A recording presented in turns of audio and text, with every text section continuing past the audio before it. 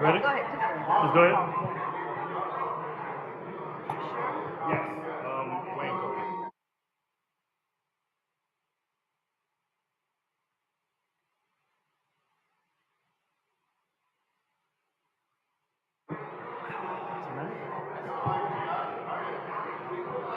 Mr. Evans. Mr. Evans. Thank you for having us. Mr. Evans.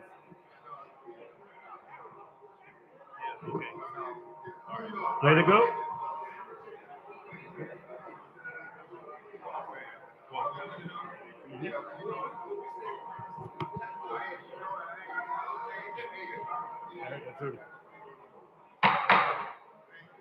I'd like to call to order our regular city council meeting. The date is May 15th and the time is 6:06 p.m. Madam Clerk, roll call. Mr. Chair, Chair Pro Tem, and board members, please let the records reflect that Mayor Ronnie Felder has provided notice that he will be tardy for tonight's meeting. Chairperson Douglas Lawson. Here. Chair Pro Tem Chadwick McCoy. Here. Councilperson Kashama Miller Anderson. Councilperson Shirley Lanier. Councilperson Glenn Spiritus. Here. City Manager Jonathan Evans. Present. Acting City Clerk Deborah Hall McCullen is present. City Attorney Don Nguyen. Here. Mr. Chair, you have a quorum. You may proceed.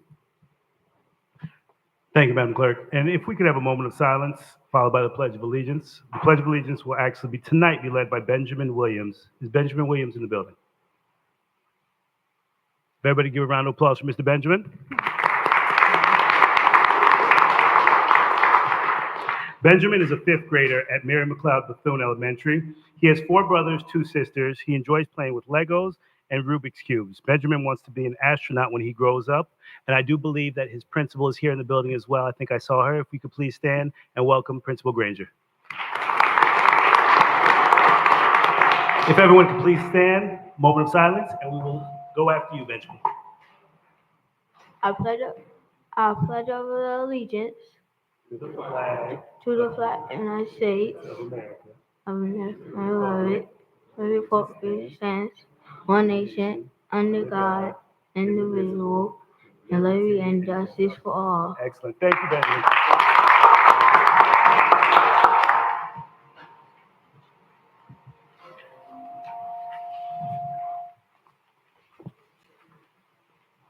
Mr. Evans, do we have any additions, deletions, or substitutions?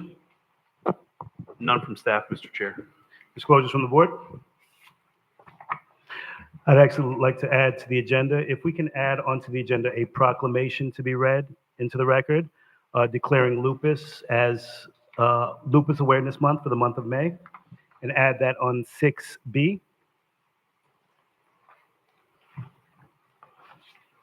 Any additional disclosures? Motion to adopt agenda with changes? So moved. Motion's been made. Motion been made and properly seconded. Madam Clerk? Councilmember Miller Anderson. Yes. Councilmember Spiritus. Yes. Chair Pro Tem McCoy. Yes. Chair Lawson. Yes. Unanimous vote. Consent agenda. Items on consent are routine in nature and are moved with the vote of a unanimous vote. Does anyone want to pull an item from agenda on consent? Move to approve consent. Motion been made. Do we have a second? Second. Motion been made and properly seconded. Madam Clerk? Councilperson Spiritus. Yes. Councilperson Miller Anderson. Yes. Chair Pro Tem McCoy. Yes. Chair Lawson. Yes. Unanimous vote. Thank you. Going into agenda item 6A. Item 6A, National Public Works Week Proclamation, May 19th through 25th, 2024.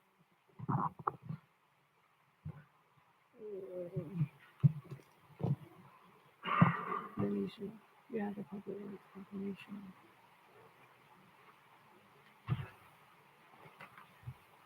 You have it?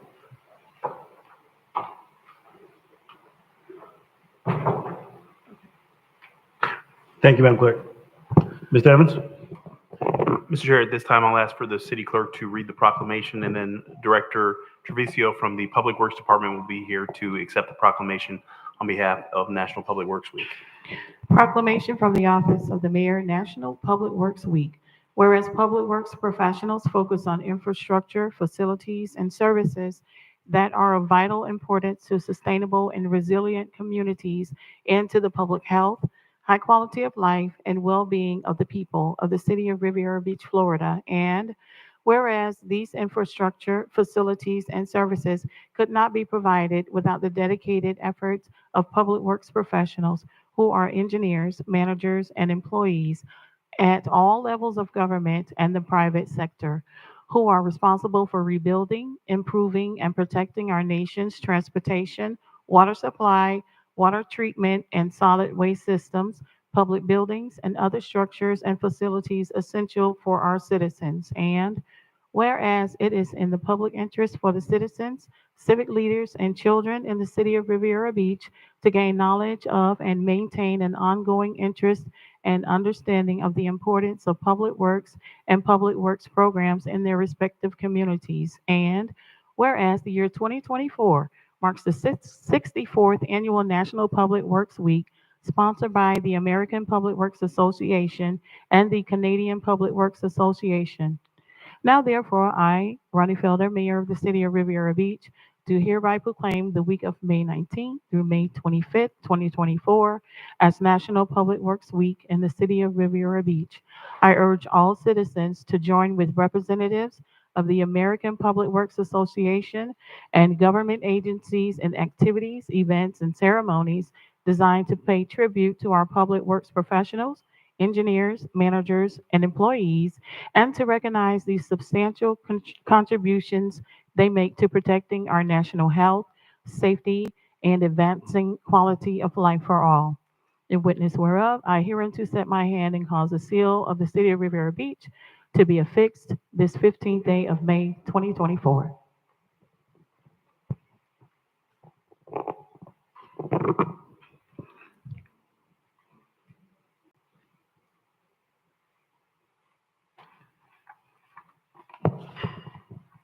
Mr. Chair, if I may. Please, thank you, Mr. Trevisi. Mr. Chair and members of the council, Madam City Attorney, Mr. City Manager, on behalf of the men and women in the City of Riviera Beach's Public Works Department, we'd like to thank you for this opportunity and recognition. We love serving our community, and it's an exciting time to be in the public works profession, particularly serving in the city. So thank you very much for the recognition. Looking forward to our future together as we continue serving the city. Thank you.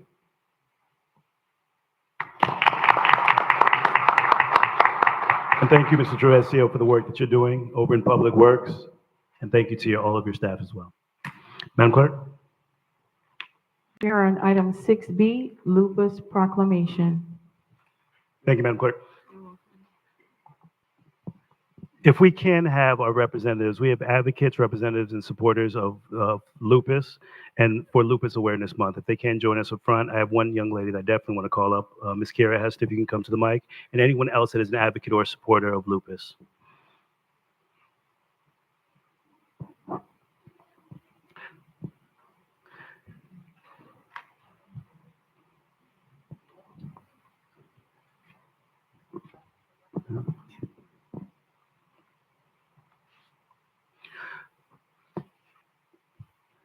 Proclamation from the Office of the Mayor, City of Riviera Beach, declaring the month of May as Lupus Awareness Month.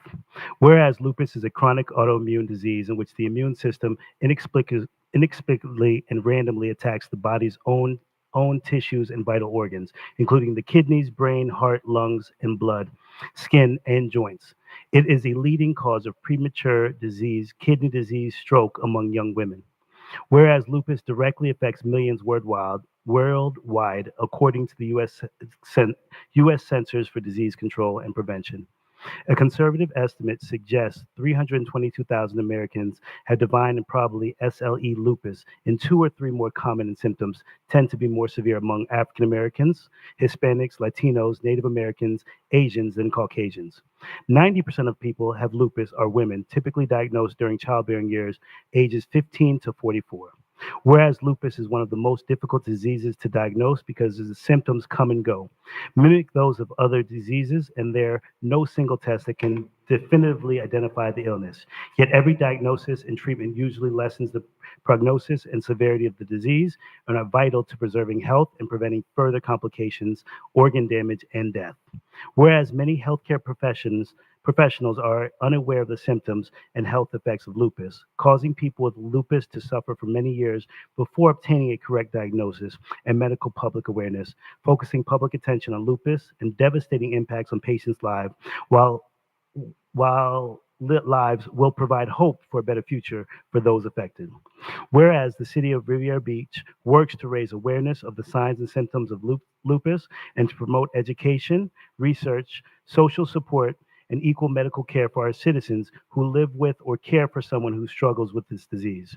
This month, let us recommit ourselves to supporting the research that will lead to a better targeted treatments and a cure for this devastating disease that affects so many women in the prime of their lives. Now, thereas, being it finally resolved that the mayor, Ronnie Felder, in the city of Riviera Beach, by the power vested in him and the residents of Riviera Beach, do proclaim the month of May as Lupus Awareness Month. In Riviera Beach, the mayor urges all residents to recognize the importance of supporting individuals with lupus and the lupus organizations around the globe. This is called to bring to the attention the need for increase in the public and private sector funding for medical research on lupus, educational programs for health professions, improving access to health quality for health professions, and improved access to quality care for people with lupus. In witness, whereas I have set my hand on and caused the seal of the city of Riviera Beach to be affixed this 14th day of May, 2024. Signed, Mayor Ronnie Felder. Thank you, Ms. Hester and Mrs. Hester, for joining us tonight, and all individuals that care for or are suffering with lupus. We as a city are recommitted to actually supporting the cause. So if we can give a round of applause to some of our supporters here.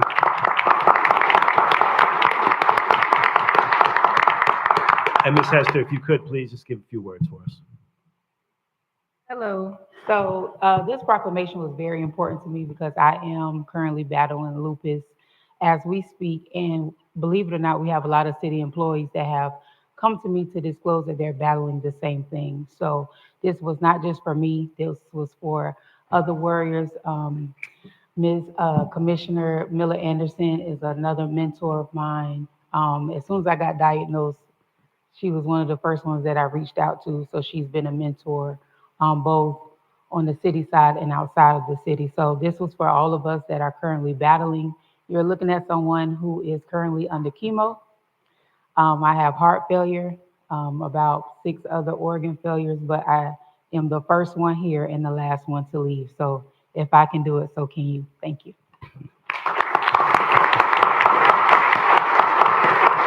And everyone that's watching, this is a recommitment to Lupus Month because this declaration was originally declared back in 2017 by one of my colleagues, Ms. Miller Anderson. So thank you for your constant service and thank you for everyone supporting this proclamation. Madam Clerk? Item 9A, adoption of ordinance number 4260, City of Riviera Beach redistricting voting district boundaries. Mr. Chair, we do have public comment cards on this item. The acceptance of public comment cards on this item is now closed. Motion to adopt? So move. Second. Motion been made and Whoa, brought. I'm sorry. I'm not even sure. We're adopting an ordinance, but it doesn't specifically designate which map. So is it proper for us to go ahead and adopt it? Or should we just make a motion to hear the item? We haven't identified which. It will be, correct, I apologize, Pro Tem. We will make a motion to hear the item, and then once we've selected and made a vote to vote on the district map, we will make a motion to include, amend it. Yes, sir. So I will draw that and I will make a motion to hear the reading of ordinance 4260 without the insertion of a selection. Ms. Anderson, second still stand? Second. No. No. Motion been made and probably seconded by Dr. Spiritus. Madam Clerk? Councilperson Miller Anderson? We're just hearing the item. Oh, I'm sorry. Yes. Well, we still have to vote to hear it, right? Right, that's what I thought. You just made a motion, an amended motion Well, to hear the we're item. voting to hear it. Yeah, so, yes. We don't need We to need- do roll call. No. Okay. All right. Mr. Chair and members of the board, at this time, city staff has brought forward ordinance 4260 for the purposes of discussing with the board and ultimately having the board adopt one of the three options that have been provided for, or three maps that have been provided for the purposes of redistricting. This is a item that is called for in your charter, also spoken of in state law as well as in federal law. And we've had the opportunity to partner up with Dr. Schultz and his team to do a comprehensive analysis and look at some of the issues as it relates to some disparities concerning some of the numbers and how large some of the districts are. And in your charter, it calls out for that the districts need to be relatively sized and there needs to be no deviation larger than 8% between the districts. And as we get into the presentation today, you'll see more information with regards to that. This has not been done in the city in over 40 years. And so at this point, we're going to turn the presentation over to our consultants to walk you through the PowerPoint presentation and then walk you through some of the nuances associated with the maps and answer any questions you may have. Thank you, Mr. Evans. I'd like to say a couple things, okay, about who we are, just to kind of, well, let you know who your consultants are. I'm Ronald Schultz, okay? I'm Professor Emeritus, Department of Geosciences at Florida Atlantic University. I spent 35 years as a regular faculty member, working my way up from assistant professor to full professor by doing good works, okay, and teaching, research, and service. I got involved in redistricting, actually in districting and then redistricting in the 1980s when I was asked by several cities in Broward County to assist them in deciding how to draw lines separating one community from another in terms of their election districts. I've been doing that for over 40 years. Okay, I've been joined more recently with two associates, Mr. James Gamet Clark, who will be, excuse me, who will be making the main presentation here in a moment, and by Michael Stam. James is a university instructor in geosciences, and Michael Stam is a adjunct faculty member in the urban and regional planning program. We have worked, okay, diligently to provide you with three alternatives that meet the state requirements, that meet your charter requirements, and the decision as to which of those three alternatives you wish to adopt is entirely up to your decision making. Thank you.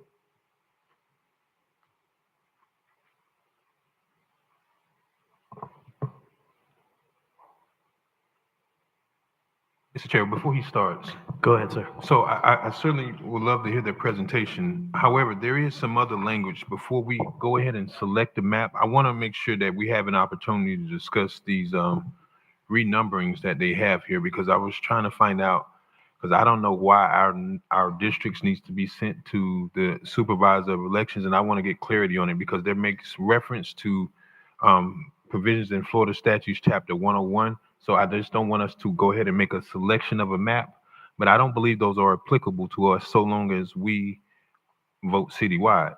But there is no reason why, in my opinion, that I've read that, you know, those should be transmitted to the SOE's office, because they never had, and I don't think do even manage in cities in which, you know, these districts are actually done by way of citywide elections. Not to mention that the other language that's in here, it also provides that the supervisor of elections has the ability to modify them. So certainly before we make, well, after we make a selection, I want to make sure we get clarification on how do they have that authority to, I guess, make those modifications to the map. So if we can go back to the presentation, I just wanted to make sure I put that on your radar. Thank you, sir. Please, if we can return. Good evening, council, members of the public. My name is James Gamet Clark, as Dr. Schultz mentioned, and I am with the Florida Atlantic University Department of Geosciences, where I'm a university instructor. And we are here this evening to present the City Council Election Districts map alternatives. We were here last month at a public workshop, and at that time, we presented our analysis. We'll go over that briefly this evening, but we'll eventually get to the meat of this evening's presentation, which is to discuss your alternatives. So let me just run through the agenda real quick. We'll introduce the agenda, the redistricting team.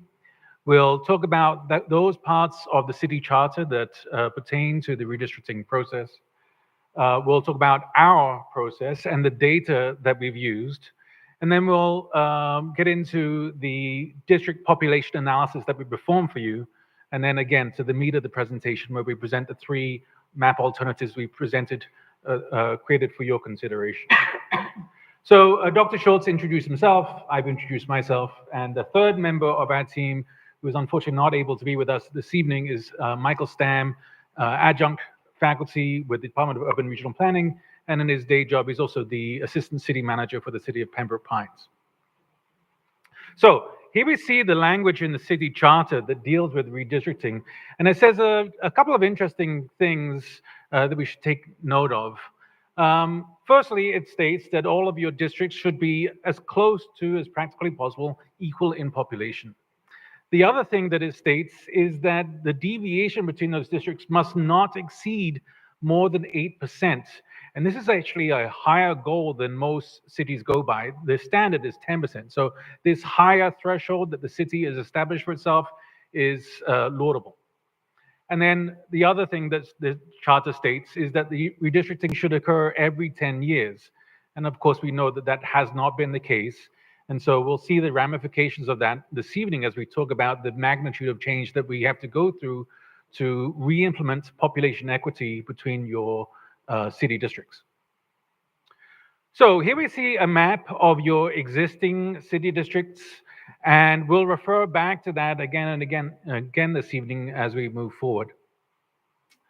As I mentioned, we were here last month, where we presented the results of our analysis. And the broad strokes of that was that your districts are heavily out of balance. And so it was our intent to move forward with part 2. And that's what we're here to present this evening, part 2 of our analysis. Specifically, part 2 called on us to create for your consideration different district alternatives, to present those to the council and to the members of the public, which is why we're here. And then hopefully you'll be able to select one of those 3 alternatives at the end of the evening. The data that we used in our analysis is the same data set that's used all across the country at every level of government, whether you're talking about the federal government or county government or municipal government. And that is the US Census 2020 redistricting summary file. Specifically, we're using the census blocks. And the reason we're using the census blocks is that they are the smallest enumeration unit that the census makes available. And so we need those small units to aggregate together districts at the municipal scale. The second set of data that we used in our analysis is housing data that was provided to us by city staff. And specifically, that's because the census was conducted more than 4 years ago. And so it's getting older by the day. And so it would be foolhardy to go to the expense and effort of engaging in this redistricting process to ignore the fact that your city has grown since Census Day of 2020. And so we're going to show you on the next slide what those housing data are, but it has allowed us to create a population estimate through to March of this year. And so here we see that table that summarizes all the construction that's occurred on the ground since Census Day of 2020. And what we see is that 2,261 people have been added to the city. That's our estimate, have been added to the city through to March of this year. And the majority of those people have been located in District 1. Specifically, 1,465 of those people have been located in District 1. I'm sorry, Mr. Chair. Councilman, go So ahead. can we ask questions as we, Yeah, I would like that, please. yeah, can we go back to that page? And Mr. Clark, thank you for the work you've done on this. Let me make sure I understand. These numbers are numbers that have been added to the population since 2020. Correct. So I'm going to just grab this first one, Emirate Resort Condo. How much and how are you basing the number of population of 265 out of those 96 units? Is it based on the, I guess the cap on how many persons can be in the unit or on average? Yeah, it's an average population that's been set for the city by the U.S. Census. Specifically, that average value was 2.76 Persons per unit? persons per unit, persons per household specifically. Yeah, And who sets that number? the U.S. Census, Okay. Gotcha. specifically the American Community Survey of the U.S. Census. Okay, so units in column 1 times 2.7 will give me the population estimate in That's column correct. 2. Okay, Yes, gotcha. sir. Thank you. Mhm. Appreciate it. Mr. Chair? Spiritus, go ahead. Okay, so my question is, you're basing the population, because you're giving us a population number. I stopped you after District 1. But when you came up with those population numbers, were those based on the U.S. Census population or based on unit numbers? The base of our data is U.S. Census. So all the majority of the population we're talking about today is the U.S. Census as enumerated on April 1st of 2020. What we didn't want to do was to ignore the fact that 4 years of growth have occurred. And so we've created a population estimate based on those census numbers using these units, but those units only count for that population estimate for the last 4 years. Does that answer your question? Thank you. Yep. Yeah. Thank you. Continue, sir. Thank you very much. So what we end up with at the end of that population estimate is 39,865. We estimate that that is the population of this city as of March of this year. If we divide that number by 4, this gives us an average population of 9,966. So in other words, at the end of this effort, ideally, each district would have 9,966 people each, or just under 10,000 people each. That's the goal. We may not get there, but that's the goal. We find that your largest district is District 1. It has 17,261 people. That's 7,295 people more than it should have. The smallest district is District 4 at only 4,579 people. That's 5,387 fewer people than it should have, fewer than the theoretical average. So what we've seen is that if we just look at your 2020 data by itself, the districts are heavily out of balance. And if we add in the population estimate, the imbalance becomes even greater. So specifically, your total deviation is 163%. That gives us a mean deviation of 40.8%. And then if we look at your spread, that is the difference between the largest district and the smallest district. We have a spread of 127.3%, a very extreme number. How do we get that spread number? We're adding the deviation of the largest district, 73.2%, and the deviation of the smallest district, 54.1%. You add those two numbers together, you get 127.3. And then we can, if we compare that to the 8% deviation that's called for in your chart, we can see that both of these numbers far exceed that 8% threshold.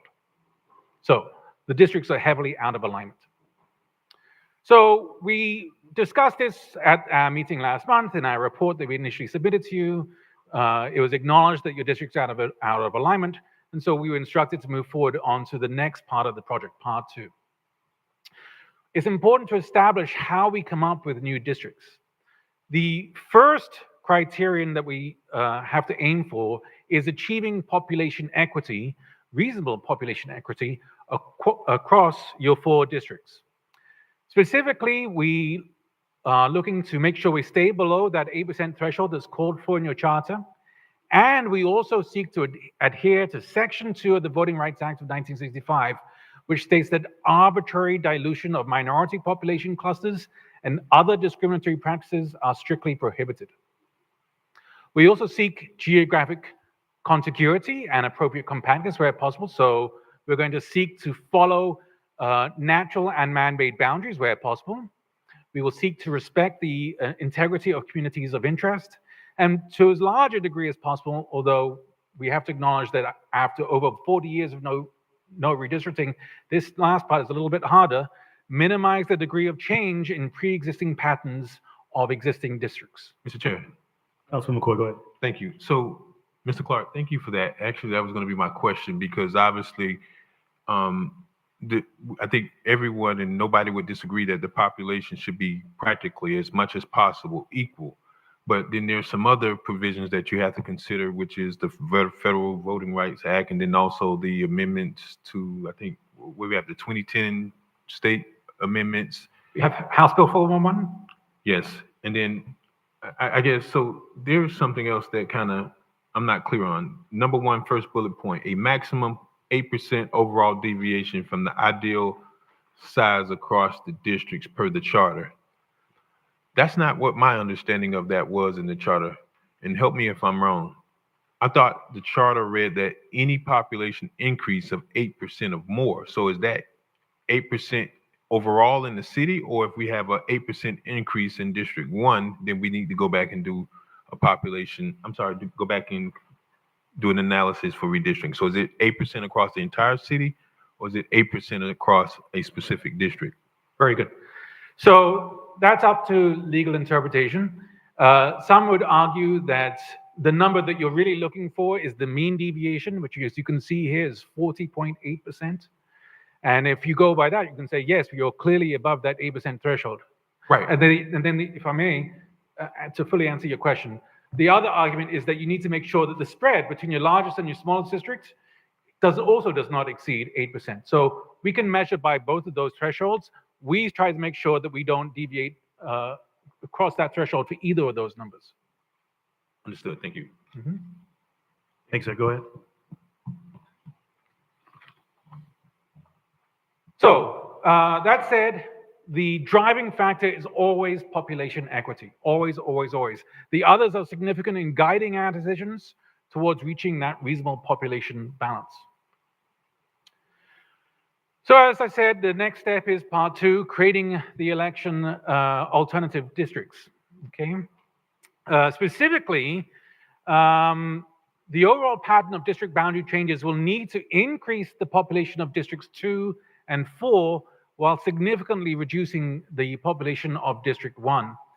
This in turn will require large aerial changes to those districts, with each adjustment impacting the surrounding districts in a cascading manner. And again, it's important to point out that if the city had engaged in redistricting on an every 10-year cycle as called for by the charter, you might notice that these changes would be more incremental.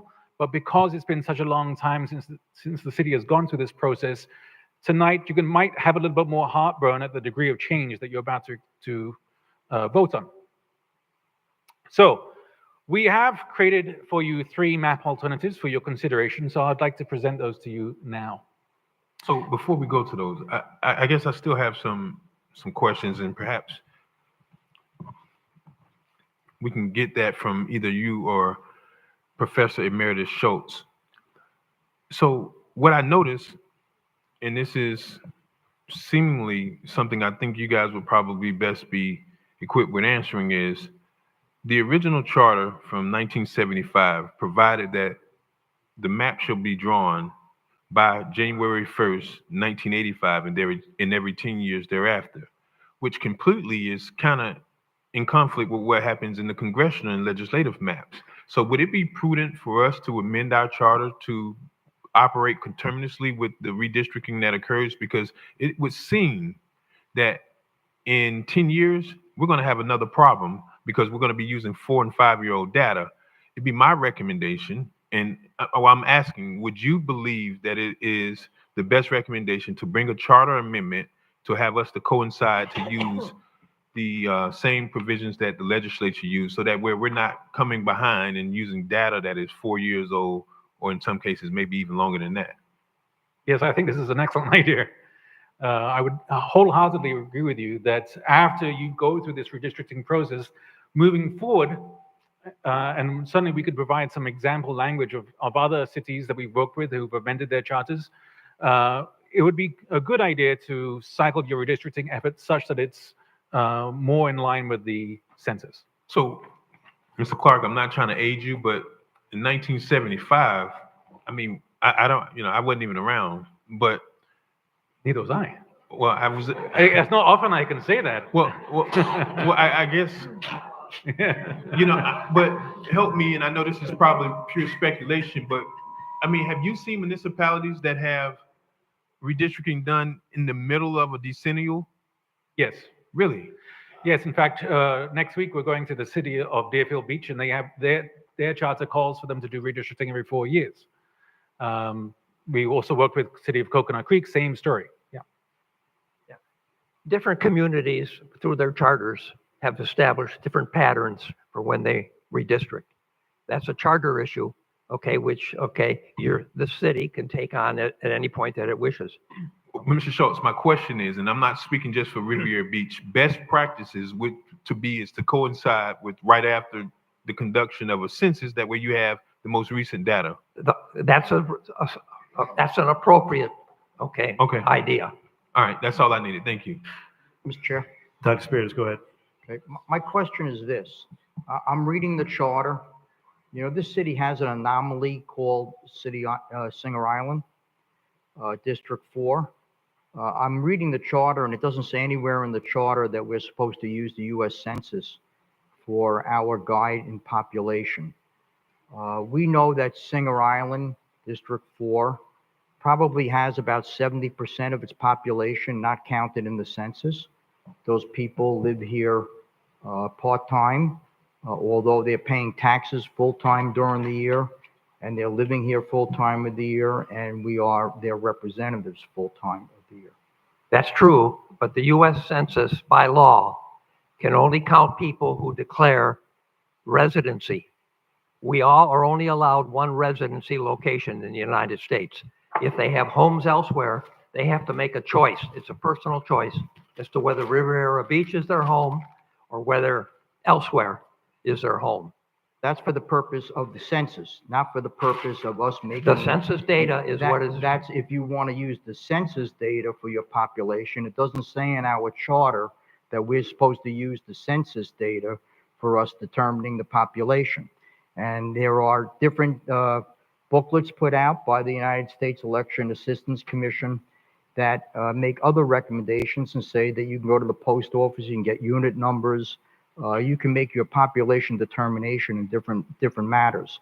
So I know that you chose to do the census and coming up with your numbers, but I don't believe that we as a board are required to use the census as our guide, that we can use unit numbers and use what you used as the number of people per unit and come up with a more accurate number. We can't just discount these people. They live here.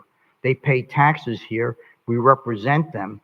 And to just ignore them is ridiculous. I understand why the census does it, the U.S. government, when they're figuring out districts for members of Congress, because they don't want people to count twice and making that same determination. But that's not the situation here. This is totally different.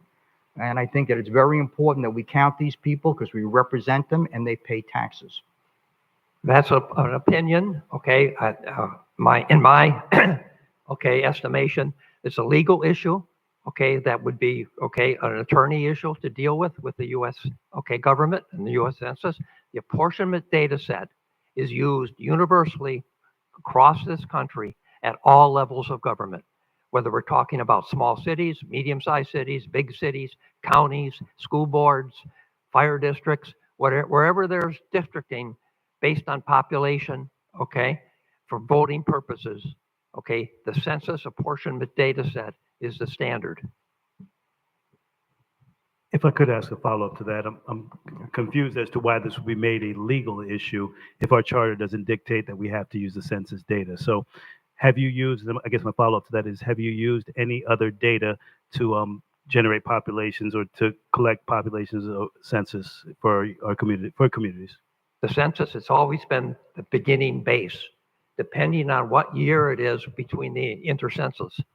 So census is the beginning then base. we add, okay, additional population based on housing units. Mhm. Okay, going to property appraiser records, going to COs issued by cities. There's various ways of gathering that data, which I have done over the decades and made it population estimates. I've actually done phone surveys.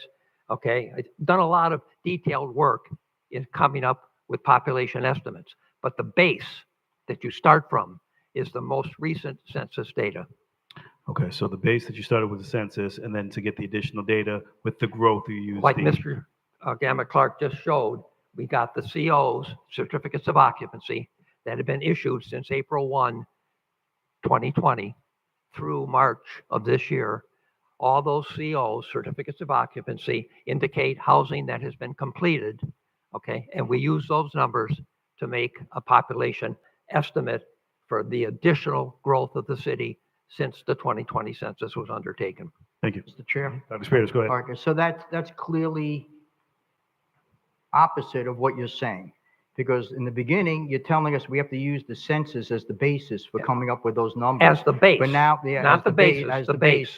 But now you're using Okay. estimates on C of Os and and unit numbers that I guess staff is telling you what's being developed. But we don't know if 60% of those people are going to live here full time or not, or counting the census. Once again, you're guesstimating.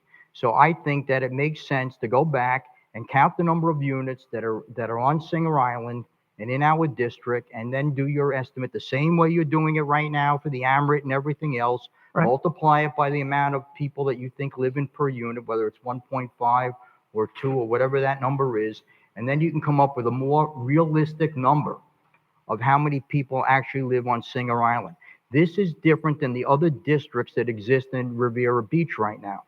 We know that we have basically people that the majority, probably 70% or more of our people, do not live here full-time and count in the census. But they do pay taxes here, we do represent them, and they should be counted in our voting districts. That's my opinion. I know You have you my your sympathy. opinion. You have my sympathy on what you're saying, okay? I understand your point of view. But the legal issue is who is a resident of Riviera Beach? The census defines residency. Actually, the census allows individuals to define where they're a resident of. It's voluntary. When you fill out the census form, you make the decision if you happen to own more than one home, which of those homes is your permanent residence. Mr. Chair. That's an individual decision that's made by Singer Island residents and every other resident in Riviera Beach. Mr. Chair. Dr. Spears, go ahead. Okay, so I hear what you're saying, but I disagree wholeheartedly with you, Huh? because these people do count. These people have a right to be counted in our district right now. The U.S. Census doesn't govern how we set up our districts. Our charter does that, and our charter does not say we have to use the U.S. Census population to make this decision. The decision is made by the people sitting here on the dais. The decision is made by the council. There's no question about that. However, there are federal and state statutes that deal with population equality, and they are based on the census. Thank you for your comments, sir. Councilman McCoy, go ahead. Thank you. And, it may be helpful, and I know I read this, Mr. Schultz, and I'm sure if you've done an analysis of this, understanding what the legislative intent, we're at 101 years old. Is that right, Mr. Evans? This is 1975, correct? That's when your districts were created. And then they were modified in 79, I believe. Right, but I guess the provision in our charter came in 1975. Did you read, or your staff or your team happen to read the actual ordinance and the goals and the legislative intent? Because I did, and I think if we understand why they decided to do that, that may resolve the concerns that Councilman Spirit has had.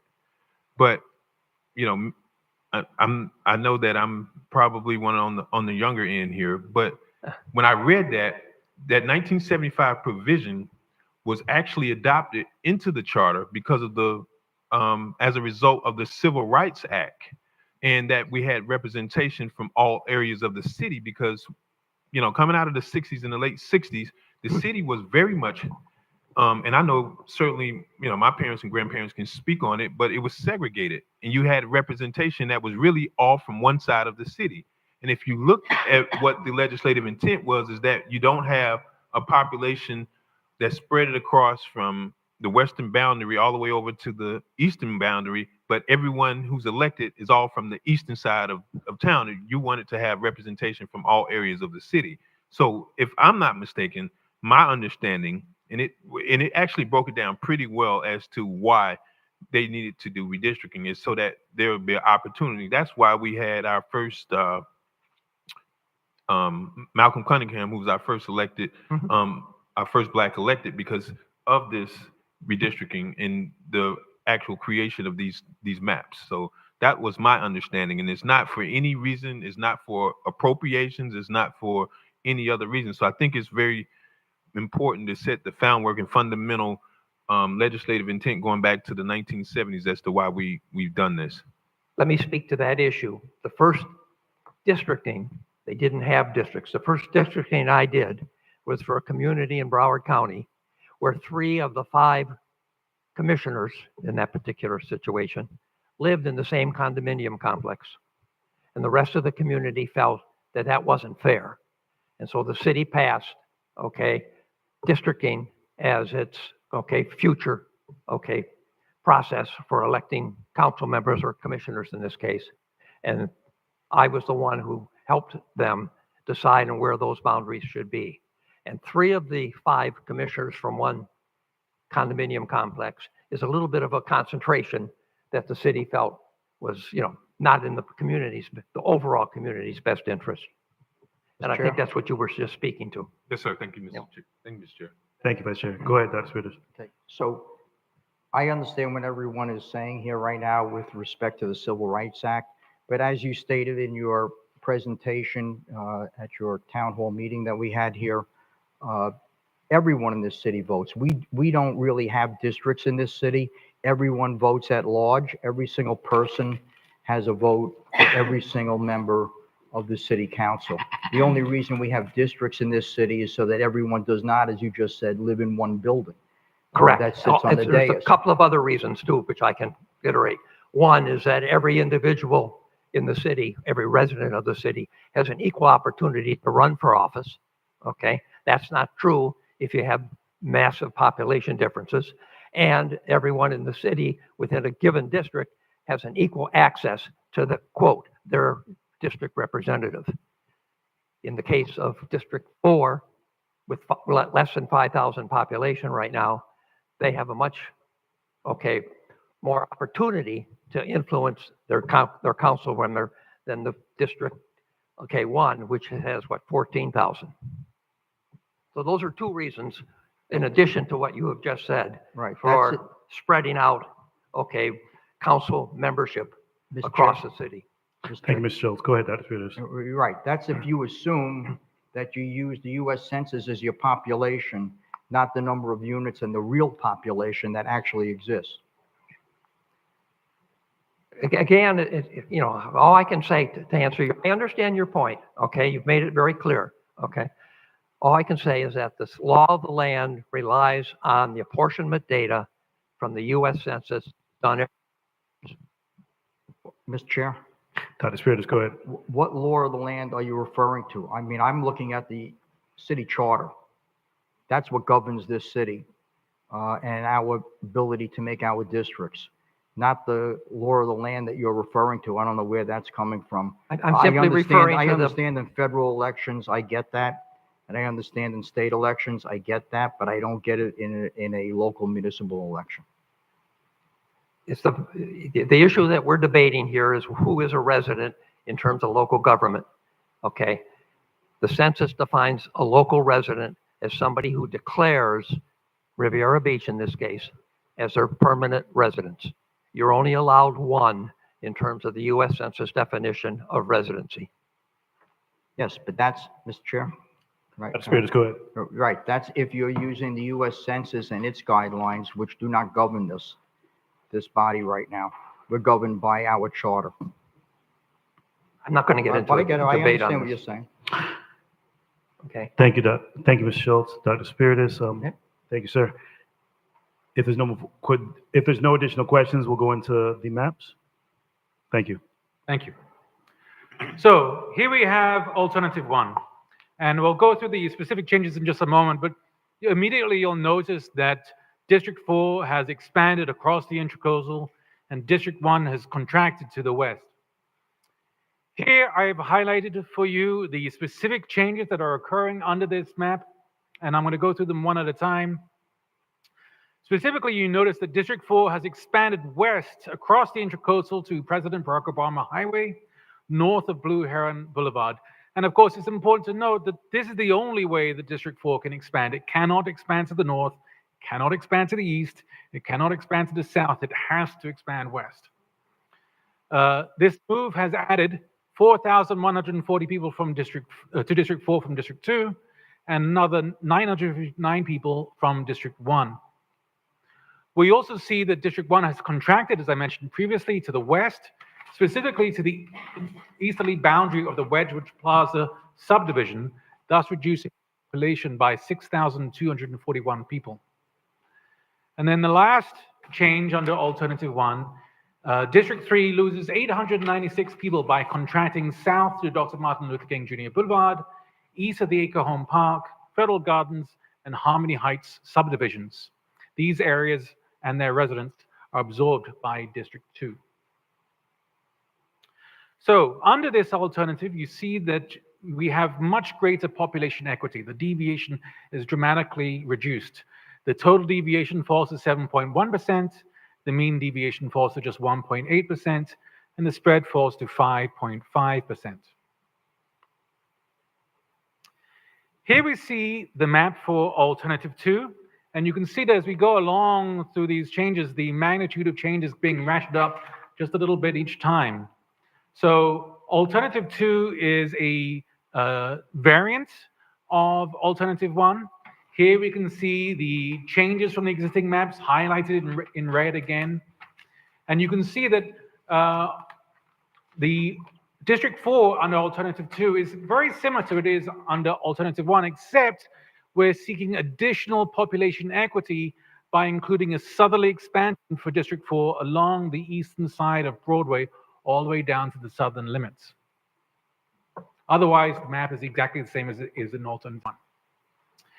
And here we see under this alternative that we have the most equity of the three alternatives that we presented to you this evening.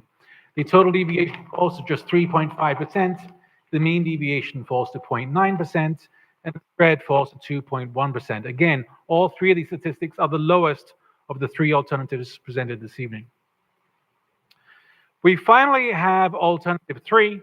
Alternative 3 is a much more dramatic reimagining of the districts, where each of the districts are aligned in a north-south oriented pattern.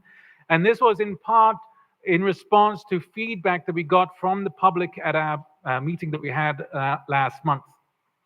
So here we see all of the changes in red, and you can see there's much more red on the map, which is indicating again that the magnitude of change from the existing districts is much, much higher in this particular alternative now.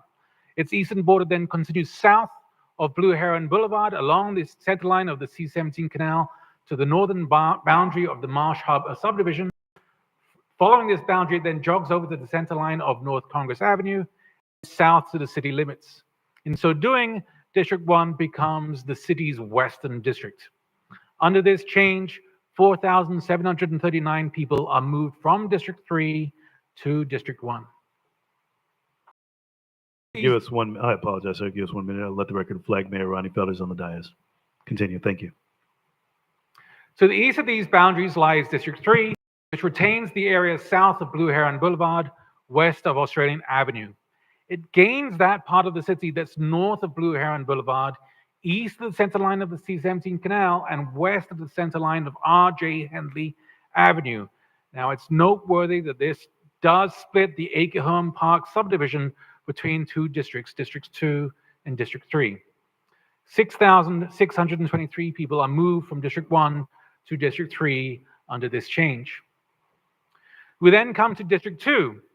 It is composed of that part of the city that's north of Blue Heron Boulevard, between R.J. Henley Avenue and President Barack Obama Highway, and the area south of Blue Heron Boulevard, between Australian Avenue and Broadway.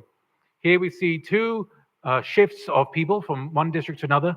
2,506 people are moved from District 3 to District 2, and 4,333 people are moved from District 1 to District 2. Finally, to the east of these boundaries, we have the remainder of the city, which makes up District 4, as it is shown in Alternative 2. So, again, under this alternative, the population equity is much improved. The total deviation falls to 8.1%. The mean deviation falls to 2%, and the spread falls down to 6.2%. So to summarize, each of the alternatives we presented for you this evening dramatically improve the population equity. Alternative 1 makes the minimal amount of geographic adjustments necessary to the existing boundaries to achieve reasonable population equity. Alternative 2 is the most balanced, and Alternative 3 draws the district boundaries in a primarily north-south direction in response to public feedback, yet still achieves population equity. And with that, we'd be very happy to answer any questions you might have. Thank you. Thank you so much for the presentation. Let the record reflect Councilwoman Lanier is on the dais. She arrived at 6:15 p.m. shortly after roll call. Mr. Chair? Dr. Spiritus, go ahead. Okay, so I'm in reading the Guide to Redistricting for Local Election Officials from the U.S. Election Assistance Commission. They say that commonality is supposed to be taken into consideration. Political, economic, land use, other similar things like that. What study have you done to see the common interest in these districts in forming your districts? Well, again, if we take a look at District 4 example, if we look at how we are to expand District 4, there are very few options. There's only one option, in fact, and that is to go west. And our primary consideration always has to be population equity as called for by your city charter. So if in achieving population equity, we can make sure that we can conglomerate communities that are similar to one another, we would certainly do that, but that's not always going to be possible. So again, population equity is always the number one goal, and that's the only way we could do that in these cases. The fundamental, building blocks for our districting, as is done most everywhere, are subdivisions. Subdivisions, housing subdivisions. Housing subdivisions typically have housing that is very similar, and therefore they appeal to people with broadly, similar interests. So by using subdivisions as your building blocks, you are building communities, keeping them together. Obviously, at some point, you have to draw a line if you're going to have equal population in one district and equal population in the other district. There has to be a line drawn somewhere in order to demarcate, which district is 1 and which district is 2. But we try, and I think we have done here, except in one case, I think James has mentioned, we have tried to keep subdivisions entirely intact in whichever district they belong within our alternatives.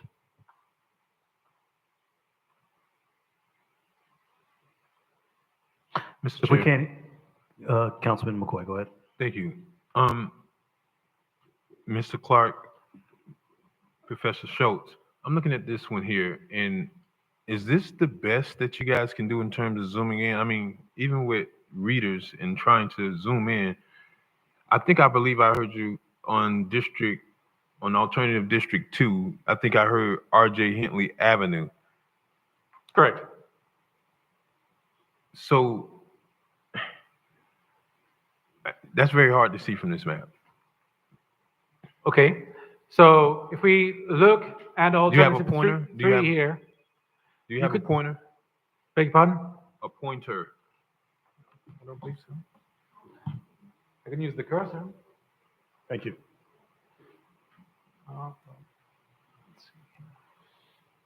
Anybody have a laser pointer? If you can see my cursor on the screen, the green and blue boundary between districts 3 and 2 on the alternative 3 map represents R.J. Henley Avenue. And that's up to Blue Heron? Yes, it starts from Blue Heron and goes all the way north to the city limits. Okay. All right, that's my question. Thank you. Okay, if we can go into public comments, and then I'm sure the rest of the board will have some additional questions. Madam Clerk? The first speaker will be Brandy Davis Barsano, followed by Rochelle Hughes, and then Travis Bether.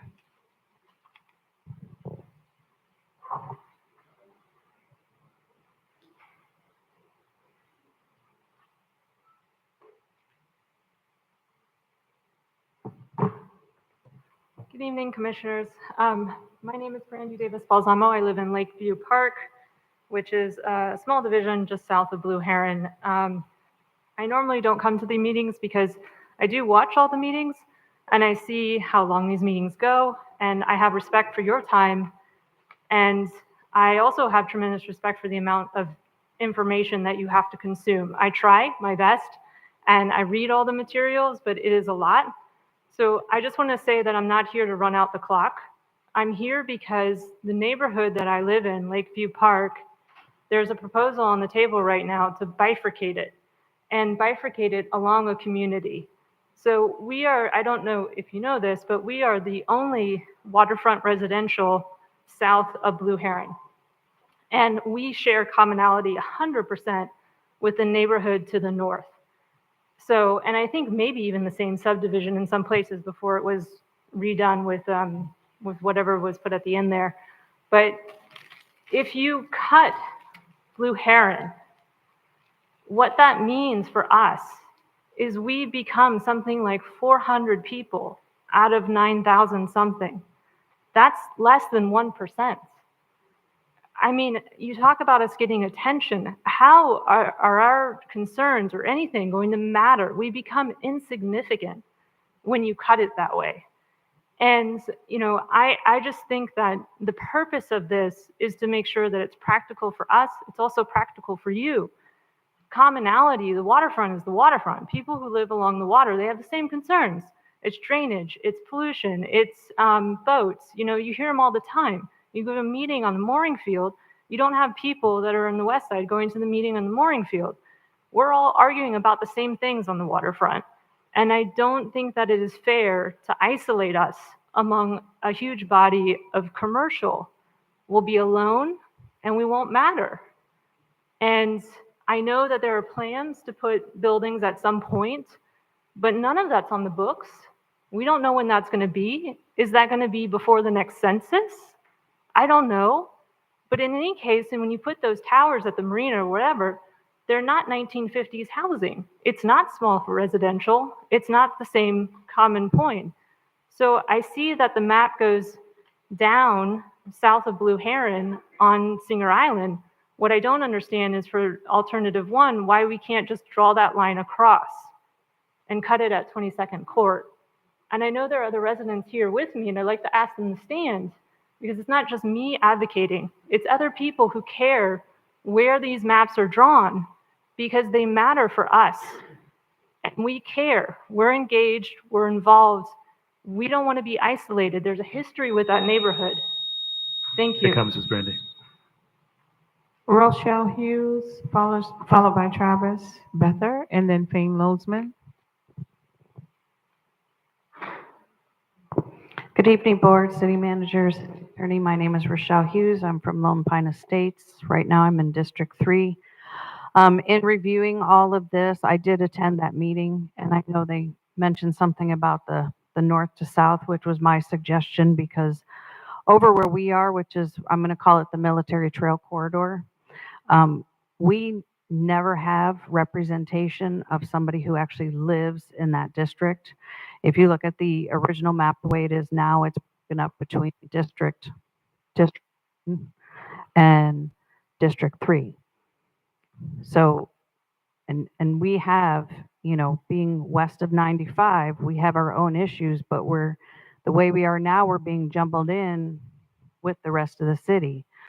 As the lady before me said, you know, I have people here from Lone Pine who we all do care our representation in the city.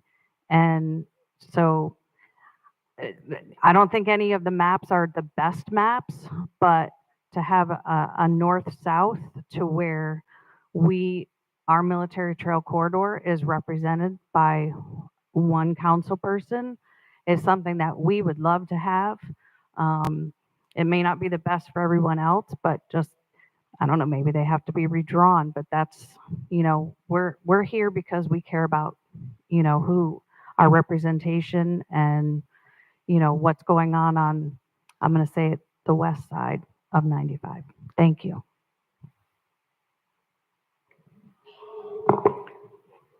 Travis, thank you. Followed by Fane Mosman. Good evening, Travis Bethea, 37 East 24th Street. So the way I feel about living in Lakeview Park or Lakeview Shore, like the only time you ever see our neighborhood name is when you pay your property taxes. The city spent with $300,000 on signs for neighborhoods, and we were forgotten about. We never got any kind of sign for our neighborhood. There's not even one safe road to drive in our neighborhood without a business operating outside of us. So I just wanted to mention how we've been forgotten for a long time, and we need some good representation to take care of us. And I like the idea of keeping the concept of everything by the waterfront because it is like-minded people. Thank you. Thank you for your comments, Travis. Fane Mosman.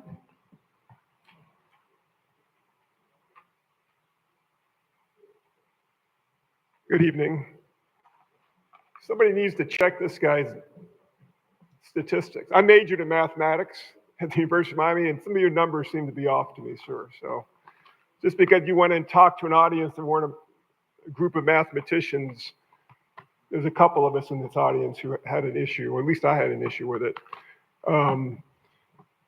I think a more important question when you look at the redistricting is if Singer Island gets any bigger, okay, they're going to control the future of this city. I don't like that. I think more importantly, and I have the Attorney General's opinion on my phone, you can pass by ordinance, you doesn't have to have a referendum, single member districts. And I think that's more important to have voting in a single member district than making Singer Island bigger, and they're going to control the future of this city if you do that. Mr. Chair, that is the end of public comment. Thank you, Madam Clerk. Okay, I do have a few follow-up questions and also from the board. Mr. Schultz or any of our speakers, if they can. I know we talked about alternative ways of collecting data, and you answered that. Thank you for giving that information on the census. Penalties. This hasn't been done in over 40 years. Our charter states that this is a requirement. I know you can't answer why or why it has not been completed in the last 40 years or at any time, but what are the penalties? What's the consequence if this is not adopted? What happens if we decide that we don't want to move forward with redistricting? Is that an option? I think as to legal penalties, I'd probably defer to your city attorney. Anything else in reference to that first question? Because I'm going to defer to her next, because that's going to be the next question, but we'll come back to that.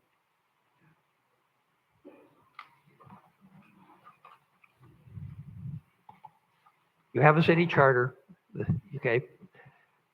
The legal penalties would have to be enforced through the courts, and that would take a suit, okay? For a citizen, you have to have standing, okay, in order to make a suit, okay, and challenge, okay, the indecision, if that's what's going to be, if that's what happens, the indecision that, okay, was made not to balance the, okay, district's population. Yep. That's a standard across the country. And there's federal law, and now there's a new state law that specifically speaks to that, okay? And I'm not a lawyer, okay? I have been in court a few times, okay, as a witness, okay? But that's an issue I think that the legal staff needs to evaluate. Okay, we'll come back to that question for that. Second, follow up in regards to the question, then I'll jump back in. Go ahead, Vice Chair. Pro Tem, I'm sorry. Thank you, Mr. Chair. So to the point of legal, I'm looking at these maps compared to the original maps in the ordinance that created it. You guys seem to have used streets. Why not use legal descriptions, which has always been referenced as the determination of maps? And let me tell you why. When you said R Avenue, do you know we've abandoned streets? I think there is even a provision, I know in this Riviera Cove, where we actually opened up what is a street, and, why not use a legal description as opposed to? You're talking about meets and bounds? Is that Correct. what you're talking about? Yes, you certainly can do that, and that's, some cities still do that. Many cities, I haven't done a tally, many cities simply now refer to an exhibit. Exhibit A, Exhibit B, whatever it is, as the definition of election districts. But meets and bounds are still used, they're still very valid. Okay? Okay, well, I mean, even if they refer to an Exhibit A, Professor Schultz, I mean, you got to give me a much better, higher quality than this, because, I mean, if you zoom in down to the microscopic level up here on this screen, you probably still wouldn't be able to determine the street, because essentially, right, one person is in District 2, for example, say, and then 2 houses over in District 3. So I just kind of was curious as to, it seemed So- like the legal description would be the more, precise. So a meets and bounds legal description will oftentimes refer to center lines of streets and waterways and so on and so forth. So presumably, after you, hopefully you choose one of the map alternatives that we presented this evening, those boundaries could be converted into a legal description. And I guarantee you that those legal descriptions will refer to the thoroughfares that are shown here. Now, in drawing the boundaries, not only have we tried to achieve population equity, but we've striven to create boundaries that are as recognizable as possible to the public. And so where possible, as we stated before, we will use obvious boundaries like thoroughfares, like canals, like waterways like the Intracoastal or a railway in some cases, from one situation to the other. But yeah, center lines of roadways are used in legal descriptions. Mr. Chair? Thank you. Dr. Spears, go ahead. Okay, if we can go back to the map and just clear up some population questions I have. If you go to the north side of Broadway in District 4 in your proposal, for example, alternate 2, which is what I'm looking at right now, I'm not saying that's what I support, but that's what I'm looking at. If you go to the west side of Broadway and you go up to Barack Obama heading west and you go south to Blue Heron, the north side of Blue Heron to Silver Beach. What's the population in that area? Off the top of my head, I couldn't possibly tell you that. If I had access to my database, I could figure that out. But I don't have the population of every neighborhood memorized.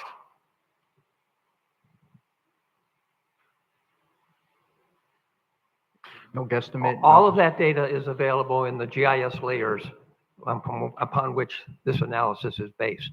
And that data will be made available to the city at the end of our work.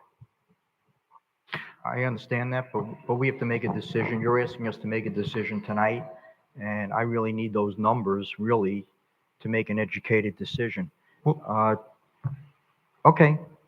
Thank you, Dr. Thank you. Spears. So And what the purpose is, if you did know the population of that particular neighborhood, then where would we go from there? Right. So, Mr. Chair. Pro Tem, go ahead. So, Mr. Evans, Ms. Nguyen, Mr. Schultz, Mr. Clark. So, I understand what Councilperson Spears is saying, but do we as a council have that authority? Because it's my understanding that the responsibility is on the manager to bring forth the maps. Are we permitted to modify those maps here on the floor? Because that would be pretty, that's intense to sit here and suggest that I'm gonna carve out these 2 blocks and that block. I guess from the authoritative perspective, do we have the ability to amend down to the block? I know we have options. I think that's what I was getting to. It was exactly that.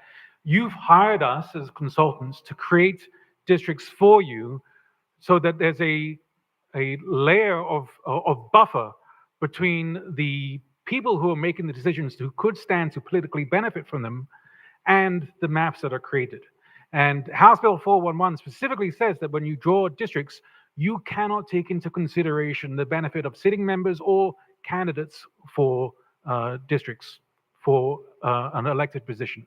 And so that's why you've hired us as a consultant, specifically a 4-year university, to provide that layer of buffer for you. So you're not in the position of districting from the dais, which is what seemed to be was suggested that, oh, let's go in and carve out this boundary. We would always discourage you from doing that.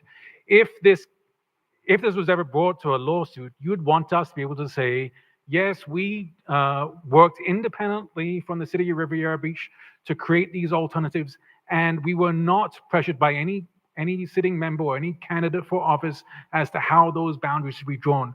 The moment that you start districting from the dais, that layer of buffer is gone, and we could no longer speak to that if we were called in a court of law. Follow up. Go ahead. Great point. So you guys don't consider where the elected officials reside when you create these maps? It is now illegal in the state of Florida to do so. Okay. A law was just Sir, passed this past I July. reclaim my time. Okay. Thank you. All My right. question is, do you guys consider the elected officials? No.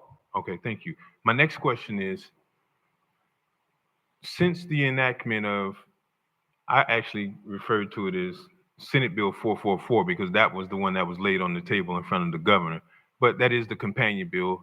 So I do understand, but is this your first redistricting activity after the passage of that bill? No. And since the passing of that bill. Really? Yes. Okay. We've done over 70, redistrictings in the last 40 years. Done 10 of these since July? 70 since I started doing this in the mid-'80s. Right, but HB Okay. 411. 10 since the 2020 census came out. And, maybe I should modify my statement. We actually started some of them just before the law passed. Okay. So maybe only I 7 reclaim or my 8 were time. done Let me- after the law. Mr. Schultz. Okay. Mr. Schultz. Mr. Schultz, if I can repeat my question because you're referring to the 2020 census. HB 444 HB 411 or SB 444 went into effect July 1st, 2023. Correct. That's what? Few months ago. 11 months ago? I'm Yeah. sorry, 9 months ago? Whatever. Okay. Have you done any redistricting plans since the Yes, enactment? we were in the middle of doing some when that law passed, and we have done some since then as well. Thank you. Okay. How many have you done since the enactment of this new? I mean, this is just in the last How many did 10 we or- complete since we in the started last 10 that? months? Probably about 7 or 8. In the last 10 months? Easy, yes. Okay. And That's what I wanted to we're find out. still working on some. Okay, and Mr. Schultz, help me, please. I'm trying to get to understanding.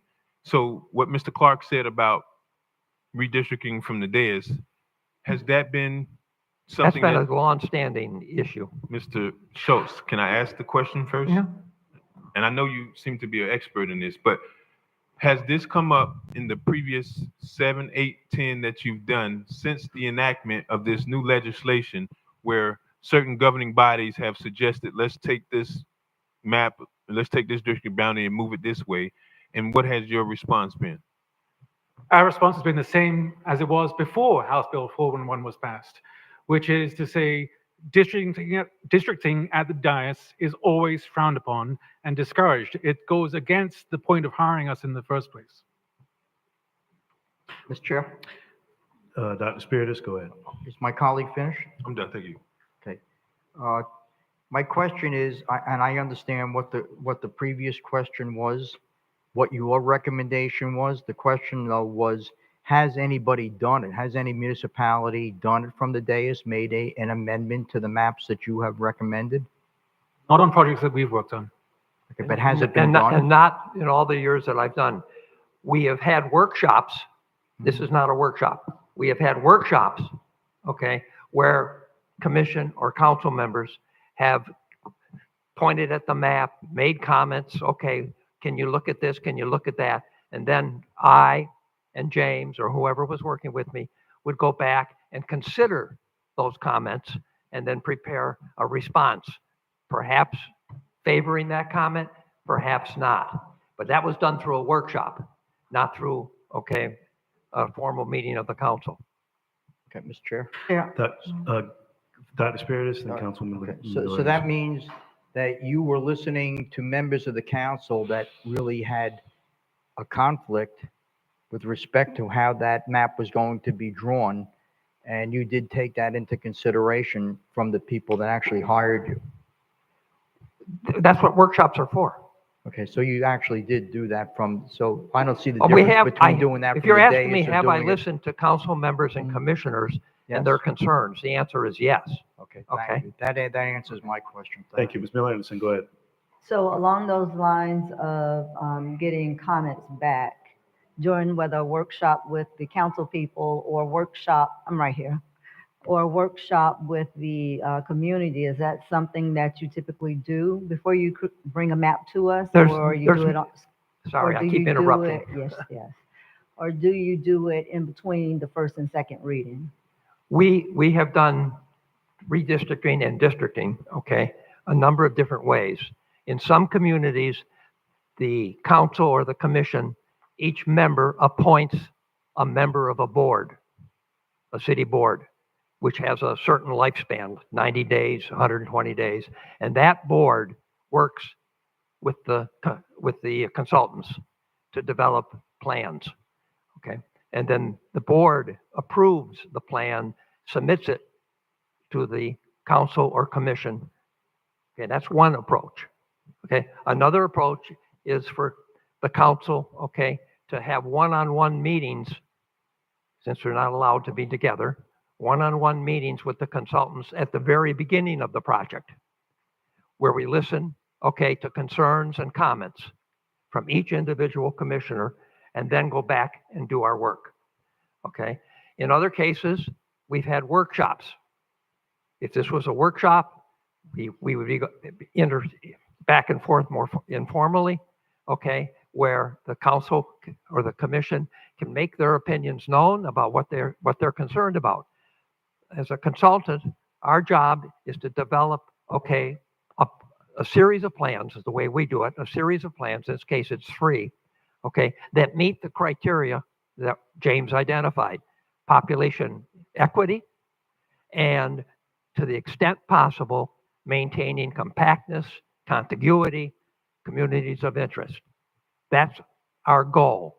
And of course, we want our plans to be, okay, accepted by the commission. That's why we're doing the work, okay? So we are going to listen to people who have comments at the earlier stages of the project.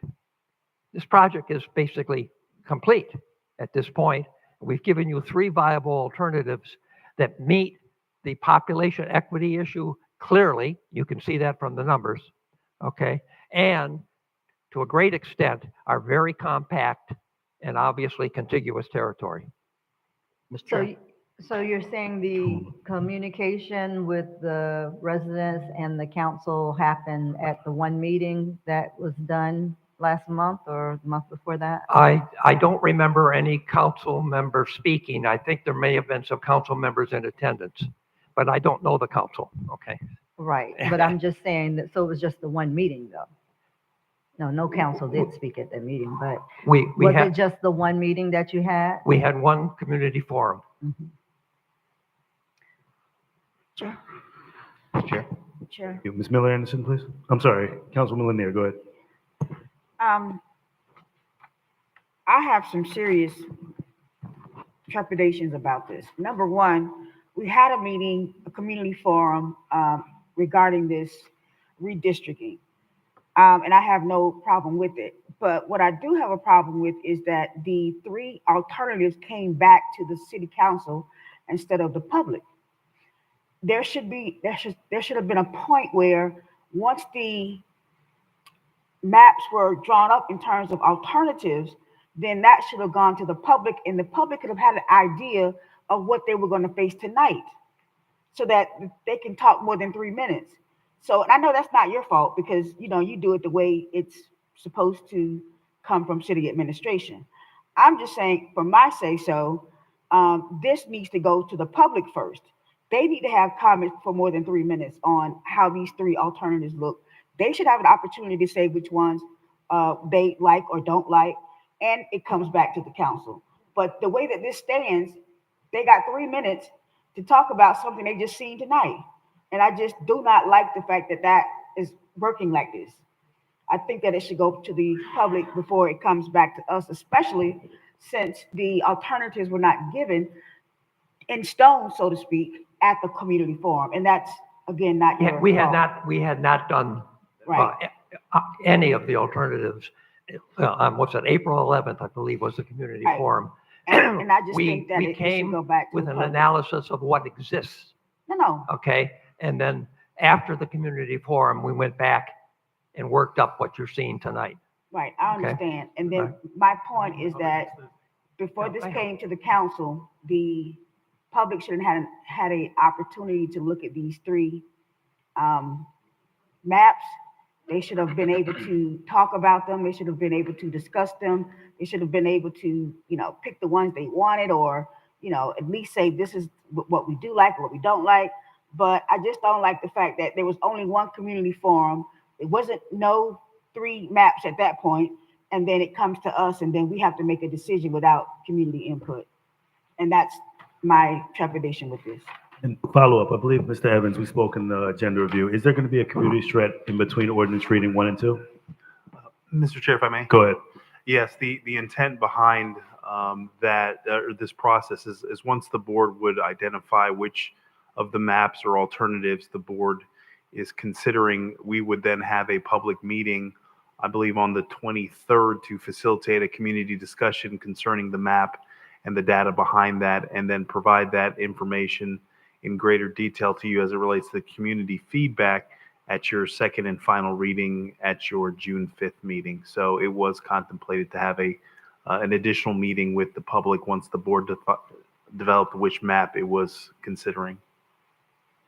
Chair. So, go ahead, finish, follow up, Councilwoman Lanier. Yeah, I just wanted to say that we should not vote on a map and then give it to the public and say, okay, give me your comments. They should be able to have their comments on all three alternatives, Mr. Evans. There should not be a situation where we make a decision about something as important as this in 30 days and then come back and say, okay, here's number 2 for you. You could look at it and tell me what you think about it. That's not how it should go at all. That's my comments. Thank you, Councilwoman. Dr. Spears, let the mayor go first. Mayor Felder? Thank you, Chair. I agree with Councilwoman Lanier. Neither Point of one of the information? alternatives, I'm talking now. I'm sorry. if you Point don't- of information? No, hold I'd on. like to make a statement. The state Hold law. on. Mr. Chair, Wait, Mr. Chair. one moment. Mr. Schultz, point of information is for this board, so I'm going to allow for my mayor to speak. And thank you. If you can't wait till we're done. I'll wait. I appreciate it. Thank you. All right. Mayor Thank you, Felder, Chair. go ahead. Not only do the residents didn't have a chance to weigh in on this process, I think it should have been workshop with the board too. The questions that Councilman McCoy asked and Glenn Spirit is does council have any input in these maps? The answer was yes. So not only I think he said they had workshops with some council that they were able to give some input. So not only, I think it needs to be workshop, and I think each district should have a town hall in that district for each resident to come out and be able to speak on these maps. I don't think these maps should be voted on tonight. We're just getting them. The residents are not, they're just finding out what they are. And you guys should not be rushed to do this. It's been how many years now? Legally, I would like to hear our attorney's legal answer to if it's not, passed or it's taken off the agenda, what will happen. But it's no rush. We've been waiting. And for this to be rushed, thrown down the residents and the council's throat, I do not agree with tonight. Thank you. Mr. Thank you, Mayor. Dr. Spiritus, then Councilman, then Pro Tem. Dr. Spiritus, go ahead. Yeah, I agree with my colleague, Councilwoman Lanier, in the comments that she made, and I have a couple of questions for the city manager. So, Mr. Evans, if we adopted a map tonight and you held this hearing, a workshop for the community, would that map be able to be amended before the second reading? Mr. Chair, if I may. Mr. Evans, go ahead. It would depend on what I would say that it could be amended, but it would have to be based on a rational nexus that was provided for, consistent with the elements in the charter as well as state and federal law. So the amendment would have to be grounded in some of the factors that were articulated earlier. So if there is no basis for that particular amendment, then it would not be something that would be considered, but we would be able to make modifications, and correct me if I'm wrong, Ms. Nguyen, because the way the ordinance is drafted is that the map is considered an exhibit of the ordinance. Mr. Chair? Go ahead, Dr. Spitters. Okay, so this is for our legal counsel.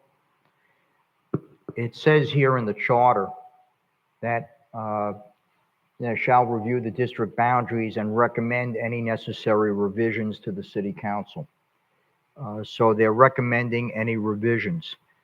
Counselor, do we have the authority to amend any of these recommendations that are given to us? Again, yes, I think based on what Mr. Schultz has said and based on the law, there's a possibility that you can. We know that these, based on their expertise, that these three alternatives are grounded in the law. Now, if you all came up with some other alternatives that did not violate, for instance, the provision that you want to do it because it affects your district, or if it violated the Voting Rights Act or something like that, then you couldn't do it. So it just depends on what the suggestions are. We'd have to, I can't tell you that they are grounded in the law without knowing what they are. Okay, can I give you an example?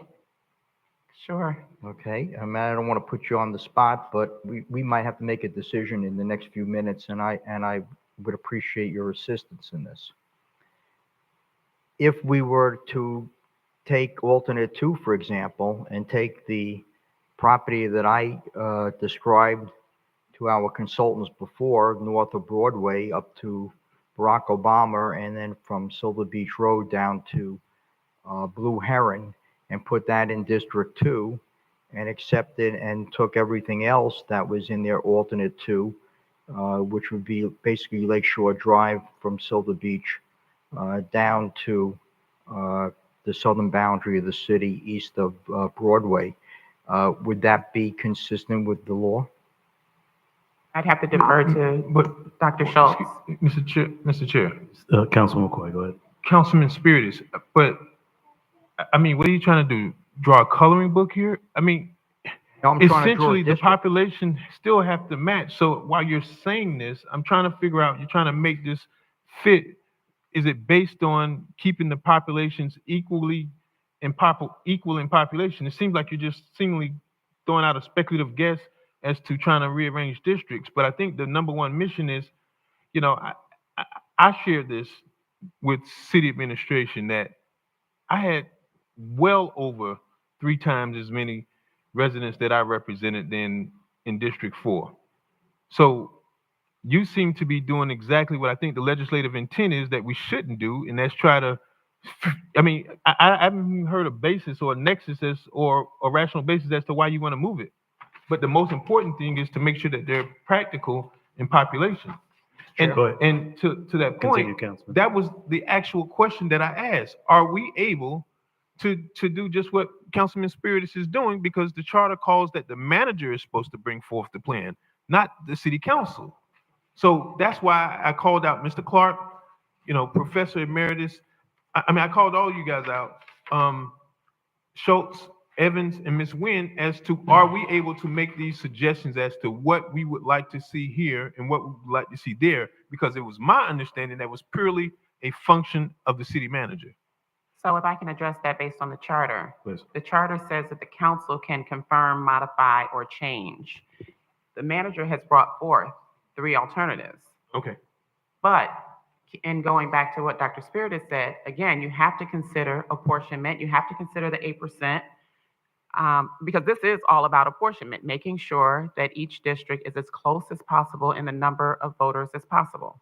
And so, Dr. Spiritus, I don't know if the example that you gave does that, because I don't know what those numbers are. So I can't tell you whether or not it's legal. Okay. Mr. Chair? So, Dr. Spiritus, go ahead. Okay, so in all due respect to Council Pro Tem, I guess you weren't listening to what I was saying about the population in Riviera Beach, about the 70% not counting in the census. I disagree with you. I think that I probably represent the most number of people in the city of Riviera Beach. And I am making recommendations based upon the charter, and I'm asking our council whether we have the authority to modify any of the maps. Thank you. So to follow up, my only concern is just making these changes in maps from the dais my recommendation, and hearing from my mayor and some of my colleagues as well, is that we go ahead and have some community charrettes, have another charrette with the community, present these options to the community, let them see these three options, get feedback from them, take that feedback, and then we bring back for first reading again. Are we okay with that, board? Yeah, that's exactly what I wanted to say an hour and a half ago. Thank you, Councilwoman. Any additional comments? Councilwoman McCoy, go ahead. I have to disagree because aren't we on some timelines? Mr. Chair, if I may. Go ahead, Ms. Evans. Yes, if in fact, one of these maps is not adopted as it relates to, at your second and final reading, which would be June 5th, then in fact, the redistricting would not take effect until the election in 2026. So you would not have a situation where it would go into effect, because I believe the state law requires that you cannot participate or complete a redistricting analysis or study within the window of 288 days, I believe, before an election. 270 days before an election. So if in fact we went to have those charrettes and those meetings, in fact, it would then take effect in 2026. The other thing I do want to provide some additional clarity to the board is I did not want to move forward with community charrettes and discussions about three maps and alternatives that effectively would change the districts that you collectively reside in, and ultimately determine what in fact is going to be the process in which people qualify for the elected seat without getting direction from the board in a public forum where you provide for a perspective, because I did not want to have a situation where the information's out and then the board come back and say, well, we wanted an opportunity to discuss it collegially as a body, and then say, this is the map that we prefer, and then let's go and have the conversations with the board. And so that was the intent behind what the follow-up meeting would be sharing what the collective desire of the board is, because again, the lines and the information that's provided and where it's based on data and information that needs to be defensible in the event that it is challenged, consistent with what is provided for in your charter, state law, and federal law. And so there is not a situation where those boundaries are going to deviate unless there's a rational basis to support that deviation. So that is why the item is before you, to get clarity from the board as to which map and alternative that you all prefer, to be able to share that with the constituents of the community, to get their feedback and then provide that to you at your second and final reading. Follow up. Councilman McCoy, then Councilwoman Lanier. Well, I have a couple questions. So I just want to make sure I understand this, and this is what's not clear in this ordinance. So if we could just put a pin in the portion about whether we're going to take it back, I guess the most important thing, and this is what is not clear in the ordinance, but it does kind of seem to hint at it inside of the cover letter that's provided in the backup, that it specifically points out that this will go into effect at the next election cycle. I'm sorry, I believe I read election cycle. Is that correct, Mr. Evans? That is correct. So if that's true, and I'm giving you members a scenario, if this goes in effect at the next election cycle, which is, I guess, slated for March 2025, then we're going to have a situation, if this does go back out or come back, I'm looking also at our code. Have we considered the fact that our code also provides for provisions that if we redraw these lines, they go into effect at the next election cycle, or do they go in effect immediately after adoption? They go into effect, okay, when you pass the second, since you do your, okay, redistricting, you're planning to do it as an ordinance. Thank you, do your sir. second Go reading. ahead, go ahead, Councilman.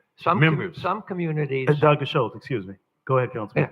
And Mr. Schultz, understand, I'm trying to get right to a very specific point. So if this goes into effect immediately, you could have a situation where, if you read the code in its literal purpose, Ms. Nguyen, if I can have your attention on this, 5-2, I believe it is, specifically provides 5-2, letter G says, if a council person elected in District 1, 2, 3, or 4 ceases to reside in the district for which he or she filed, qualified, and resided in at the time he was elected, he shall forfeit his office in accordance with the subject to the exception to forfeiture recognized in city code. So if this goes into effect and you've drawn essentially, that's the very point why I asked, did you look at the residents' addresses? I'm sorry, the council members' addresses, because if a scenario is interposed where a council person is drawn into the same district, then what prevails? Is it the district number that's now newly assigned? Who actually sits here? And then even if we do it today or we did it in 2026, essentially you're gonna have that same problem. That you're gonna have a council person that's gonna, in effect, forfeit their term in office. Mr. Schultz, can you speak to that? Am I allowed to speak? If you can go Okay. if you can go to the chair, you can. Mr. Schultz, what we're gonna do, so we can get through this item and get to our community conversation, is go through the chair. So if you can address the chair, and I will allow for you to speak. Thank you. You can. Thank you, sir.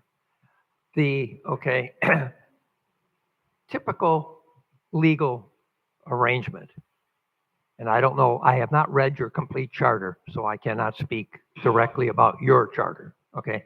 But in general, a commissioner or a council member, okay, who finds that that they're no longer in the district that they were elected from, they remain on the dais, they remain in office until the end of their legal term, whether that's a year later, 2 years later, 3 years later, whatever it is. Okay, when that district election comes up, then they have to meet the requirements of the charter. If they don't live in that district, obviously they wouldn't be able to run from that district under most charters. Okay, but once a pattern of districts is decided by the council, no council member, okay, is removed from office. They stay in office for their term. Are you elected on staggered terms, or are you all elected on the same year? I don't know the answer right now. Oh, Mr. Chair. Go ahead. Okay. So we are staggered terms, but that's a great point. But my question to you is, no one is removed from office. So I guess that means it doesn't go in effect right away. The maps are adopted, but they don't go in effect right away. They're effective for the next election. Okay, my next question is, even if that is the case, Mr. Schultz, we also have a provision in our code that provides that a person has to be, in order to qualify, a resident of the district 1 year prior. Now, how do you resolve that issue if you were essentially in district, let's say 8, for example, if we had a district 8 and then redistricting now have you in district 9, how do you qualify for that? Mr. Schultz, go ahead. Okay, that's a conundrum, okay? And it seems to me that, okay, your charter needs to be addressed. Well, actually, Mr. Chair, if I can. Thank you. Not a question, but it's not really a charter issue. Because I think if you did this far out in advance, you kind of would avoid that issue. Like, for instance, if you did it and you set forth that it goes into effect starting the elections when we have 25, 24, in 2027, then I guess it could possibly work. That's why I asked the question, shouldn't this best be aligned with the 2020 census, that we do it then? Because then you have ample enough time to put it into place prior to, us doing it for an election that we're going to hold next year. Go ahead, Dr. Schultz. I have not read your charter, okay? I would defer to your legal advisor, okay? The charter is the governing body for this community. Within state law and within federal law, the charter, okay, works. Thank you, Dr. Schultz. Councilwoman Lanier, go ahead.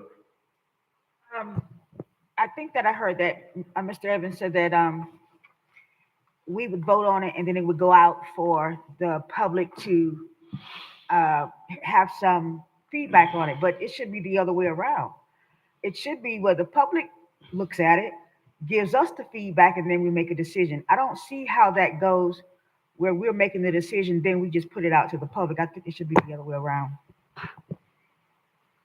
Thank you, Councilwoman Lanier. Ms. Attorney Nguyen, could you address the legal concerns in reference to the timeline, because we have some time constraints, number one. Number two, our charter in regards to when this will be taking effect. I believe Dr. Schultz said that this would take effect with the next election, which would be 2025, as long as it's voted on second reading by June 5th. I just want to get clarity on that to make sure. And then also what happens in reference to individuals that are maybe sitting on the dais. I know we're not making decisions based upon the current status of this dais, but if it takes effect at that time, will that individual now be outside of that district? What happens with that? Attorney Nguyen or Mr. Evans? So the provision regarding the one-year residency requirement can pose a problem if it moves someone outside of a district because they won't have the one-year residency requirement. The other provision that Mr. McCoy referenced regarding forfeiture in office for ceasing to reside within the district, it's the district for which you filed. So if it contemplates moving outside of the district. I'm sorry. That for instance, wherever your residency is and you filed for office, and at some point during that time you move outside during your 3-year term, you move outside of that district, you forfeit your office. That's what this contemplates, because it's the district for which you filed to run. If you move outside of that, or if you cease to live in that district. Mr. Chair, Go ahead. but Ms. Nguyen, I guess the question is still the same.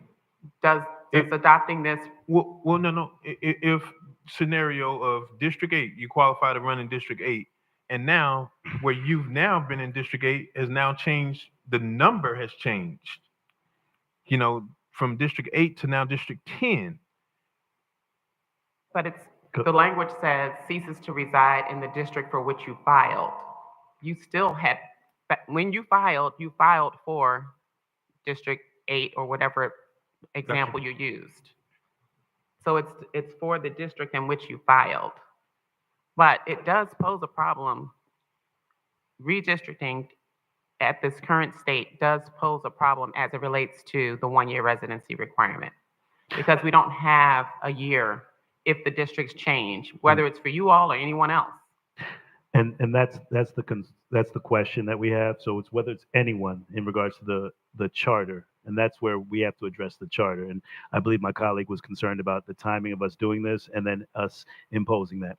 State and federal laws requiring that this be completed. We've been on the record now to say that we're looking to redistrict, but why is it that this cannot take effect until 2026 so we can address the charter? Is that a concern? Well, is that an option? I mean, Mr. Chair, go ahead. I don't know that it can't, but now we get even further from the most recent census numbers. And, I got to agree,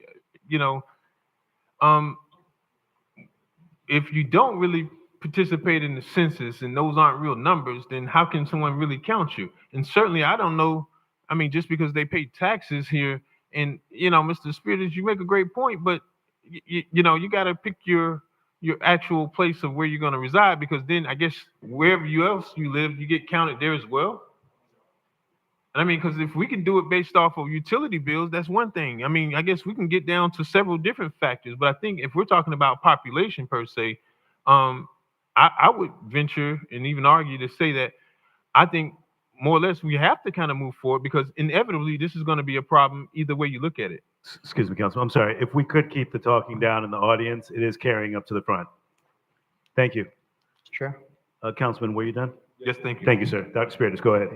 I have a couple of questions for. First, I'll respond that our charter uses the term population. There's no definition as to what population is.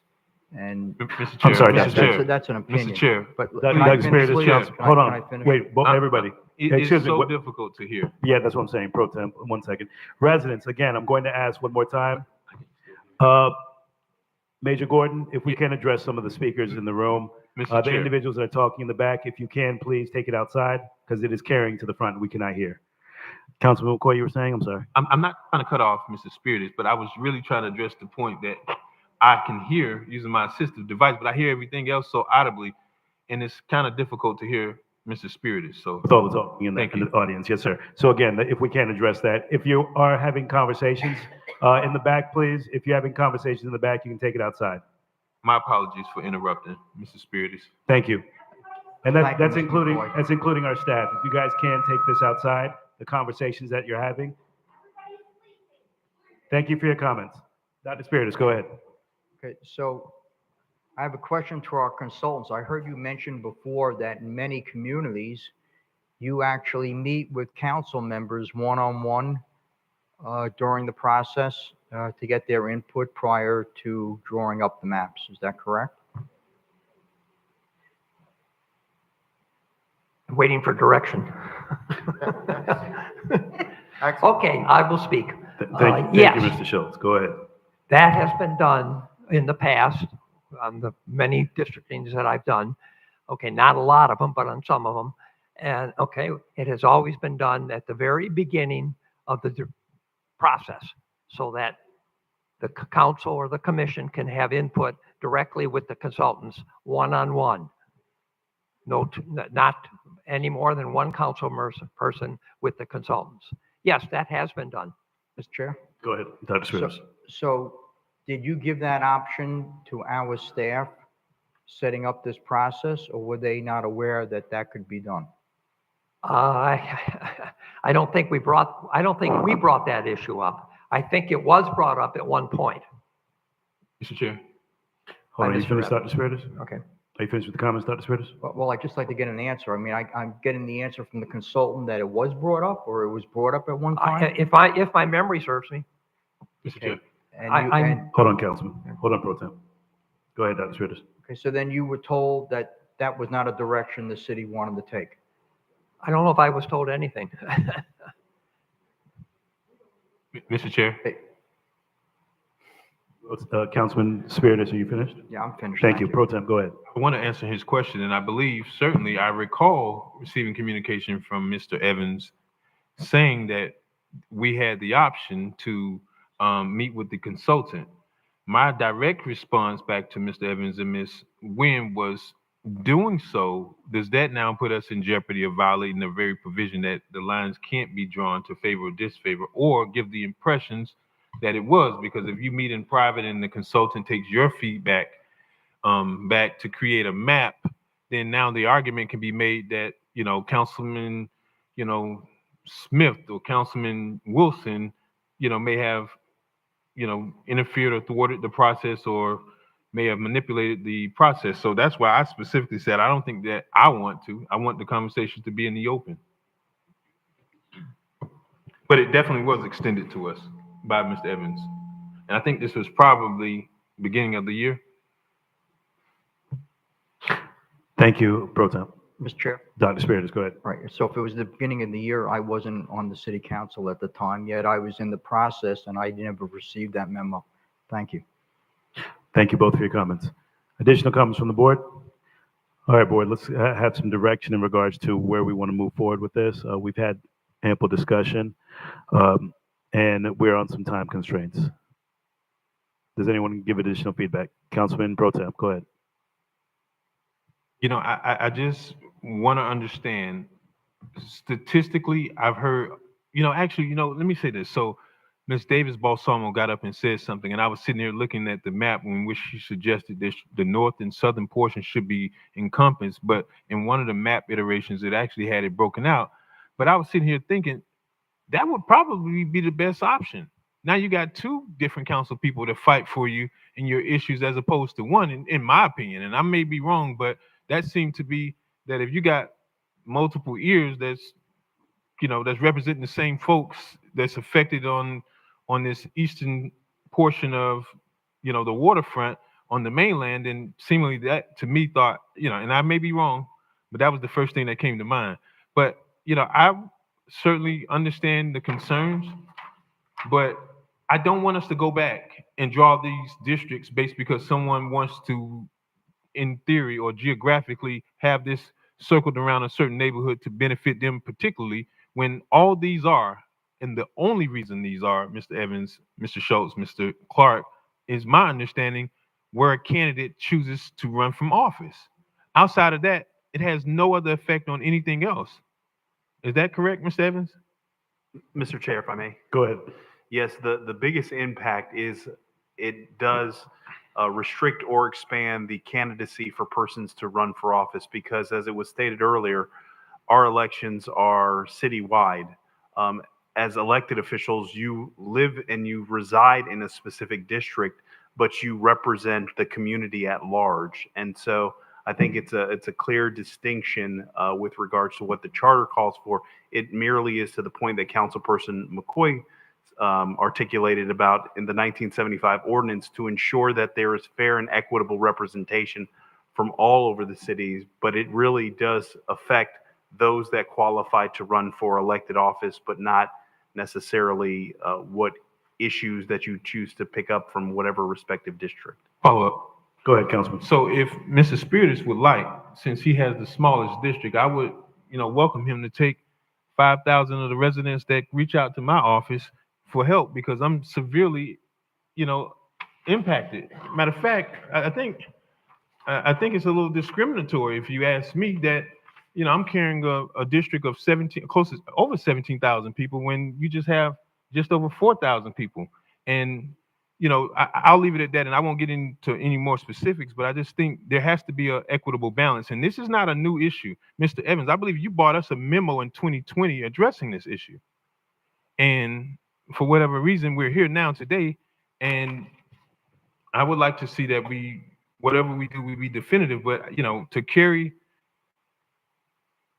this much longer, I would hope that we have a basis of actually fulfilling the intent of our charter and making the districts equal in population as opposed to trying to draw a district that would in effect, make it easy for someone to say, I want to run in this place or in that place and make it about making sure the districts are Mr. equal. Chair.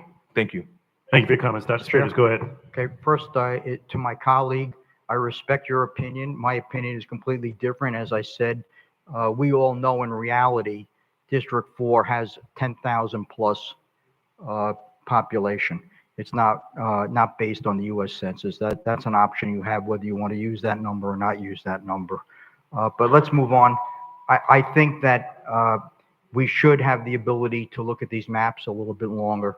I think we're rushing right through this. Thank you. Additional comments from the board? All right, board, do we have any clear direction as to where we want to go with this item?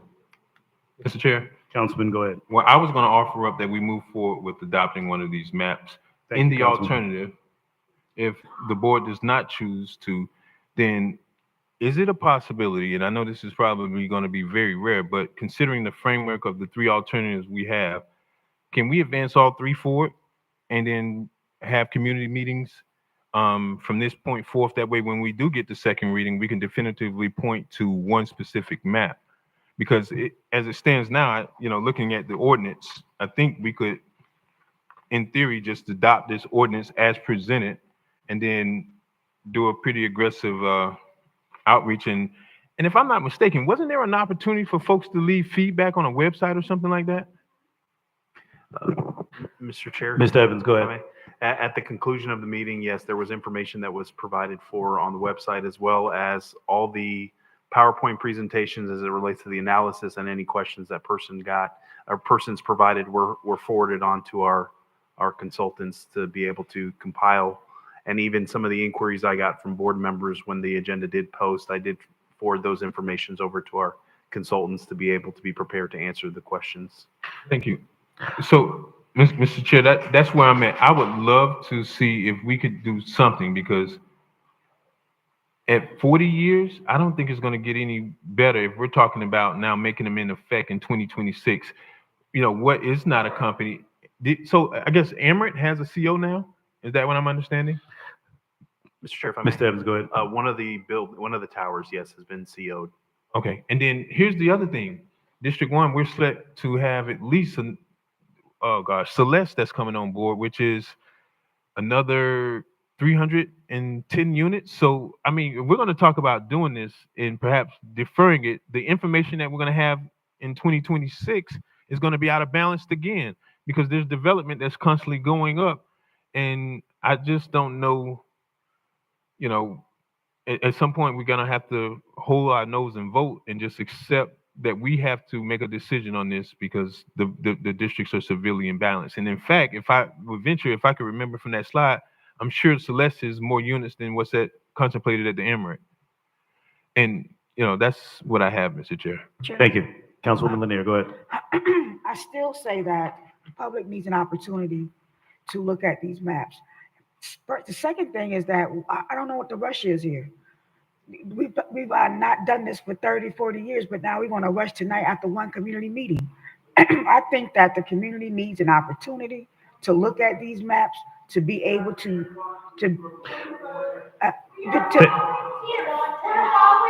Thank you, residents. We will be getting to your public comments. Okay. All right. So, Man, take them out. so dude. Like- what we're gonna do? Hold on, council. If we have one more outburst, you will be asked to leave. Brother Gordon, Major Gordon, if you can, please remove them from the meeting if they have one more outburst in this room. If anyone else wants to continue, if we have additional outbursts, we will ask you to leave. So that is going to be the last warning for the night. Councilwoman Lanier, if you can finish. I just wanted to say that as I don't have any issue with the maps themselves, I think that before we make a decision on them, that the public needs to have an opportunity to look at them, to have a discussion about it, to be able to put their input in. As I said before, we are doing this the wrong way. I think that the public needs to have access to this first, and then it comes back to us. And I agree with Councilwoman Lanier. So if we can't have a motion, I would be in line with Councilman McCoy to go ahead and have all three items brought back. If we can go out to some community charrettes and bring this back for a second reading. Mr. Chair, Dr. Spiritus, go ahead. before a motion is contemplated on this, I would want to know, or I want the motion to include that the maps can be amended during that process. Do we have anyone else that would be interested in having those maps amended? Because I have no interest in amending the maps. I'm going to go with the consultant's recommendation would be mine to pick one of these three, but I do agree that I would not mind having additional community charrettes, and Mr. Evans, if you and staff can actually facilitate those with online options and in-person options over the next 2 to 3 weeks so that we can have this back before us. Councilman Chair. Councilwoman Mill Anderson, go ahead. Well, I think if we're going to get comments from the public, part of the comments may be like, what are some of the things that your area is interested in, or what are your concerns? And that may, in effect, change some of the boundaries that they have come up with. So I would like to be open to at least hearing if it's something that will fall within the guidelines of possibly changing the maps. Well, I think that they did have a community charrette, and based upon the community charrette, the data that they collected is where they came up with these maps. So that was based upon the meeting that they had last month. That's where these maps came from. So now that they've come up with that data from the residents, they now have options for the residents to vote on based upon that information. I was at that meeting, yes, but I do believe that that was not a whole group of people that may have represented all the areas. And if we're now saying to have a community meeting where we could possibly go into each district currently, then we may get different information. So that's why I'm saying to keep an open mind in terms of being able to change the maps. Mr. Chair. Mayor, go ahead. I agree. These charrettes need to go into each district. It shouldn't be just one place that you're inviting community out. I think we need to take these charrettes to each District 1, District 2, District 3, District 4, to the people and let them come out in their own districts instead of just picking a place for them to come out. I think we need to, it's going to take some time and some work, but we need to go into these districts, these 4 districts, and hear from the people. Oh, go ahead, Councilman. So 2 things, Mayor. Okay, so if we do that, we're going to consciously sit here and acknowledge that we're going to be not in compliance with, I believe, the state law. And secondly, even if we go to those community meetings, I'm not going to be there. And here's why. Because I don't want the impression that councilperson has had any influence on this. Because again, you got to think that this is going to be something that's going to be contentious. And I don't know how anybody can facilitate a community meeting or be a part in a community meeting that's elected and not have any and be completely impartial about it. Mr. Chair. So, hold on, Mayor. So I understand the need to want to involve the public, but the option was already extended. If it's the body's position, I think we should, but to the extent to the extent that staff can do it, but the website and the ability to leave comments and ask questions, I think can be made available as well without it being facilitated by particular council members. Mr. Chair. Mayor, go ahead. When I said, I meant, Council Member McCoy, I meant staff go to each district, not council members. I think it's the duty of the staff to go to these, because one thing, one of the things I had a conversation with Mr. Evans is we bring this stuff to the council, we bring this stuff to the residents without not doing it through town halls. And this is another situation that we have, that we're bringing this. It was one town hall meeting, and you're asking people to change districts, right? It's staff's duty to go to these districts, not council, and make sure, because I rather hear this. At least staff that says we went to all 4 districts, we got the concerns of the residents, we talked to the consultants, this is what we came up with, and we're presenting to staff. You know, we're coming one charrette. Nobody's really, well, I think you made a comment that in January, you said you didn't want to meet with council. I think it could have been something, what is workshop? You have members up here right now that has questions, and the only way you guys can talk is through a workshop. I think it should have been workshopped. It was plenty time. It could have been workshop. It could have been charrettes. You could have had the consultants. Now come back and all those boxes have been checked. And time and time again, we're not checking those boxes, and this is where we're at again. We'll spend another hour up here trying to figure out what to do, and we're going to say the same thing over and over and over again.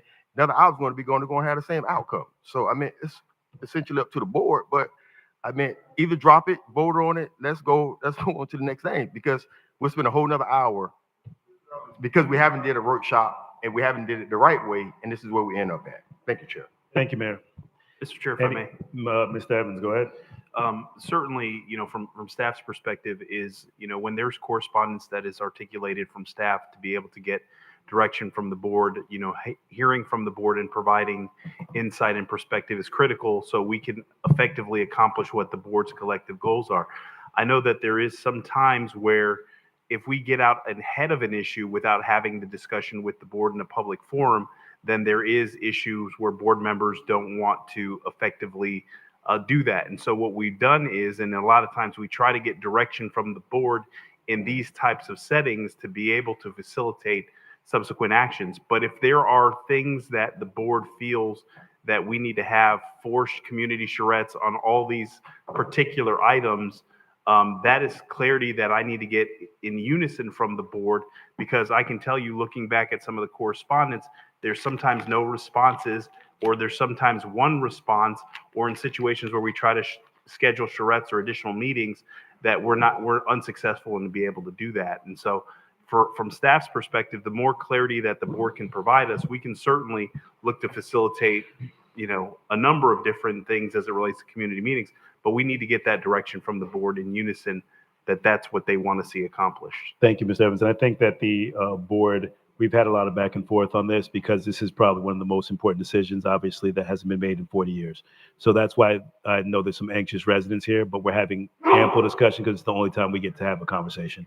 But what we can do is, because public comment is supposed to go, is we can hold this item, go into public comment, and revisit this to finish this conversation and dispose of this item after public comment. So the residents that are here, we will go ahead and do public comment. We'll come back after public comments to finish and vote on this.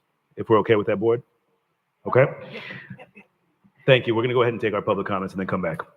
Public comment shall begin at 7:30 unless there's no further business of the city council, which in the event it shall begin sooner. In addition, if an item is being considered at 7:30, these comments from the public shall begin immediately after the item has been concluded. Please be reminded the City Council Board has adopted rules of decorum covering public comment during official meetings, which have been posted at the front desk. In an effort to preserve order, if any rules are not adhered to, the City Council Chairman may have a disruptive speaker or attendee removed from the podium, from the meeting, or from the building. Please govern yourselves accordingly. Madam Clerk, how many public comment cards do we have? Mr. Chair, we have 29 public comment cards. Thank you, ma'am. The acceptance of public comment cards is now closed. Thank you, Madam Clerk. And residents, again, if we can keep the noise down because it does carry to the front. Madam Clerk, and also, if you hear your name, if we can line up at the podium so that we can kind of get through our public comments tonight. Madam Clerk, go ahead. First speaker will be Michael Brown, followed by Boram Justin and Joyce Murphy.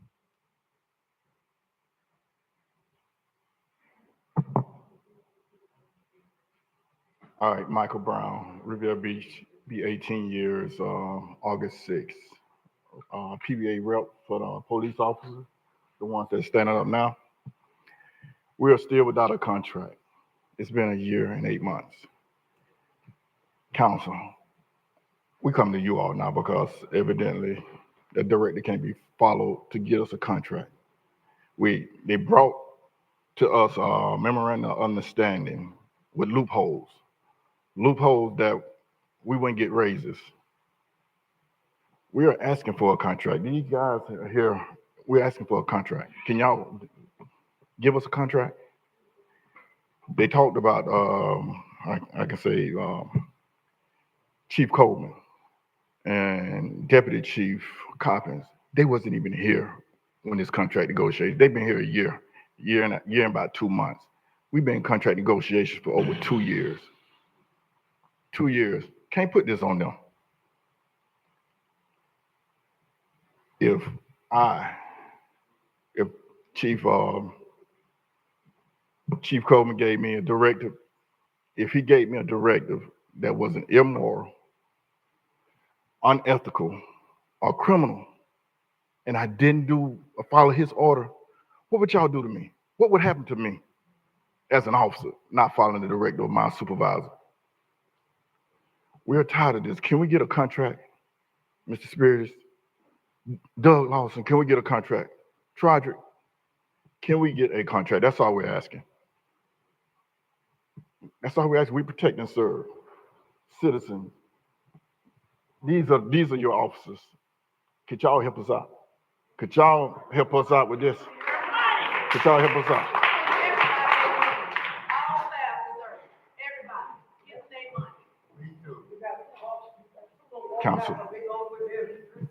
Council, it's on you all now. A year and 8 months is too long for a contract. And then with the contract that we're asking for, it's not going to bring us close to what the other agencies are making. It's not even bring us close. We're still going to be in the bottom tier of contracts and salaries. All we're asking for is a contract, and can we get this done as soon as possible? We have families that depend on us. Thank you. Thank you for coming, Mr. Brown. Mr. Chair. Next is Boram Justin, followed by Joyce Murphy and Andrew Gianta. Second, Mayor. Just while we're going through this, I thought a contract was given to you guys this week. That's not accurate. A contract was given to us. It wasn't accurate. The contract, the appendix for us, the salary wasn't accurate. The language that was in it wasn't accurate. They had loopholes in it. So we got them this morning. Well, actually 12 o'clock last night, 12 a.m. last night, we got that contract. And we went over it this morning and we were going back and forth. And it's still not right. Okay, we'll do. Go ahead and let. Thank you, Mayor. Officer, Mr. Bourne, thank you. Officer Justin Bourne, Riviera Beach Police Department. I just wanted to address some things that were said in the last meeting, some comments that were made. We are not in the top quartile or in the middle, even in the middle of the pack. And when it comes to wages, which was stated last time, we're actually number 20 out of 21 in the county with regards to wages. Like Brown said, like Officer Brown said, we just want to get our contract solidified. We're not asking for the world. If you look at other agencies, or like I said, another comment that was made was that we're losing our officers to the Palm Beach County Sheriff's Office primarily. This is true. Other departments are doing the same. They're losing officers to the Palm Beach County Sheriff's Office. But what they're doing is they're seeing that they have an issue with retention. So what they're doing is they're putting the emphasis on trying to give their officers better wages to keep them for retention purposes, so they don't get into a situation where police service can be interrupted by the lack of officers patrolling the city. So we like I said, like Officer Brown said, we just want our contract to solidified, and we just want to make sure that we are getting treated fairly. Treated fairly. And also, you know, I just want to leave you all with this as well. We just want to say that we thank the community for your support. We come here every day, even with what's going on. We come here, we do our job, we try to give the best level of service that we can, and we're just gonna keep we're gonna keep going there because we got to do it for you guys. But we just want to thank y'all for y'all support. Joyce Murphy, Andrew Gianta, and Manny Xavier. Mr. Chair, if I may. Mr. Evans? Ms. Joyce Murphy, if you're here, if you can come to the front. Oh, there you go. Go ahead, Mr. Evans. Yeah, so I would like to address quickly with regards to the contract. Today, there was correspondence that have gone back and forth over the last 2 weeks with respect to the MOU. I did provide correspondence today that conceded to the request of the union at 3:12 today that said we have a deal, and I've instructed staff to effectively move forward with any modifications to the MOU to be able to resolve those issues. In addition to, we have provided the appendix on a couple of different occasions, and so we've even restructured the appendix. But basically, what the request of the union has proffered, staff has, in essence, complied with that. So we do, in essence, have a deal. Now it's just the cleanup language to ensure that everything is copacetic. And we have requested that the union take the MOU to a ratification vote within 10 days of our correspondence today. So from city staff's perspective, we have resolved all the outstanding issues that were articulated by the union at the last meeting. And I guess that's the same concern. I'm going to allow for public comments, but I'm going to preface these with, this was the same concern we've addressed, Mr. Evans. So even though we're alleging that we have a deal, we need a signed contract in front of us. And I know that staff has agreed to it, but if we can have this, I'm assuming that if it takes 10 days for them to come back to sign it, we're going to have this at our first meeting in June. Mr. Chair. Go ahead. And that's what I articulated to the union, that if they're able to execute their ratification vote in 10 days, I can get it queued up and put on your agenda for the first meeting in June. So that's our hope. Well, at this point, it's just putting forward the resolving any issues that the union may have on the MOU and them ultimately voting for it. But the pleasure of the board, if it is possible, would we be able to call a special meeting to ratify this contract as soon as it gives us the 10 days? Because I don't want to wait another day till June if that's allowed for us to bring that. Mr. Chair, if I may, we have mutually agreed to with the union that the effective date of the contract upon ratification would be retro to April 1st of 2024. So we did, in essence, negotiate that they would be compensated as if the contract was adopted on April 1st, 2024. And I get that, but that means it will not be retro until June 5th. I would even want it done sooner than that, because it should not be going another day. And I would not have a problem, I'm sure my colleagues would not have a problem with actually getting this ratified immediately so that the retro pay can go back to them starting as soon as it can. So if that's 10 days from now, I'm sure we can get a census, hopefully for my colleagues to be here in 10 days. Mayor, go ahead. Mr. Evans, are we sure that this deal is going to go through? Mr. Chair, if I Mr. may. Evans? I'm pretty sure this deal is going to go through. We have conceded and even removed items that are contained in the contract that were previously agreed upon. So I'm pretty confident that the deal is going to go through based on the correspondence that we have and we've continued to have as it relates to this particular item. One of the things, and I would have to ask the attorney, and this may expedite the resolution of this matter, is, if the board would be inclined to support staff resolving these particular issues and give the manager the authority to execute the contract to effectively have their wages go into place upon the upon the ratification of the union, and then we can come back as just as a cursory approval process that we can get compensation in people's paychecks. Ms. Nguyen, one of the questions that I asked is if there's an ability to effectively allow for the board to give the manager the authority to execute the labor contract with PBA assuming that we agree that the union will ratify on their side, that I can then ratify on behalf of the city and then bring it back to the board for the purposes of your, so it's not a situation where you have to call a special meeting, but Correct. it will So be I placed on the agenda. completely understand. So I'd like to make a motion that we ratify this contract and allow for our city manager to ratify this contract. Second. So moved. Motion been made and properly seconded. Discussion. Additional comment, discussion? Yes. so Councilman, go ahead. This is not traditional that we do this in the middle of public comments. Agreed.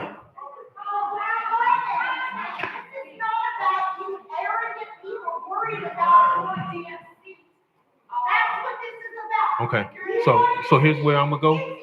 I can leave, right? Unless the chair is gonna do something. I mean, So, Major Gordon, I've already asked you to have that, and I understand the outburst, and I understand the concern of the residents, but thank you. let me know when And I if- can finish, Mr. Chair. And if the resident does have public comment, they can actually return for their public comment, but if you can, please escort them out, Chief, thank you. Go ahead, Councilman. Thank you, Mr. Chair. This is certainly not easy for us, members of the public, and, I definitely would love to hear from you. But I want to not jump into this, Mr. Chair, because I'm not voting to agree to give Mr. Manager the authority to negotiate anything or execute a contract until I personally see it. Because God forbid that there is some nuance in there that particularly that I got concerns with. I'm not doing that. As much as I'm here with the PBA shirt on, and I support our local police officers, but I'm not giving him the authority to do that. If that's the case, I want to see everything that's our responsibility to ratify before it gets ratified. And my constituents wouldn't appreciate if I delegated, my authority to the manager on any other thing. I mean, I might as well let the manager vote for me if that's the case, but I'm just not going to do that. I would much rather us see a completed agreement. If we have to call a special meeting, and in fact, we're here next Wednesday. So, I mean, if we want to do that, then cool. But to call a special meeting, we're already here on UD next week. So, But I believe they need 10 days for that, but we're not going to go into that because we do have public comments. Thank So you. I withdraw the motion. I will go ahead and revisit this after we've got through our public comments, Mr. Evans, so that the rest of the residents can speak. And then we can discuss how to proceed with this, whether we take it at our next available meeting, once ratified by both the council, once ratified by the city manager and the union. All right, public comments? Madam Clerk? Andrew Gianta, Manny Xavier, followed by Lloyd Brown. Andrew Gianta, good evening. I would like to start today by congratulating and thanking all the council and any city staff that were involved moving forward with the new fire stations, police stations, water plant, and everything else.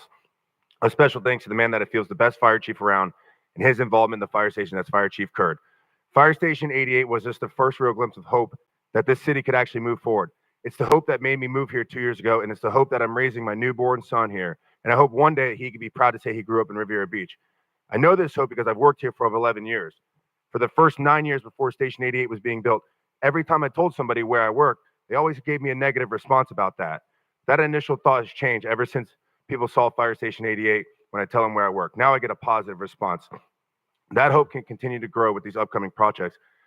And the city can head in the right direction, but doesn't always need to be on the citizens' back. The city needs to start coming up with new creative ways to make money ourselves. This will allow us to better take care of our employees, which ultimately gives back to the citizen. Where has all the money gone over the years? I own properties in 5 cities in this county, and my taxes and rates far exceed here than everywhere else. For what? Nothing has been built in decades. The water's terrible. Our level of public service is lower than anywhere else. So what does that money went to? We need to start being better from the top to the bottom. This all starts with accountability, and that should be Riviera Beach's new slogan, because right now it's not the best waterfront city to live, work, and play. But with some accountability, it can certainly get there. The employees need to hold themselves accountable, and if they don't, their supervisor should. And if they don't, the department heads need to. And if they don't, the city manager needs to hold the department head accountable. And if they don't, then us citizens need to come, and we need to hold the city council and ourselves accountable. Okay? Because if we don't, this mess will never continue. Just like on a national scale, the more people that are fighting, the more of this crap can continue. We on a city citizen level need to quit fighting each other over the nonsense and band together to get what we deserve.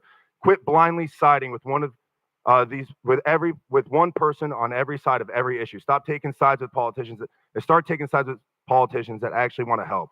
Start investing in our city, and good things will follow. Quit being penny rich and dollar stupid. Unfortunately, I don't have enough time to talk about the atrocities, the mishaps, and the lies that were said in these meetings regarding the firefighter and police negotiations or how we've been treated in those negotiations. But maybe I can get on an agenda item. If not, I'll be back here in 2 weeks to speak on those issues. I think the people will be blown away to hear how the city's been treating us. But for now, if you'll excuse me, I'd love to go hang out with a brand new perfect baby boy and my smoking hot wife. I'll be watching on YouTube. Thank you. Manny Xavier, Lloyd Brown, Aaron Actis. Manny, yeah. Mr. Xavier, welcome. Good evening, council, mayor, staff. First of all, I think we found out why probably 48 years has passed before we've addressed this issue because of what's happening tonight. And it's taken 2 hours and it's still not resolved. So hopefully we can get some resolution as to what's going on. As far as I know, domicile and residency are one and the same. So you can only have domicile in one state. You can reside in multiple states, but you don't have domicile in one. So whether the minutia is in whether interest of residency or actual domicile, I don't know how y'all going to figure that out. Maybe legal can point you in the right direction. Second of all, Mr. Spiritus, thank you for calling a meeting the other night. It was very informative with the community of Lakeview Park and the neighboring communities as far as what's going to happen in the area there. Hopefully that Rybovich, Viking, the residents and other businesses can come together, get along, and proceed. There are still traffic issues that need to be addressed. Hopefully we can all work together and get that resolved. And as far as pay, increases in pay, fire department, police, improvements throughout the city, there's a lot of taxes that have been paid throughout the past 10 years, let's call it that. I mean, property values have been going up, tax revenues have been going up. There has to be some kinds of plans. They have to be initiated. And like the gentleman said, you can't be dollar foolish and, just let things go by the wayside and have a high turnover. We deserve better than that, and they do too. So thank you very much. Bye-bye. Thank you for your comment, sir. Next is Lloyd Brown, Aaron Actis, followed by Mickey Jackson. How you doing? I think I know you know me, but I was writing down a lot of things. The reason I wear these headphones, I don't want to hear nobody else BS. And I'm thinking about the garbage. I'm thinking about this map and everything. What benefits economically it's going to be for people like me? Now, don't think because I say people like me that I don't mean just black people. I'm talking about people who live in the city. So don't get me all wrong and think I'm saying when I say people like me, because the people up there aren't like people like us. See, they don't have to worry about these problems that we have. They can sit over here and get paid all day long, all night long. They can go get a Tesla. They can go here. They can go there. They can go in Martin County and rent a room on the top floor when they can drive up there. But we can't do that. But then here it is with the garbage. Check this out. How can you let a man come in here and give you a contract and tell you that the people got to pay extra money if they, do something wrong against whatever their rules are for the garbage? Okay, now here it is. Me, I don't put out garbage all the time. My neighbor put out garbage. He don't put it out all the time. But most of these houses in Riviera Beach are rental houses, and they belong to the person that's renting it. The person that lives there paying rent. If you're going to charge him extra on his water bill, whose decision was that? Where did that $25 go? Or whatever they charge? Do it go to the city, or do it go to the people who collect in the garbage? I mean, whoever thought about charging somebody $25 extra when you got 3,000 more houses that don't put out garbage? And then another thing, the code enforcement, they go around, they say you can't have a trailer in the yard, right? I can show you where there's a mobile home in the yard. And then now they got these food trucks on every damn block in Riviera Beach. The stores there, the food trucks there. And then we don't mind you building in Riviera Beach if we don't like the place you're going to build. But we want jobs in those places too. We don't just want to sit here and see everybody that's moving these houses in our neighborhood. They got jobs, and all our kids and all my neighbor kids don't have jobs. And then you're talking about taking out Barracuda Bay because it ain't making no money. Rock Callaway Hampstead ain't making a damn thing either. And I mean, the gyms. You took the people out who ran the gyms and ran the parks. Where did that money go? In y'all pockets. In y'all pockets. It went to y'all, the people who work in administration. The police people don't get shit, excuse my language, but it going in y'all pockets. And this map ain't gonna make a difference if it don't help people like me economically. And it won't. It don't change nothing up there. Oh yeah, I don't want to forget this. I'm watching the game. Aaron Actis, Mickey Jackson, and Candace Rojas. Hello. Hi, my name is Erin Actis. I am a Palm Beach County resident. I'm not from this municipality. I'm from Jupiter. But there is something that we all share among us, and that is our supervisor of elections. I enjoyed the conversation of redistricting because I would definitely like to learn more about that and how that affects the results and what we're seeing, because we're not seeing very good turnout.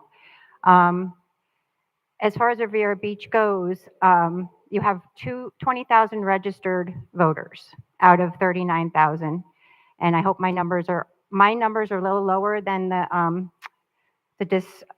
districting. Mine was 39,077, but I think it's close enough.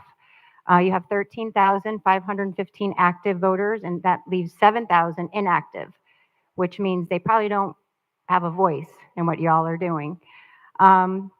You have 4,000, which is 11% of the registered voters who voted in this election. So out of 20,000, you only had 4,000 who voted in this municipal. Granted, it was a primary mostly for Republican, but you also had a ballot question. I'm not sure how that turned out, but over 30 days, we have early voting and vote by mail, and you had 62%, which was good, of your overall base, which is 2,590. Election day, you had 1,595, which is 38%. So for one day, you fared much better than the vote by mail and early voting overall. And if you want to talk about expense, please ask the supervisor, because she just opened a brand new building for tabulating all of those vote by mail, which she has no poll watchers and allows no public in there during the time she's canvassing. She will allow some observers, but every day they're processing ballots. This last election was about 1,500 a day, and we were not allowed to. That started on February 5th. So for a whole month, they're processing ballots. I could tell you your best districts were precincts were 6405, 6406, 6426. That was 40%, and the graphics was 3,368. Your worst precincts were 10% output, and that was precinct 6419, 6420, and both of their demographics was 1,638. So you only had 10%. I would urge you all to get this kind of breakdown from the supervisor, because I think it would help you in determining what areas that are being neglected and the people who voices are not being heard. And if you can vote on election day. Comments, ma'am. And bring 5 Thank you for people your with comments, you. ma'am. Thank you. Bye-bye. Madam Clerk?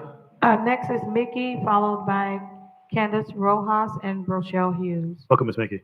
Hey, good evening, City of Riviera Beach public servants. My name is Mickey Isaacson. I am a Palm Beach County resident and live in Boynton. Thank you for letting me speak today.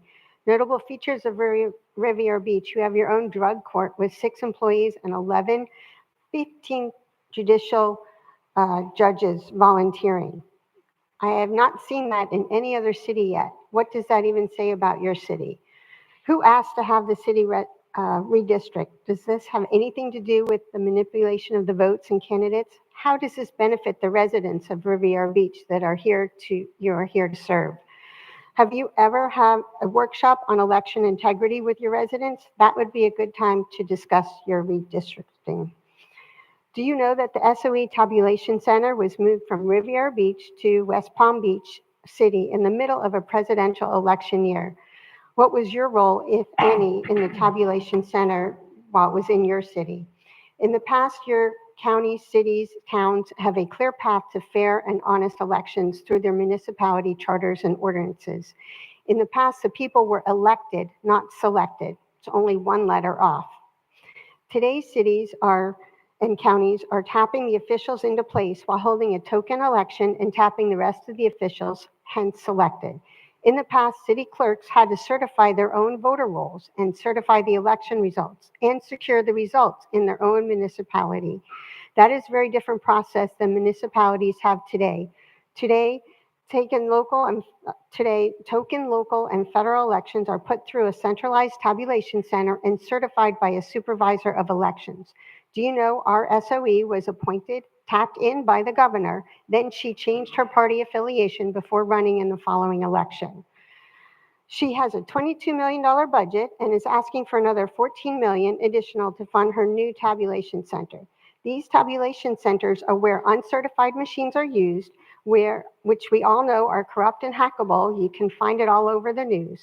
The SOE employs temporary staff who have not taken an oath to the Constitution, and they touch our ballots and count our votes.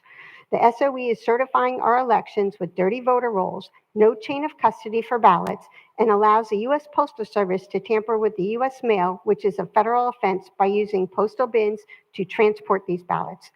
We the people are awake and we are watching. We are watching all 39 municipalities in Palm Beach County. We are looking at budgets, how you tap in your public officials, how you belong to illegal organizations and agencies such as the Palm Beach Charter, the Florida League of Cities, National League of Cities. A charter county, which we all belong to in Palm Beach, is allowed to make their own legislation and home rules without going to the state legislatures. Why is that? The Florida. Big comments, ma'am. Thank you for your time. Thank you. Candace Rojas, Rochelle Hughes, followed by Linda Baskin Rush. Welcome, Ms. Candace.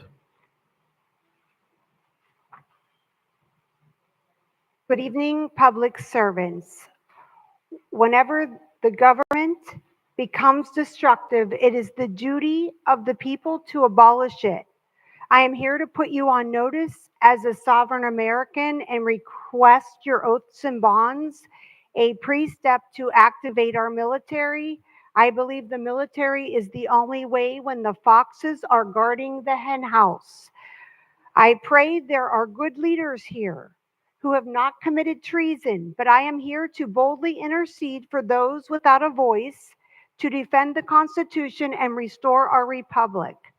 The Constitution states that all of the power, not some of the power, belongs to we the people. That is the people out here. It also states that fraud vitiates everything, ab initio. Did you hire that consultant to intentionally monopolize this meeting to avoid public comment so everyone leaves out of sheer boredom? I looked around the room and many were sleeping. It shows disrespect to your constituents. It is common knowledge that redistricting is done to specifically manipulate votes. Are you prepared to cheat in the upcoming presidential election?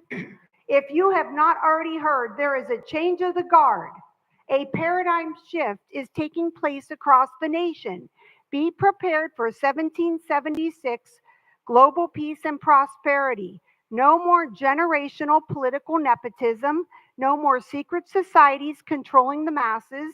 No more appointed board members via the tap from the secret society handshake. This fake facade of power and control from fake leaders is over. Did you know that Palm Beach County is an illegal foreign corporation called the Palm Beach County Charter, and that the city of Riviera Beach is part of such charter? So basically, you, with a budget of $180 million, create your own rules with no oversight. In 2019, when a data breach required your city to pay 600,000 in ransom to hackers. It was very sketchy. You have a crime rate of 39 per 1,000 residents. Riviera Beach has the highest crime rate in America. Are there hidden and unreported crimes that take place here? And why do you conduct your own civil drug court? This seems very strange to me. Why not use your police officers and detectives to create mentor programs to assist your youth and children raised by single parents rather than always arresting them? Why not create new jobs so people don't take drugs out of depression? Why do you use taxpayer dollars to pay dues to globalist organizations? Comments, ma'am. You guys are served. Thank you for your comments, ma'am. Madam Clerk? Rochelle Hughes, Linda Baskin Rush, followed by Eric Ward. Good evening again, board, council, city manager, city staff. So, there were yellow signs posted all along Military Trail by the former golf course that stated the rehearing of the D.R. Horton thing that Mr. Lawson brought back in July of 2023 was going to happen this evening. We also talked about it at the last meeting when Mr. Evans said that's when it was going to happen today. On Friday evening, I received an email because I was asking, based on residents that were contacting me, that they could not access documents for that rehearing. The QR code on the letter the city sent didn't work. Couldn't go to the website, didn't work.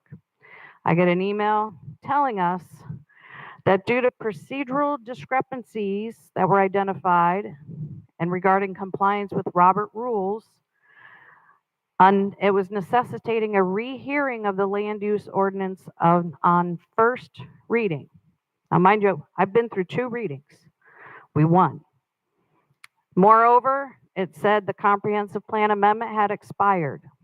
So how is it that the city didn't realize that there was an expiration date on that amendment of August 14th? Why wasn't the rehearing scheduled before August 14th? So I think a lot of my questions are going to be for Mr. Evans and or Ms. Nguyen. So the discrepancy that was stated in following Robert's Rule of Order, what was the specific discrepancy? And why does that rise to the level of postponing the hearing set forth for today? When was the violation realized and who raised it? The city or the applicant? Who and when was it discovered that the state agency's adoption window was missed? Why aren't the applications starting at the planning and zoning stage again? Is applicant bringing back the same application based on the Live Local Act? Because remember back in July 2023, that's what the applicant said, live local, live local. We never heard anything more on that. A lot of us have read the Live Local Law Act, but there's some unanswered questions out there, and there are, I'm going to say there's a little fishy business going on, that this all happened. And mind you, I still had Lone Pine people show up tonight because you know why? Those signs are still out there. Thank you. Thank you. Linda Baskin Rush, Eric Ward, followed by Jeffrey Jackson. Welcome, Ms. Linda. Hello, my name is Linda Baskin Rush, and I've been a Lone Pines resident since 2009. And the threat of the development of the Lone Pine Golf Course by Carrington Estates has been distressing. The council vote rejecting the zoning charge was a relief, but the stress soon returned with the threat of the Live Local law. Now a procedural glitch has been contrived to bring this issue back again. This terrible proposal was defeated. Do not allow it to come popping back up. The plan may be to keep the citizens in distress until we finally give up. That's a shameful strategy, regardless of who is behind it. It is bad enough that our neighborhood is being crushed by external congestion from new construction all around us. This includes the giant power lines recently erected along the south border of our neighborhood, the expansion of the rapids, the Tractor Supply development, and whatever's going on at Beeline and the military. Please don't compound matters by reviving the threat of extensive development within. Please remove, and also, we want to see the maps, those 3 alternate maps. You need to make sure we all get a copy of it if we live in Riviera Beach. Thank you very much. Thank you for listening. Thank you for your comments. Eric Ward, Jeffrey Jackson, followed by Travis Bethea. Hello, my name's Eric Ward. I've been a Lone Pine resident since 1985. I was dismayed to receive notification that the effort to revive the Lone Pine Golf development has been resurrected. We had defeated it with a fair fight, but then D.R. Hurton tried to blackmail us by threatening to abuse the Live Local law. Now that that's failed, some bogus procedural excuse is now being used to bring the issue back again. It's disgraceful that this item has been put back on the agenda. The zoning change has been defeated. Let's keep it that way and move on. We should be discussing how to proceed in a manner acceptable to both sides as far as what to do with that land. A central issue not being discussed is what is the true value of that property with its current zoning. The theoretical value with different zoning is irrelevant. They make it sound like we're trying to take money away from the developer or from the owner, but that money's not his. The additional value due to the zoning change is a city asset and should be treated as such. It's not the Lone Pines residents' job to find an alternate use for the site, but we would participate in any such discussions. I certainly have not received any invitation to be in such a discussion, and I don't believe any other Lone Pine residents have. Please drop this nonsense zoning change issue and proceed on to addressing what to do with the property with its current zoning of recreational. I also wanted to mention that there's been a recent surge in new sinkholes in Canterbury Drive. The city needs to look at the root cause of these sinkholes. They keep popping up, so there must be some underlying cause that in order to fix them correctly can be done once the cause is found. Thank you. Thank you. Jeffrey Jackson, Travis Bethea, followed by Fane Lozman.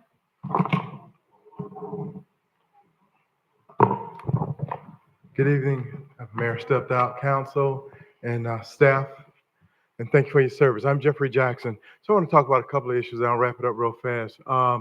The police contract, I think when it came back to the guys, I don't think it had the numbers in it. At the sheriff's office, we used to always attach the numbers, even in your contracts in previous years. So it makes it easier for the reps to take it back to the guys and actually show them based on where they are in the different steps.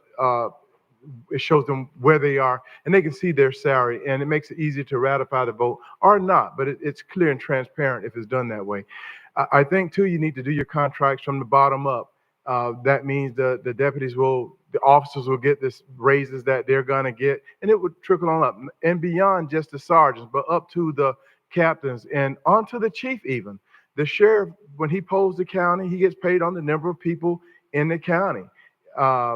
And I've seen the sheriff, it's very easy that the sheriff could end up with a $80,000 pay raise if he polls the county. And all the time sheriffs they don't always do that. But certainly in this situation, that should go all the way up to the chief. The other thing I want to talk about, the city manager stepped out, but I did have some questions. I'm aware that the port experienced a recent situation where they had a substance, I'll say, in the water. And my understanding is that they notified the city. I would like to know who was notified and what they were told, what did they do, and who did they tell, and what has been done about it up to this point. And when I talk about a substance, I think you guys know what I'm talking about. Thank you. Thank you. Madam Clerk? Travis Bethay, Fane Lozman, Margaret Shepherd. I don't see Travis, so Fane Lozman, Margaret Shepherd, and Chandra Stringer.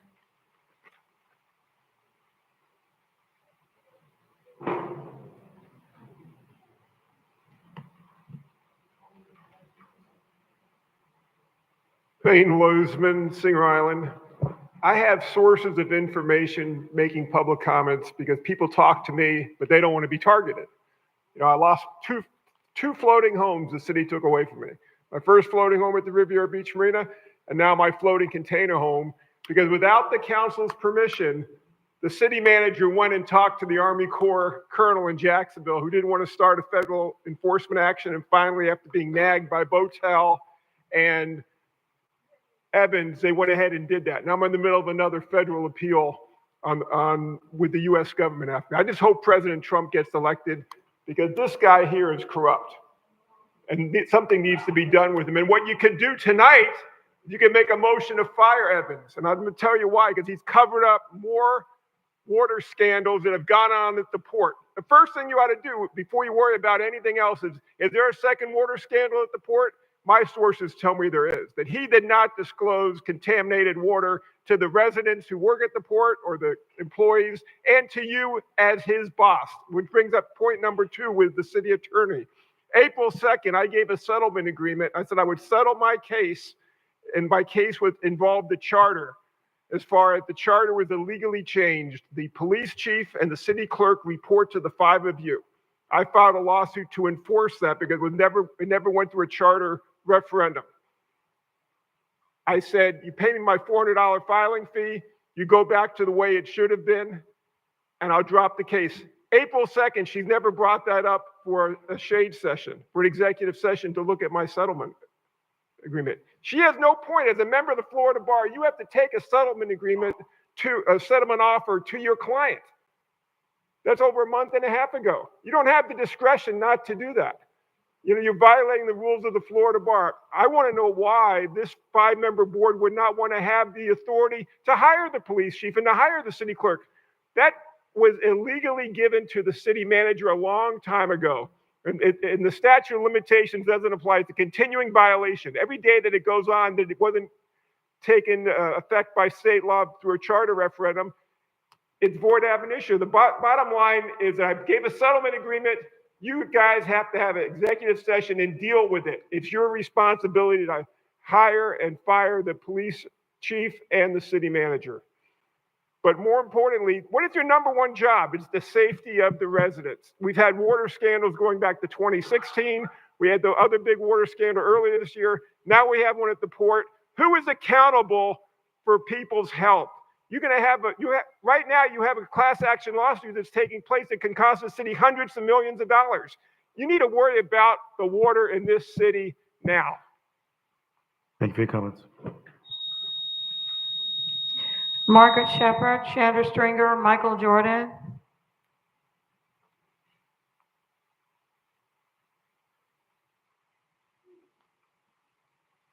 Welcome, Ms. Shepherd.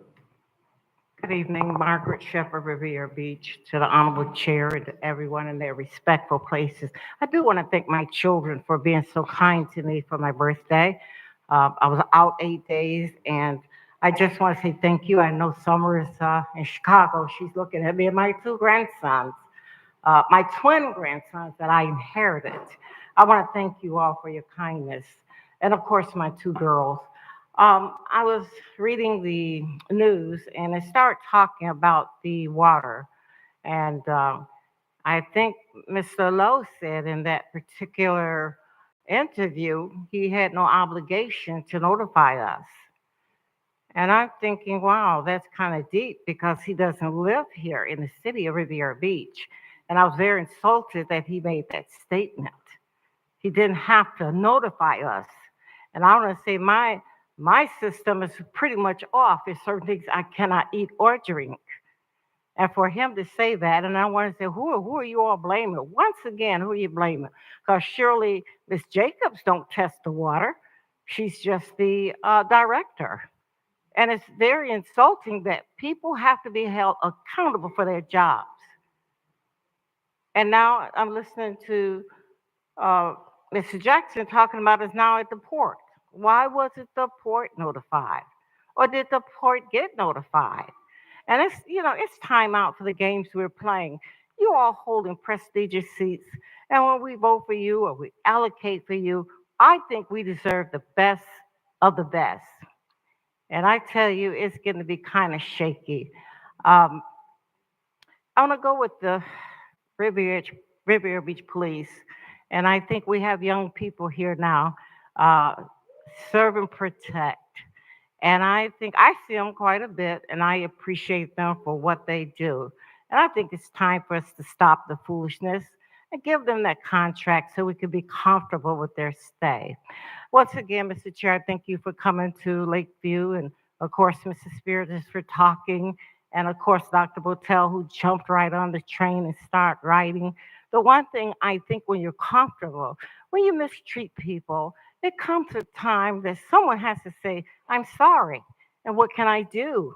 You have to make them believe in you. If you're representing them, you can't say, well, I don't know how it acts. Someone has to make someone accountable for a veteran soldier that was handcuffed, sent to jail, no medication, and you sit here and you tell me, and that's why I'm here tonight, because I don't appreciate how it was handled. It went through protocol.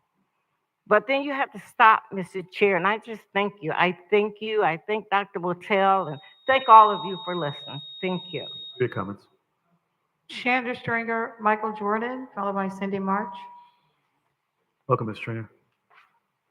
Good evening, Chandra Stringer, Riviera Beach. Thank you to the Honorable Mayor, he's out, to the leadership of the council and Mr. Evans and everyone else here tonight. I am ultimately very disappointed in the manner in which we spent 2 hours, almost 2 hours, on a debate in regards to the redistricting. I know it's important, but you have citizens that start their day very early. I'm talking about myself. I'm a citizen. And we have sat here and now get the opportunity to do public comments. I think we could have, or you guys should have spelled out a very much more detailed scope of work. So these consultants that you're paying them time and time again will have a clear direction. So you're not having a meeting within a meeting. The time and effort that we spent on this particular agenda item, we could have spent that on negotiating and finalizing the police contract. The other thing I want to speak on is we were getting bits and pieces from the media in regards to the water situation, but we're not getting them from leadership. So we should not be hearing half stories. Somebody saying this, you can talk to one news station, but you can't talk to the other one. But then we're still waiting on reports from investigations and all these things. Much more money, much more time is still being wasted. And the last item, I looked at it and forgot, but the item in regards to the $150,000 donation on behalf of Kaufman Construction that built the fire station. I want to really get clarification. I'm probably going to have to watch the replay tomorrow morning because it's on here to be discussed. How did you guys come up with the particular organization that the money is going to be aired to? I understand Mr. Callaway has done a tremendous job in this community, but who determines that one single nonprofit organization has the right and access to those dollars? Also, who's doing the research and the attachments to verify when these organizations were started? What are their financials? Are they connected to the IRS? And are we going to open it up to other nonprofit organizations with $150,000 that you guys are going to talk about tonight? It's very important. And to the point, it feels like you guys sort of kind of just do what you want to do, and then we get the leftovers and decide what we're going to accept or come and talk about or advocate for. Sometimes it put me in a place of wanting to give up. But I serve notice that I'm not going to give up. It can be aggravating, frustrating, sometimes humiliating because you got to go out and listen to people talk about the city of Riviera Beach. But as a true advocate, I'm going to come to these meetings. I'm going to say respectfully what needs to be said, and I'm going to wait on responses. And if I don't get them, I'm going to come back a time and time again. Thank you for your service. Thank you for your comments, ma'am. Next is Michael Jordan, Cindy March, and Erica Davis. Welcome, Mr. Jordan. Hello, I'm gonna be real quick. It ain't gonna take long. First of all, I would like to say hello to everybody. Second of all, what I wanted to ask, does the city manager answer to the city council? Are you like his supervisor or he answer to you all? Yes or no? All the comments will be answered at the end. Okay, Yes, no sir. problem. Well, anyway, like I'm saying, from my perspective and what I gather, I feel like the city manager have too much authority and too much power. You all need to stick to the guns and hold the fire where the fire needs to be held. First of all, you all renew his contract. We have police officers back there, firemen, that goes out and does the wonderful job, not only protecting us, but protect you all. And we still waiting for them to get their contract signed. So when his contract come up for renewal, don't sign it. I'm just telling you the way that I feel. It's nothing personal because I feel like if they have to wait and he's the one responsible for signing their contract and it's just dangling like that, maybe you should dangle his. Because one thing I do know that they're loyal to you because they still here and you all still have not signed their contract, but they're still working. And it's not all about that they need the money to provide for their families because one thing about it, when you trust and believe in God, you don't like for anything. You understand what I'm saying? So why not sign the people contract and let them continue to do the work that they're already doing? Because I'm saying they're showing right now that they're loyal, but then somebody else can come in and get the position, and you right now they haven't even displayed their loyalty, and you will pay them more than what you already paying them. So like I'm saying, let's just get it together and let's work together to help not only the citizens of Riviera Beach, but the police officers and the firemen. And this shouldn't take all this time. You know what I'm saying? Something that y'all want to hurry up and settle tonight that's been going on for 40 years, put it on the back burner for 40 more years and take care of them contracts. Have a nice night. Thank you for your comments. Cindy March, Erica Davis, Malika Brown. Good evening, council. I'm so full right now because you know what? I was at the meeting and I hate to keep pointing fingers because it seems like I have personal vendettas, but I have to call a spade a spade. I looked at the segment on the news about the water and said that it was going to bring it back in 30 days and Riviera Beach mishandled this and mishandled that. But I can truly remember when Evans came back, Lanier put on the floor, oh, let's just go ahead since he back. Let's make him the CRA director. Then he come, I can see visually, he come with a bouquet of flowers. Let's make her the assistant city manager, Deidre Jacobs. Not only that, let's make her the CRA, the water person, the utility person. She doesn't have an engineer license. And when that segment said that if you run in a utility place, you should have engineer license, period. Look, you have to have, y'all can listen to that crackhead. I'm telling you what I heard, okay? Enough is enough. We need to stop putting politics, people before the politics. We need to stop playing these personal vendettas. If you don't do stuff unethical for what Evans wants done, then you're no part of what he wants you to have. These police want to go home, like I said, and I'm going to continue to say it. They want to go home to their family like we go home. They put their life on the line. These fire people put their life on the line. Evans got a family to go home to where he's sucking up air and making 3 times of what he made before he left here. Y'all should have not renewed his contract because he said, and I was at that meeting, he would never seek employment in the city of Riviera Beach no more. Just give him his $90,000. This man probably making $400,000 for doing nothing but wasting taxpayers' money. Enough is enough. It's enough of bringing these big developers in here. It's enough of telling you people, telling you all who you all work for us. Oh, we got to do this tonight. I'm just like Mr. Michael Jordan. You ain't did it in 40 years, 40 months, 40 more years won't hurt. Get it right. That's why people don't want to vote. I get mad when people say they're not voting. I stand in there, they don't, I explain to them. Every vote matters. But I see why they don't want to vote. Because you all not representing them. How many of you all have went back into y'all neighborhood since you won the election and did something for that neighborhood? You walk down the street, you drive down the street, you can't even see what lane you're in because you don't have adequate street lighting. You don't have clean water here. That's what y'all should have spent time on, some clean water. Whether you live in Riviera or don't live in Riviera, you eat at these restaurants. I was in a hospital for 5 days last year, this time, because of my stomach, of the stuff that I drink here in the city of Riviera Beach. Am I filing a lawsuit? No. I want y'all to do better. When you know better, you do better. Comments? Erica Davis, Walika Brown, JB Dixon. Erica Davis, Riviera Beach. I told you people were watching you all. I told you that. And you're still doing the same thing. You always hire consultants to consult you on things that we need to move forward. Then you turn around and try and challenge them like you have that profession. These people are being paid to consult and remap these districts in order to give other people opportunities to vote on someone else. Your jobs are not guaranteed whether you vote on it tonight or not. It needs to be done, though. It hasn't been done in 40 years. You all just can't seem to get it together. When it comes to voting for projects, when it comes to voting on land, you make your own rules. You're being watched. That's why you have policies that you abide by. And you always try to alter them, change them, draw circles around them, whatever.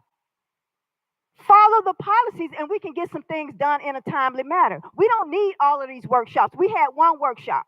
We only have, 5,000 people that vote out of 39,000 people? We have all kinds of notices that go out, all kinds of letters. Everything goes out that people know about these workshops. There shouldn't be any delays on anything anymore. We are losing money. We don't even have anything to bring us that you built or developed in this city that brings us revenue. Nothing, especially the Marina project, one of the biggest projects in the city of Riviera Beach that could have brought us some revenue. I mean, the things that you all do, like the lady say, you work for the people. We put you in office. We hire you. And you're not guaranteed to be here next year, regardless to how we just redistrict this map. So you all need to move forward with this because we're sick and tired of you going back and forth and we spending time in here till 1 and 2 o'clock in the morning. You just changed the policies and gave away $5.5 million worth of land, 2 weeks ago? Without any financials, any paperwork, any documents. You did that on your own. Our $5.5 million worth of property. That's corruption. So you guys need to get on board, do your homework, do town hall meetings, whatever you need to do to obtain your information. So when we get to this point, you know what you're doing and you know how to vote. Because this is ridiculous. Thank you. Thank you for your comments, ma'am. Next is Walika Brown, JB Dixon, Marvelous Washington.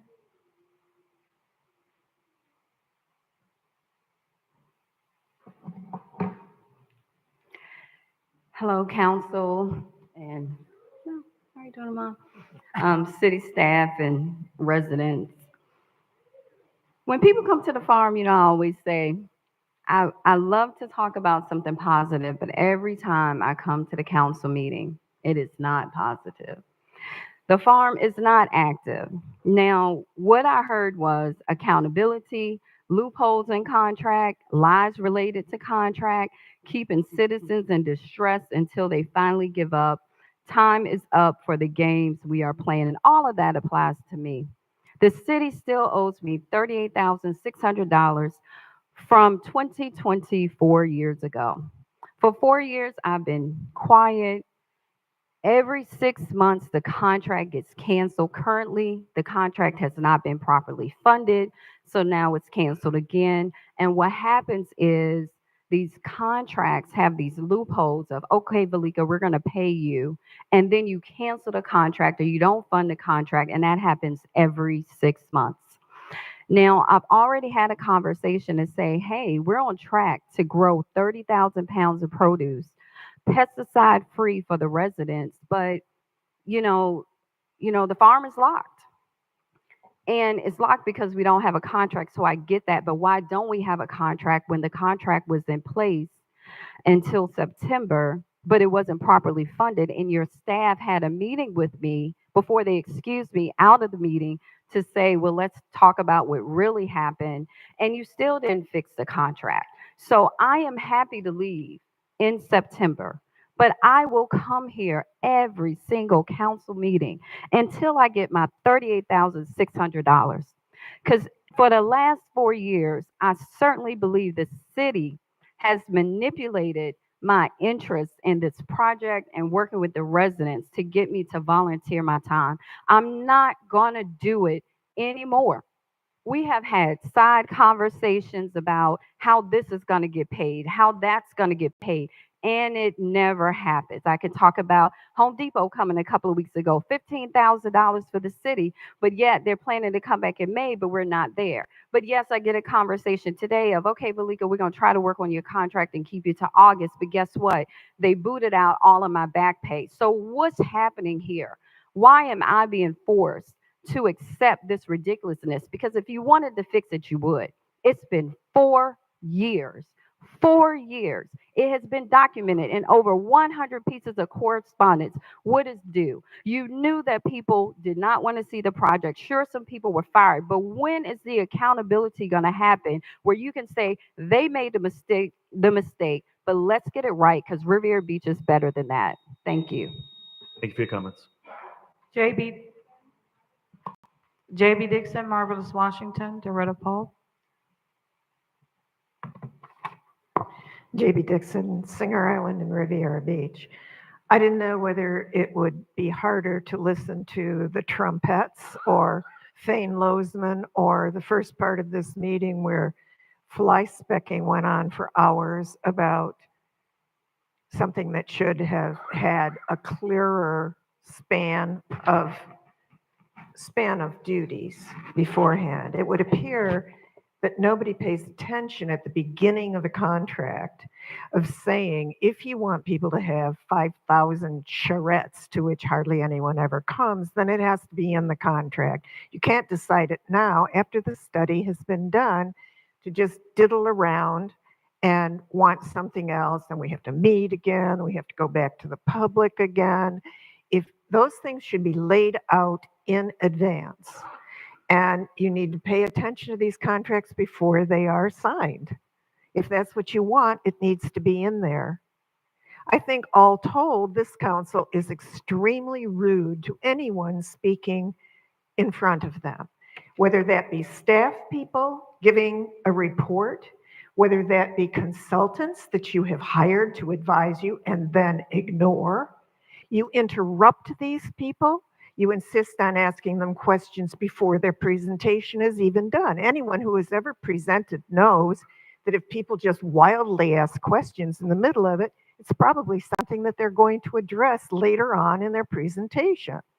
It doesn't make sense. It is not polite. It is not standard business practice to do that, and you should not do that.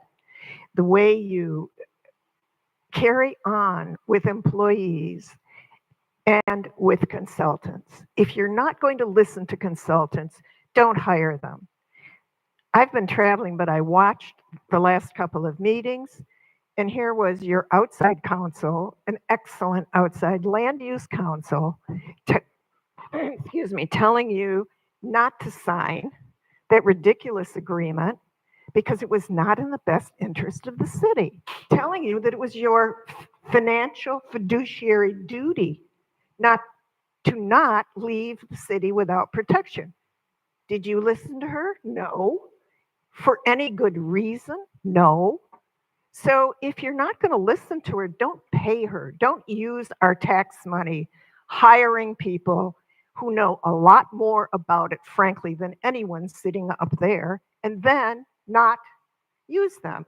The other contract, I think it was for the fire station, you had an internal committee of people that, again, we pay for to do their regular jobs. You haul them off their regular jobs to be on a committee representing their areas of expertise, not yours, and then you ignore them.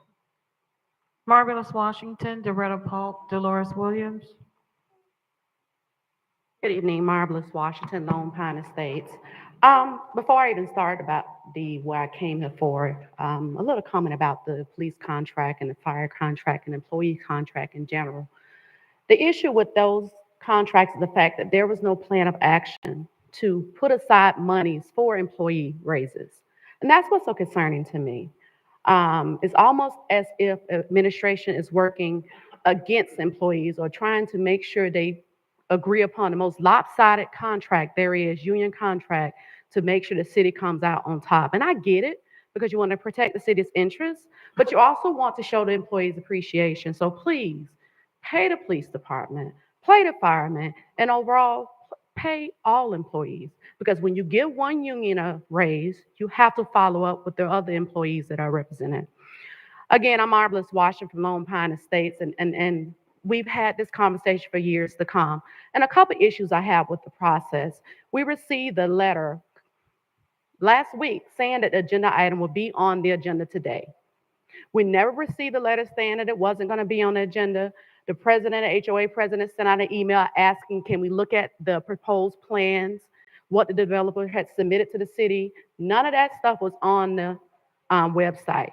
On the letter that we received, there was a QR code that we can take a picture of and see the plans that the developer was proposing. That link was broken. So when we get a response from the city manager talking about transparency, it enrages us because you guys use that word so lax and say it so often that when we hear it, we know it's everything but transparent. You're talking about residents that stay on a military corridor, and everybody come up here and say the same thing about the taxes that they pay. But let me tell you something. We pay a significant amount of taxes. Let me tell you what we do not have with those taxes that we pay. We don't have any public safety officers. We don't have any fire station that's been put in place, no plans for that. We don't have any recreation activities out there, no library, no place where residents can meet. So we assume that when you came up with the $55 million park bond, it would have included the golf course. Because why would you want to use $55 million on a piece of land that the city doesn't own? Why would you not want to purchase that course with already a facility on site that could have been renovated for residents that's on the military corridor, where we can have a place to meet, where our representative can have meetings with us? We still haven't had a meeting with the city about this. We don't even know what our options are. There was no reason why that money could have been used to create ball fields out there, covered shelters, something to benefit the residents in the military trail corridor in Lone Pine Estates. Thank you. That's the fastest 3 minutes ever. Doretta Paul, Dolores Williams, and I have a card with the first name, no last name. First name is Douglas.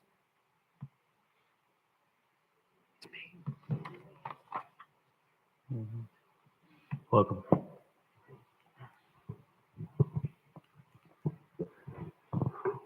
Good evening. My name is Doretta Park, and I'm a citizen of Riviera Beach. And I just want to say, as I did in the last meeting when Mr. Spiritus made this comment that as being the director of the oversight of the utility department, you should have an engineer degree. Now let's stop this. It's not mandated that that person have an engineering degree. Mr. Evans already stated that there's 3 different engineers in that department. Now, I don't know what is going on here at this diocese at all. And Mayor Felder, you stated that it's a system that is broken, that you're not trying to hold certain people responsible or fire them and this and the other.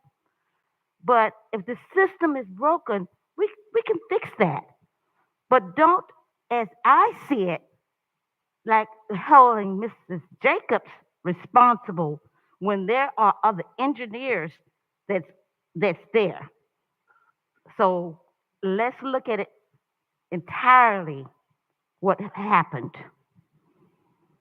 And also, Mr. McCoy, Councilman McCoy, your statement, and even with these men who brought back about the different landmarks, and there you always interject, and you don't give any person a time enough to completely make their statement. That's got to stop. And you mentioned, Councilman Coy, that since Mr. Spiritus wanted to know about this, that, and the other, and that you needed help with your 5,000 people, that you can use help from him. Well, you already stated several months ago that you're not going to be running again. That's what you stated. You were going to be here for one time on this diocese. And believe me, your commissioner, those people that you is in your district applaud this. We haven't had any townhouse meetings with them. And all you have done is go after different people, employees, attack and assault. And this is not a very good representation at all as a council person. And I thank you very much. And let's try to get together Thank you and for your comments, Ms. maintain Pope. Thank you. and be kind and professional. Thank you for your comments, Ms. Pope. You're welcome. Dolores Madam Clerk. Williams, followed by Douglas, and then Torrance Kearney. Good evening to the chairman, the council, city manager, and all the citizens of Riviera Beach, West Palm, everywhere. I have quite a bit of dealing with the Riviera Beach Police Department. And I don't know why you have to keep coming up and talking about debate, the salary. You work on your regular job, you make sure you go to that place to make sure you get your raise. So we should make sure they get everything. And why would you get a contract and they say there's loopholes in it? Y'all passing all these contracts and find out something is wrong and paying these people. Need to stop that. Pay those people, not only them, but the young ladies and people that work in the police department in the city. They need a raise also. Now y'all make sure all of them be included in it also. Because when I call it, they be kind and nice to me, and that's what I need to have done for me. And so we want to just stop all these contracts here. If you're gonna come with these contracts, why you come up here and do all this long talk, and nothing be done? We need that to stop. And I try not to hurt people's feelings, but we know we still messing up with this water here. And you say about 30 days or something. I don't know what you say. But every time I put up some water in the morning time out there for my dog, it's still yellow. I had to put a little bleacher to clear it up for the dogs to drink out of. So we want to get all that straightened out. And we want to do whatever it takes to get our city back on. Please. I don't think I have to beg for you to give them no raise. Why we got to keep begging you to make sure the union or the contractor, they're coming up here talking for themselves, not only us, but they're talking for themselves. Not only that, they're showing you what they do for us. So we want to do our best for them. Do all that we can. They say what they say. Do all that you can for the Marine and for the soldiers, the Army. I had nephews and sons that was in the military. So I understand some things in the lives they put on for us. So y'all make sure y'all do what is right for them, because they deserve that. And let's stop all this contract stuff and signing contracts and then you see a loophole in it. What you gonna fill it with? A new contract that's final and good? That's what we need. Please stop it. I'm asking you in the name of the Lord Jesus Christ. Pray and let us get it together. If we all pray, come together, things will move and it come to pass if we trust in God to make sure that these things go forward. And I will still encourage you, Mr. Glenn, have a wonderful, wonderful. Remember when I told you about the lines in the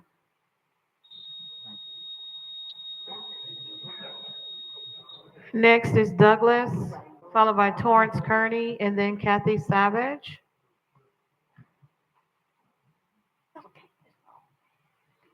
Good evening. Members of the community, we stand at a crossroads where our dedication to safety and justice is put to the ultimate test. In a city with an active criminal history, our officers bravely face the challenges of protecting and serving every day. Yet we find ourselves in a situation where our officers are undervalued and underpaid. a stark reality that hinders our ability to recruit and retain the finest men and women in law enforcement. It is time for us to come together and recognize the critical role our police department plays in safeguarding our city. Our officers are the frontline warriors in the battle against crime, risking their lives every day to ensure the safety and well-being of our community. They deserve more than just our gratitude. They deserve fair compensation for the dedication and sacrifice. As we strive to combat crime and uphold the rule of law, we cannot ignore the pressing need to address the issue of inadequate pay. A well-equipped and well-compensated police force is essential to maintaining law and order in our city. By investing in our officers, we are investing in the safety and security of our community. I urge all the stakeholders to join hands and support our police department, fight for our raises.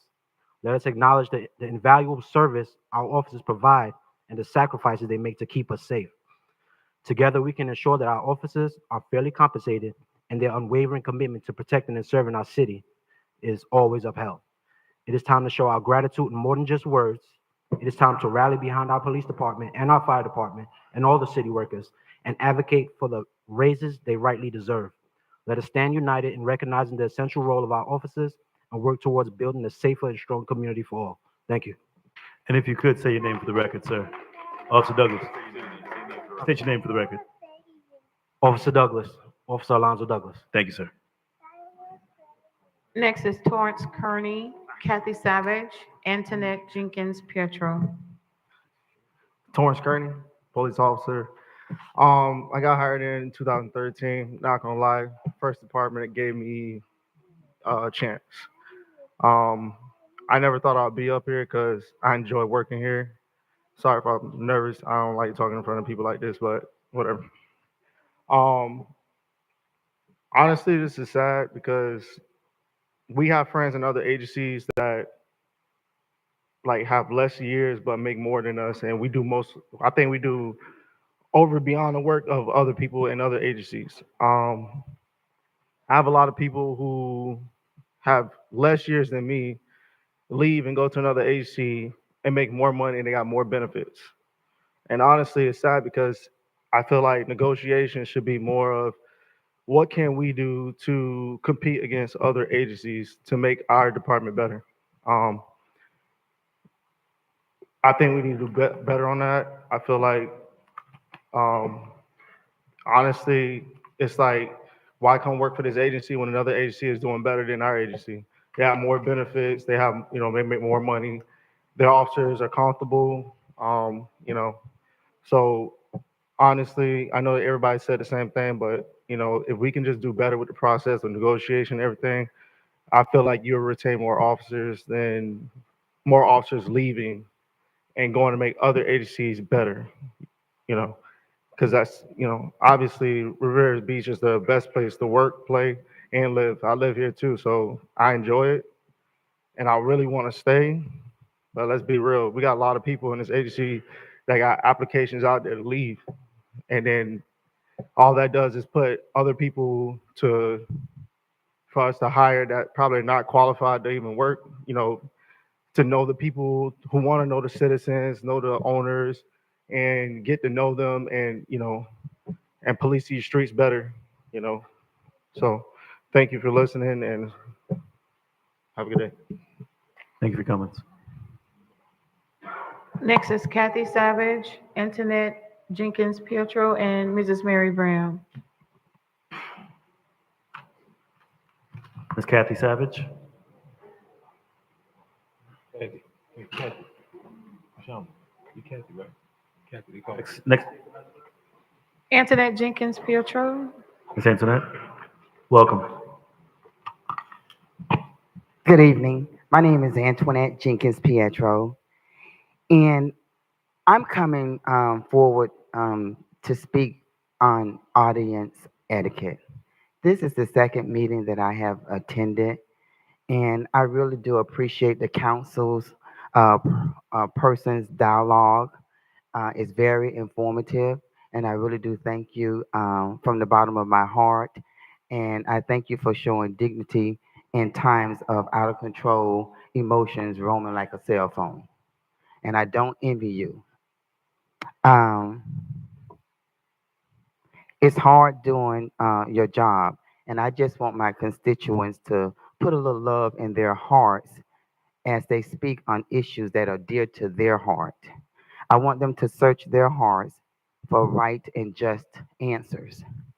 The lady in the pink and in my Gladys Knight voice, I would like to say, they finally found the message. They finally found the message. I want to tell them thank you. Thank you, boys to men, for telling them one more time, your vote counts. Do you know how many percentage of non-voters are at home? That's why the opposition wins. We need to start creating win-win situation, not win-lose, lose-win, or lose-lose. It's time out for pointing fingers. And once again, I think this council is doing a fantastic job. And remember, the House of Representatives and Senate in Washington, D.C. make the decisions, which comes from our governor. So participate and understand the council people are doing the best that they can with the hand that have been dealt to them. Thank you. Mrs. Smith.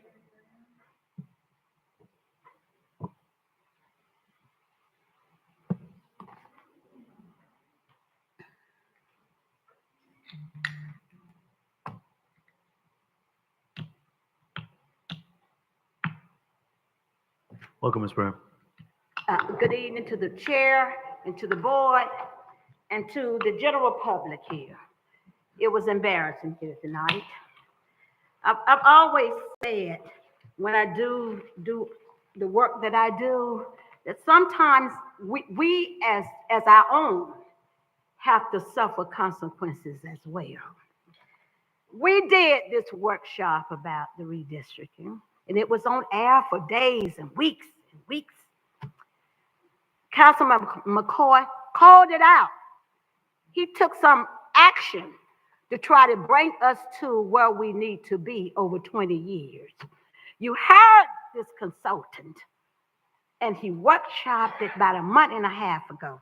It's not to your pleasure. It's for the benefit of the entire city. From where we are then to where we are now, we're not 2,000 people anymore.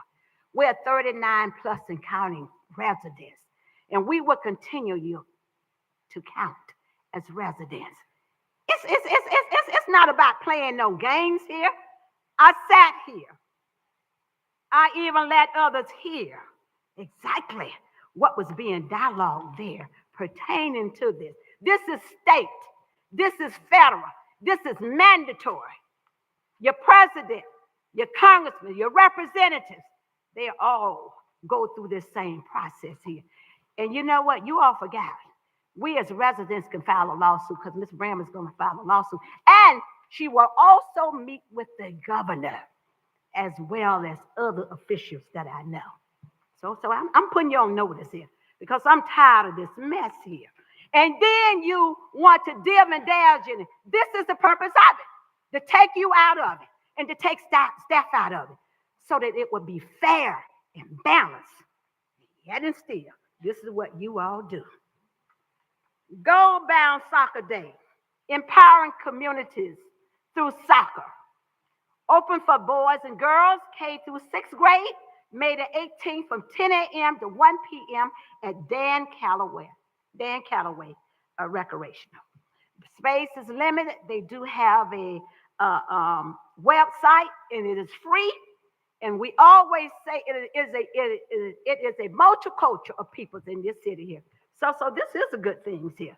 It's free lunch, and parents, bring your kids out. But first of all, go to the website there because the spaces are limited.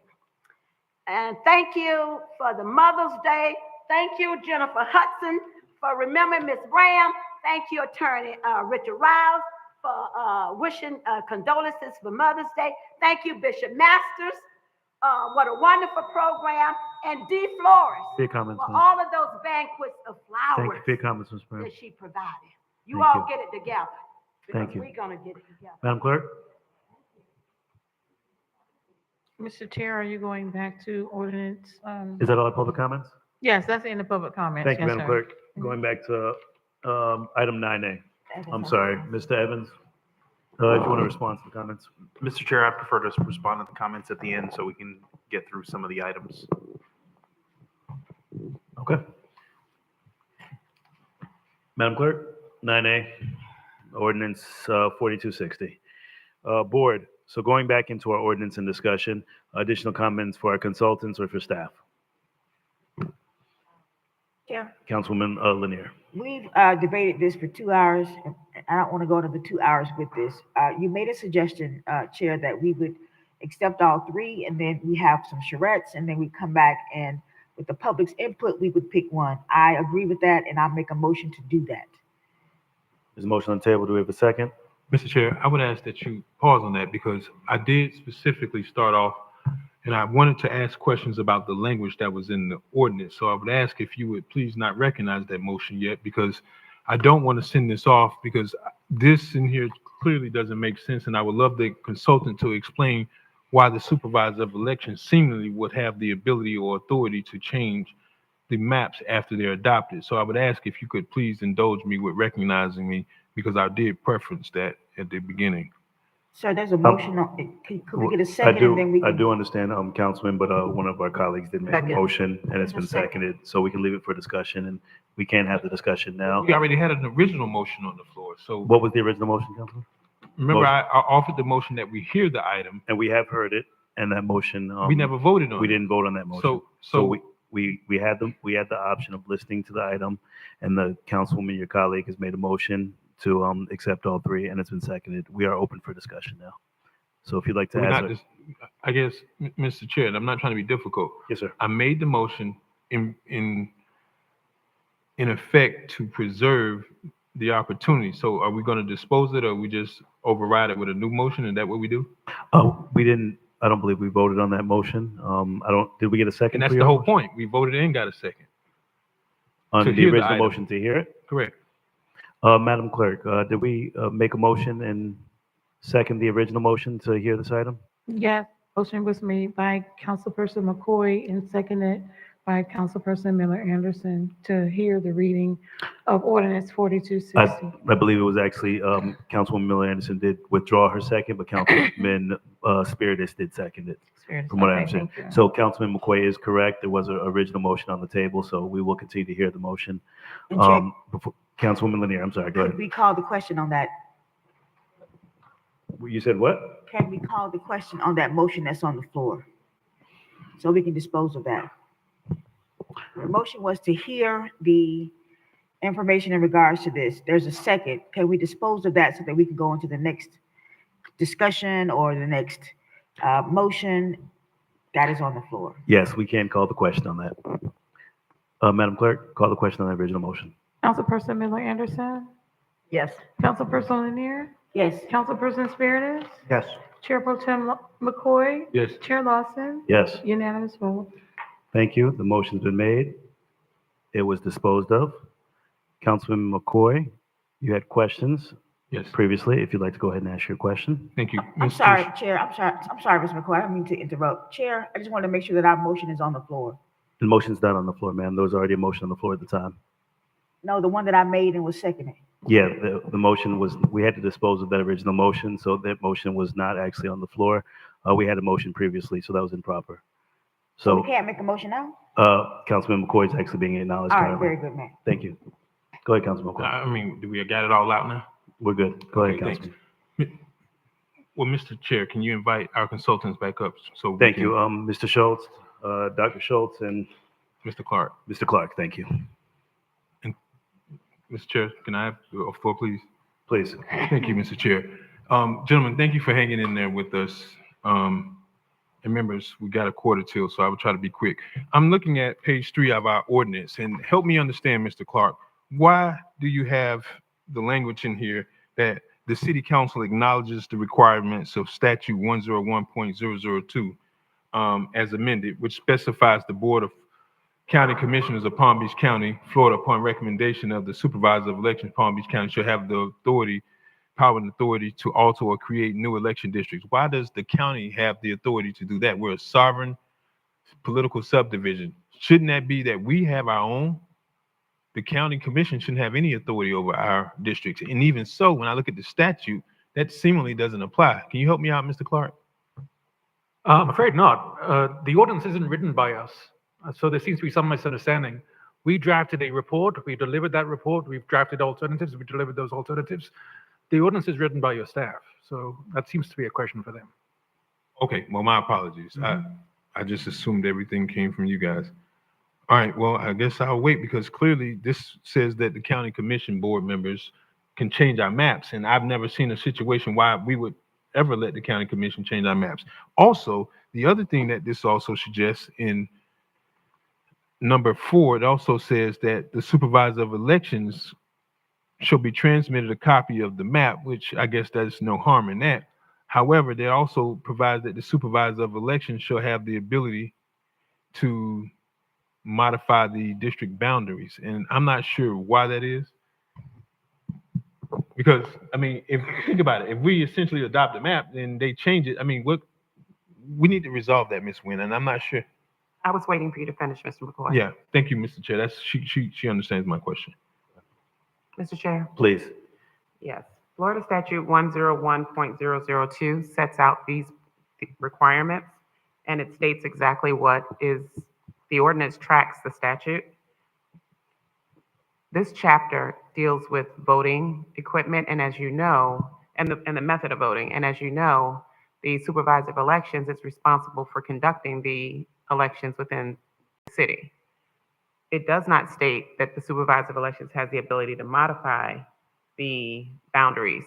It just says that the Board of County Commissioners, with the concurrence of the supervisor of elections, arranges the boundaries with the subject to the concurrence of the governing body of the municipality, which is the city council. It's just a process because again, the supervisor of elections has to decide where the precincts are, where the voting equipment goes, and it's just all in keeping with that. It's very ministerial. There's no changing of the precinct of the boundaries by the supervisor of elections or by the Board of County Commissioners. And it's a state statute, and we have to follow it. And so this just sets out that policy. Thank you, Attorney Wynn. Councilman McCoy. Thank you, Mr. Chair. So, Ms. Wynn, but if we vote citywide, does that really matter? There are no exceptions to this provision. When you read this language, you don't see an exception in there. And I can't build an exception into the law. Okay. All right. Thank you. Thank you. You're welcome. Councilwoman Lanier. But I'm sorry. Thank you. Are you done, Councilman? Well, Ms. Wynn, it says to conform to the boundaries of the municipality. So, Subject to the concurrence of the municipality. You have to continue reading the entire section. okay. All right. I never seen that, and it's never been in our ordinance before. And it's in all the other ordinances that I've looked at within, in drafting this policy throughout the state, or at least in South Florida. I've looked at, I believe, Hollywood, Green Acres, everyone tracks the same language. Okay. Because again, it's coming from the state statute. Okay. And they too vote citywide? I'm not sure how they vote, Okay. but I don't think it matters. Because again, there's no exception in this statute. Okay, thank you. Thank you, Councilman McCoy. Councilwoman Lanier. Yes, I'd like to make a motion that we approve the 3 maps with the caveat that there will be at least 2 meetings with the public in regards to these 3 maps with their input. At the second reading, we will make a decision as to what map we will agree upon. That is my motion. Second. Motion been made and properly seconded. Discussion. Mr. Chair. Councilman McCoy, go ahead. Yes, so I want to, before we consider that, I mean, there's a couple things. I think the more appropriate thing is not approve these maps, but rather advance these maps is probably the more appropriate thing. Secondly, that's to the extent because, it's been said several times here tonight that we hired this consultant. We've never hired this consultant. This consultant was purely hired by the city manager. And another consideration, Ms. Wynn, is I don't know what the terms of that contract is, if that has been exhausted and these additional meetings assuming they're going to be facilitated by this consultant, what does that look like? I mean, we can't, I guess we could bind the city manager, but when he comes, I want to make sure that we understand that if we sit here and decide that we're asking the consultant to conduct more meetings, I think the manager should be able to decide on to what extent, he's already fulfilled his obligation under the contract, or there are more dollars that need to be expended. So, Mr. Evans, I think you understand what I'm asking. Yes, Mr. Chair, if I may. Mr. Evans, go ahead. And that's why I asked for my comments to be later on this evening, because I need some action or some direction from the board. In order to facilitate subsequent meetings outside of the meeting that we do have planned for the 23rd, I would need the board to authorize some additional monies to facilitate the completion of the directive that is going to be provided to the board, and probably to the tune of about not to exceed $7,500. I think, we should be able to get to a good point to facilitate whatever meetings well below that, but I think that can get us to where the board wants to be. Follow up. Councilman, go ahead. Thank you, Mr. Evans. And were you able to hear the motion that was made? Because I want to make sure 7,500 gets you there, because what I think Councilperson Lanier is asking that we have 2 additional meetings. So you got 2 additional consultants that's seemingly going to have to come back out here, and then the feedback they're going to get, and to incorporate that back into the map, if it is within those parameters of being legal, then we have to make sure that that $7,500 accomplishes that. And I don't want to now stop this in the between. I would much rather give you the ability to not to exceed amount, because who knows what's going to happen. And follow up to that as well, Pro Tem. The request, I believe, from Councilwoman Lanier was 2 meetings. I believe they're already slated for 1 meeting, so there'd be 1 additional meeting. So a total of 2 meetings is what we're asking for, based upon Councilwoman Lanier's motion. 2 meetings total? Yes. Thank you. So total of 2 meetings, Mr. Evans, and with the consultants, I guess they're caucusing. Can you ask that question again? Because I think she said 2 additional meetings. Councilwoman Lanier, you No. wanted two total meetings. 2 total meetings, because when I said 2 meetings, that means that I was not sure about The first original meeting, one, but yes. I'm talking about 2 meetings for the public to give their input about what these maps look like, and their input on how we're going to look at that, because it is the public's ultimate decision about how we do business here. So just to clarify the record for that motion, we will have Councilwoman Lanier restate it, but it's going to be for a total of at least 2 meetings. No. Hold on, Mr. Chair. Councilman. Okay, so whatever scope that they've provided thus far was already encompassed in the contract. Let's speak specifically of from this point going forward. If that's 1 meeting, let's say 1 meeting. Don't say 2 total meetings. Whatever work they've done, they've pretty much done it already under their contract. So let's be very clear. 1 meeting from this point, May 15th going forward, or is it 2 meetings from this point going forward? Let's not consider anything they've already done. Yes, sir. In terms of the motion and how much money we're going to give the authority for Mr. Evans to expend it. Yes, Chair. Councilwoman, go ahead. Thank you. There is a $24.99 limit for the city manager to make a decision in regards to contracts. I'm asking for 2 meetings. There's 1 already on the books, an additional meeting to make sure that each part of this city has an input into what happens with these maps. That input from the residents will give us an opportunity to say they've seen it, they've talked about it, they've discussed it, they have their input, and it's coming to us. Now, with that being said, I want to make sure that the city manager is able to, if there's only 1 meeting in the contract, to expand that to 1 more meeting. That's it. I'm not asking to rewrite the contract. I'm not asking to bring this thing way out. I'm trying to make sure that the public has an opportunity to look at these 2 maps. I asked for the maps to be approved and 2 maps in between the second reading. That is what I'm asking for. And the manager to be able to expand that 1 additional meeting for the contract, because if it's $7,500, the manager can go up to $25,000. Dr. Spiritus? Chair. Go ahead. So this motion for the 3 maps, if Councilman Lanier wants to have workshops, you want them in each district? Is that what you're asking for? No, I just Or want just two- one more? Just, Yeah, just one, it's one meeting on the books, one more meeting, two meetings in between that second reading, so the public has an opportunity to have a conversation about these maps. Not one, but two meetings. That's it. okay, Chairman? Dr. Spiritus, go Okay, ahead. so we're going to move forward with 3 maps. That's the motion that's on the floor right now. But if based on the workshops, the community wants to amend the map, will we permit the maps to be amended by our consultants? Chair, Councilwoman? I think that is within the right of the board to do that. But saying that, I like the terminology that the councilman used in terms of advancing it instead of accepting it. Advancing those 3 maps to the second meeting so that there's an opportunity for the public to be able to have a conversation about those 3 maps. And if there is any input within the legal realms of the consultant, it'll come back to us as well. Mr. Chair? Dr. Spiritus, go ahead. So that if I get this right, so the 3 maps are going to be advanced. Yes. And they're going to go to the public, and if the public makes comments that might modify one of the maps that's legal, that would be okay. Yes. Okay, will you add that to your amendment, to your motion?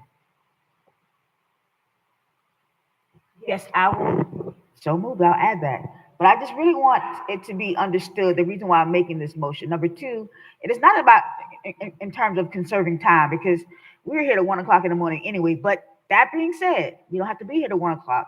What we want to happen is the public to be able to have some input into these 3 maps. And if they make suggestions that are within the law, then it comes back to us and we can recognize that. Thank you, Chair. Thank you. Additional comments from the board? Discussion? Go ahead. Mr. Council. Evans, are we clear?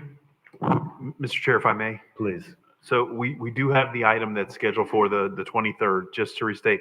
Is it that the board wants to, because I just want to make sure, is it a virtual meeting? Is it a face-to-face meeting? Because in order to accommodate probably larger participation, the second meeting, I would recommend being on a virtual platform that will allow folks to be able to participate versus a face-to-face. But I just want to make sure that we accomplish what the board's collective desires are. Chair, Councilman Lanier, go that ahead. could be both. It could be virtual and it could be in person. Is that, Mr. Manager, is that? Okay, thank you. You got everything you need, Mr. Evans? Mr. Chair? Ms. Evans. Besides the funding to be able to facilitate the subsequent steps associated with that. And the amount would probably be at an amount not to exceed $10,000 to be able to accommodate, because realistically, it is one more meeting that is being added, because it was contemplated that we'd have the meeting on the 23rd, and then invariably the second and final reading that would come back to you at your June 5th meeting. Are we going to add? Go ahead, Councilwoman. That's reasonable, up to $10,000 for this. I mean, for an extra meeting, $2,500. I don't know, but okay. But the thing about it is that I want it to include those 2 meetings, everybody in this city. And not only should you have both meetings in public and through virtual, that they both should be that way, virtual and in person. Mr. Chair, if I may. Mr. Evans. With respect to the meeting is one element of it, obviously, but if there's any work that has to be done, and so that's why there's some analysis that would have to be done if there are some additional modifications that are considered consistent with. So that's why the amount. So it's not just for the meetings, it's also for the analysis and the review and the comments that they'll have to review to put into whatever the final outcome is. Thank you. Hold on 1 second, Pro Temp. The time is 9:58 p.m. Board. We need a motion to extend meeting and make it time sensitive if we would like. Move to extend. Second, Time limited at all, or to the end of the agenda? yes, Which one? End of the agenda? end of the agenda. Motion made Second. and properly seconded. Madam Clerk. Councilperson Lanier? Yes. Councilperson Spiritus? Yes. Councilperson Miller Anderson? Yes. Chair Pro Tem McCoy? Yes. Chair Lawson? Yes. Unanimous vote. Go ahead, Councilman Pro Temp. Thank you, Ms. Hall, Mr. Evans, Ms. Nguyen. We got to keep in mind, there is a requirement for advertisement, so that's still going to go out irrespective of whatever maps we choose, correct? Yeah, Mr. Chair, if I may. But yes, it is staff desire to effectively, at the conclusion of this meeting, send the advertisement to the appropriate entities to ensure that we're in compliance with the appropriate public notice. So irrespective of that, we're still going to facilitate the public meetings, but the notice that we are planning to bring this at your June 5th meeting will go out. Okay, and Mr. Chair? Councilman, go ahead. Mr. Evans, your consultants, they've done some great work. I can only imagine. But can we take some statistics and know how many participants? Because if I can borrow a page or your terminology, I want to see if the juice is worth the squeeze. You know, as many times as we have meetings, sometimes we don't have the participation. And I don't want to sit here and put this on and then we spend another $10,000 and we now have another extra meeting and nobody shows up. And then, you know, we come back here on the 5th and we wonder what happened. And then we find out there was only 10 people that showed up. I just want to make sure that I keep that in my pocket going forward, because sometimes, you know, we go this extra effort to make these things available and people don't take advantage of it, or it's the same people time and time again, which, you know, I certainly want to do it, because I want to make sure everybody has an opportunity to speak, but certainly it'd be helpful to know. Thank you. Chair. Go ahead, Councilwoman. Yes, we want the 2 meetings, and if nobody shows up, it has been offered to the public. Thank you. Okay. Mr. Evans, question before we vote. How quickly will these meetings be held? Mr. Chair, if I may, we have the meeting scheduled for the 23rd. I'm going to have to get with our consultants to see what their availability is for the subsequent meeting. So as soon as we get, we're going to put out the notification for the meeting on the 23rd tomorrow, and then we'll put out the other alternative as well, probably in short order. So If we could look at some creative ways of how to get it advertised and some dates so that we can really get the residents engaged for it. I know previously we got a lot of engagement through mailers, through door hangers. A lot of our residents don't just have social media or access, so as much notification as possible. And then also some dates sent out as quickly as we can, just so the board can be aware of it. And we'll get it out to the residents as well. Additional comments? Madam Clerk, if you could read the motion into the record, please.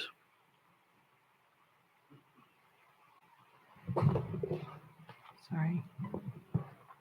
The motion is to advance the 3 maps, the 3 redistricting maps, to be heard at the second reading of the ordinances, where the board will vote on a map that they agree upon, and also to ask to hold an additional meeting for the public to give their input. 1 meeting is already in the books, and an additional meeting where the public will be able to give comment to modify the maps within legal.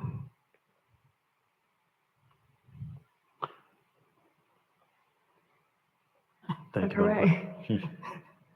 That's your motion. Second still stands. Madam Clerk, roll call. Okay, I need to read the ordinance into the record, please. Ordinance 4260, an ordinance of the City Council of the City of Riviera Beach, Palm Beach County, Florida, amending Chapter 5, Article 1, Section 5-1, Ordinance 3083, entitled Designation of Voting Districts of the City of Riviera Beach Code of Ordinances by redefining the geographic boundaries for the 4 established voting districts, providing for repeal of conflicting ordinances, severability, inclusion in code, and an effective date. Councilperson Miller Anderson. Mr. Chair. I'm sorry. Mr. Evans. I'm sorry, before the board goes ahead and votes, can we ensure that the $10,000 is called out for in that particular motion so we can resolve that particular issue as well? Because, you know, I don't want to get later on into the evening and then we end up missing something and invariably, you know, we can't advance the steps. Chair? Councilwoman Lanier. Yes, I'll amend that motion to add that amount for the 2 meetings and the third, I guess just a third meeting in terms of the reading for the actual item. And we need the amount.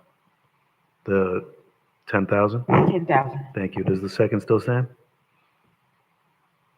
Second. Thank you.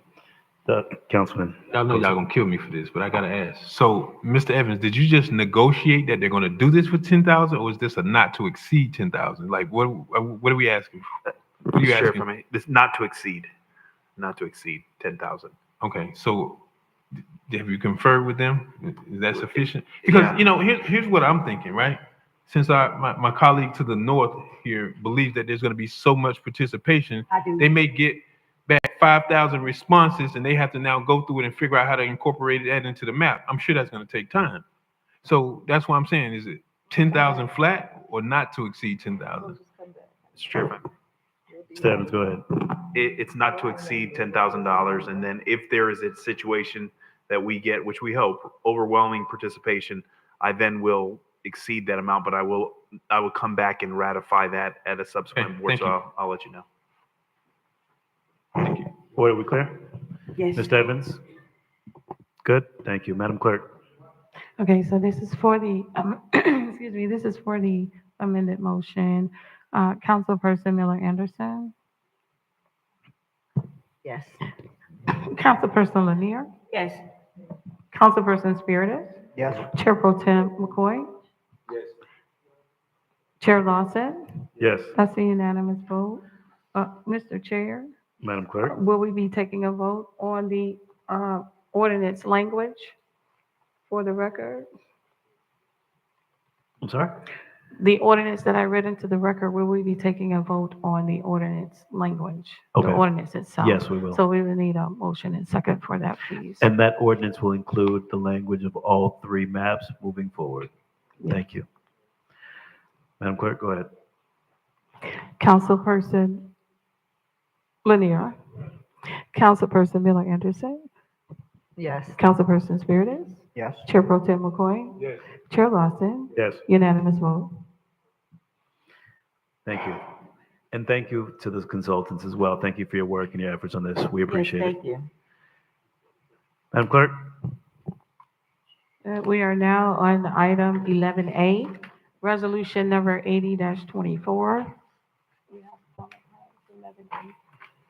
A resolution of the City Council of the City of Riviera Beach, Palm Beach County, Florida, authorizing the approval of an amendment to the memorandum of understanding between the City of Riviera Beach and Legal Aid Society of Palm Beach County for services related to the heirs property initiative, including an effective date. Mr. Chair, we have one public comment card on this item. The acceptance of the public comment cards is closed. So moved. Second. Motion been made and properly seconded. Mr. Evans? Mr. Chair, if I can turn this presentation over to Ms. Anita Jenkins, Director of Neighborhood Services for the CRA. Chairperson Lanier, Commissioners, Council people, I'm sorry, Mr. Evans and staff. This item is a request to amend a memorandum of understanding between the city and Legal Aid for the Heirs Property Initiative. Just to refresh your memory, early last year, the city received a $90,000 grant from the Federal Home Loan Bank of Atlanta and instituted a program to reach out on a pilot basis to residents primarily in the Riviera Beach Heights area. The contract has technically expired, and in order to complete the grant requirements, we're asking for an amendment to extend the contract until or beyond the time of the grant expiration, including an extra 60 days to allow us to do final reporting and clean out.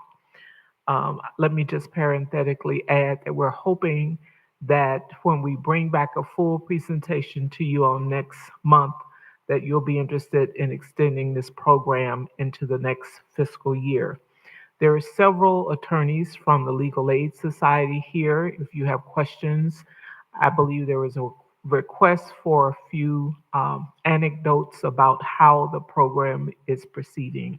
And I'll stop and take any questions. Chairperson Lanier? Didn't even give me a chance to jump on it. Do we have any public comments, Madam Clerk?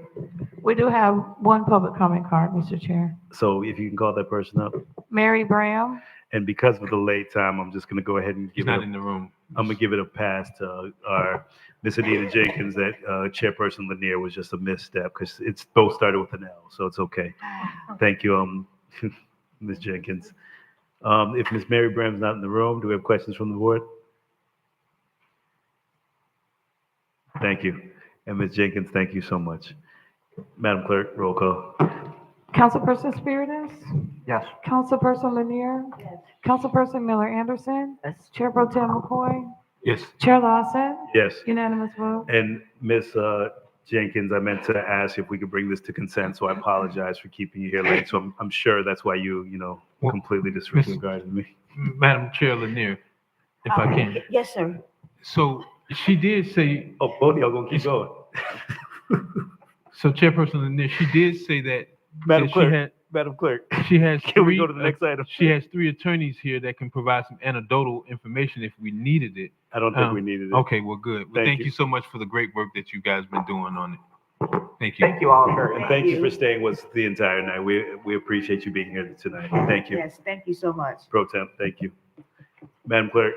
Item 11B, resolution number 67-24, a resolution of the City Council of the City of Riviera Beach, Palm Beach County, Florida, awarding request for proposal, RFP number 1117-24-1, to Designing Local Ltd. to provide a master plan for art in public places for the City of Riviera Beach in amount of $65,000, authorizing the mayor and city clerk to execute a professional service contract between the City of Riviera Beach and Designing Local Ltd., further authorizing the Director of Finance and Administrative Services to make a payment from account number 1011-7101-531-000 and providing an effective date. Mr. Chair, we do have one public comment card. The acceptance of the public comment cards is now closed. Chairperson Lanier, I move to approve. Second. Madam, roll call. Y'all done got me all discombobulated. Can I have a motion? Since the Pro Temp is just jumping in, can I have a motion in a second? I move. Motion's been made by Councilman McCoy, Yes. seconded by Councilwoman Lanier. Mr. Evans? Ms. Jacobs? Mr. Lawson, sure, thank you. Thank you. This presentation will be made by Mr. Sermons and Glendora Williams. Thank you. Mr. Sermons? It was a solicitation that was advertised on Demand Star for Arts and Public Places Master Plan. It was advertised on December 12th. We received 3 responses. It was broadcast to about approximately 553 firms. An evaluation committee meeting was held on February 15, 2024. And based on the results of the evaluation committee, they were recommending Design Local Ltd. to provide the Arts and Public Places Master Plan for the city. Do you have any more information you want to get? Public comment, please, Madam Clerk. JB Dixon, I don't think she's here. I think she left. Okay. Questions from the board? Roll call, Madam Clerk. Councilperson Miller Anderson? Yes. Councilperson Lanier? Yes. Councilperson Spiritus? Yes. Chair Pro Tem McCoy? Yes. Chair Lawson? Yes. Unanimous vote. Thank you. Item 12A.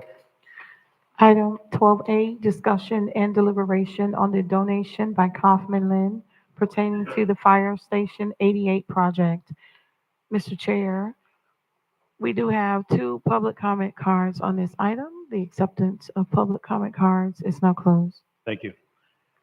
Mr. Evans? Mr. Chair, members of the board, if I can have the Fire Chief, Mr. John Kerr, to make this presentation. Thank you, Mr. Evans.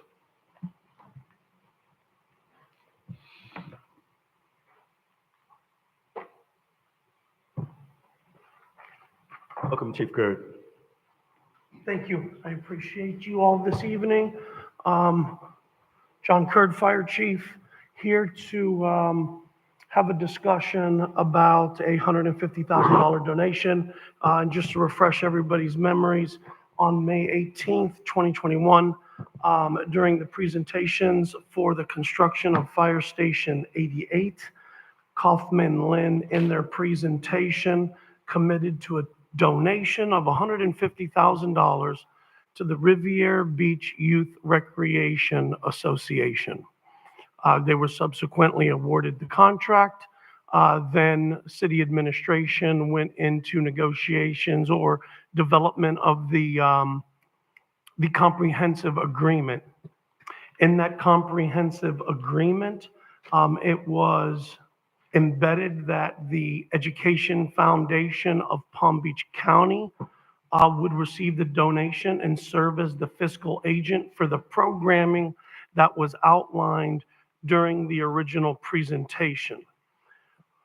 Over a period of time and conversations with the Education Foundation of Palm Beach County, they had decided to not engage in the project or program because it dealt with a very specific school, a very specific program, and a very specific subset of children, and they really do things across the whole county. So with that, Kaufman Lynn looking to make the donation and us not having clear direction and still trying to gain some additional information, the Kaufman Lynn company wrote the check and made it payable to the city of Riviera Beach to hold essentially in trust until a decision was made on how the money was to be spent. During that window of time, Kaufman Lynn has changed banks. That check sitting in a safe, untouched and uncashed, is now void, and Kaufman Lynn is still looking to reissue that check. And we're here tonight to seek guidance from council, considering what was said in a presentation versus what was in the comprehensive agreement, and what are you all's expectations of how that money is to be used and spent. Thank you, Chief Kurt. Comments from the board? Yes. Go ahead, Councilwoman Lanier. Yes, I wanted to ask, I think I asked this in the agenda review, is that there was a proposal that was given in terms of the fire station. And then that proposal that was chosen had the Youth Recreation Council or Association is a part of that proposal. But then when it got to the contract part, it was said the city of Riviera Beach. I wanted to reconcile those two to make sure that we're on the same page in terms of where this money is supposed to go. Okay, and Mr. Evans, correct me if I'm wrong, but my understanding, and while I wasn't involved with the actual development of the comprehensive agreement, it was explained to me when I asked how this situation came about, is there was what appears now to have been a misunderstanding on the Riviera Beach Youth Recreation Association's 501c3. I believe at the time staff looked on Sunbiz. They did not recognize or did not see an active registered 501c3, but we have now later found out that the Youth Recreation Association has a unique 501c3 that's granted through them from the Department of Agriculture, which doesn't require registration in Sunbiz. I believe subsequently they have re-registered it or updated it in Sunbiz, but we're not required to and have not done so in years because of the type of 501c3 that they possess. Thank you, Chief. When was that check issued to the city from Kaufman Lynn? Mr. Sherman, can you remember roughly, we're talking maybe 6-8 months ago? Okay, somewhere 8 to 10 months ago. Okay. So I think that was my concern, and I spoke about this in our agenda review, that it's been sitting in a safe for about 10 months, and those dollars need to be into the community. So last meeting, I asked for the staff to come up with some scenarios, and I know that you want the pleasure of the board. I want us to work with what was originally allocated, Youth Rec, to come up with a program to actually allot for the training and the program. So I think the board just has to give direction for the council or for the staff to come up with some guideline steps. So I would like for Youth Rec to manage the 150,000 that was allotted for them with programming for electrical and fire training. Additional comments? Go ahead.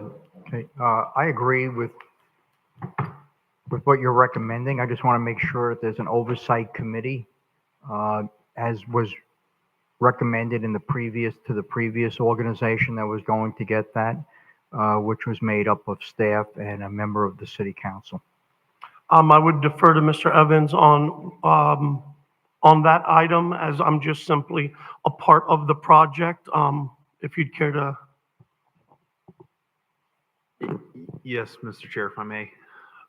It would be my recommendation, if the board is inclined to move in such a direction, that we provide for a refined scope as well as an accountability element to it that will provide the board some assurities that the monies would be utilized in a fashion that the board thinks is appropriate.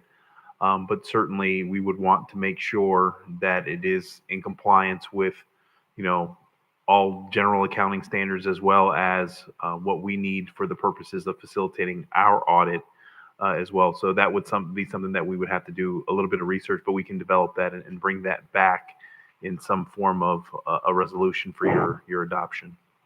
And to that point, Mr. Evans, I want to make sure that that's done at an expedited rate.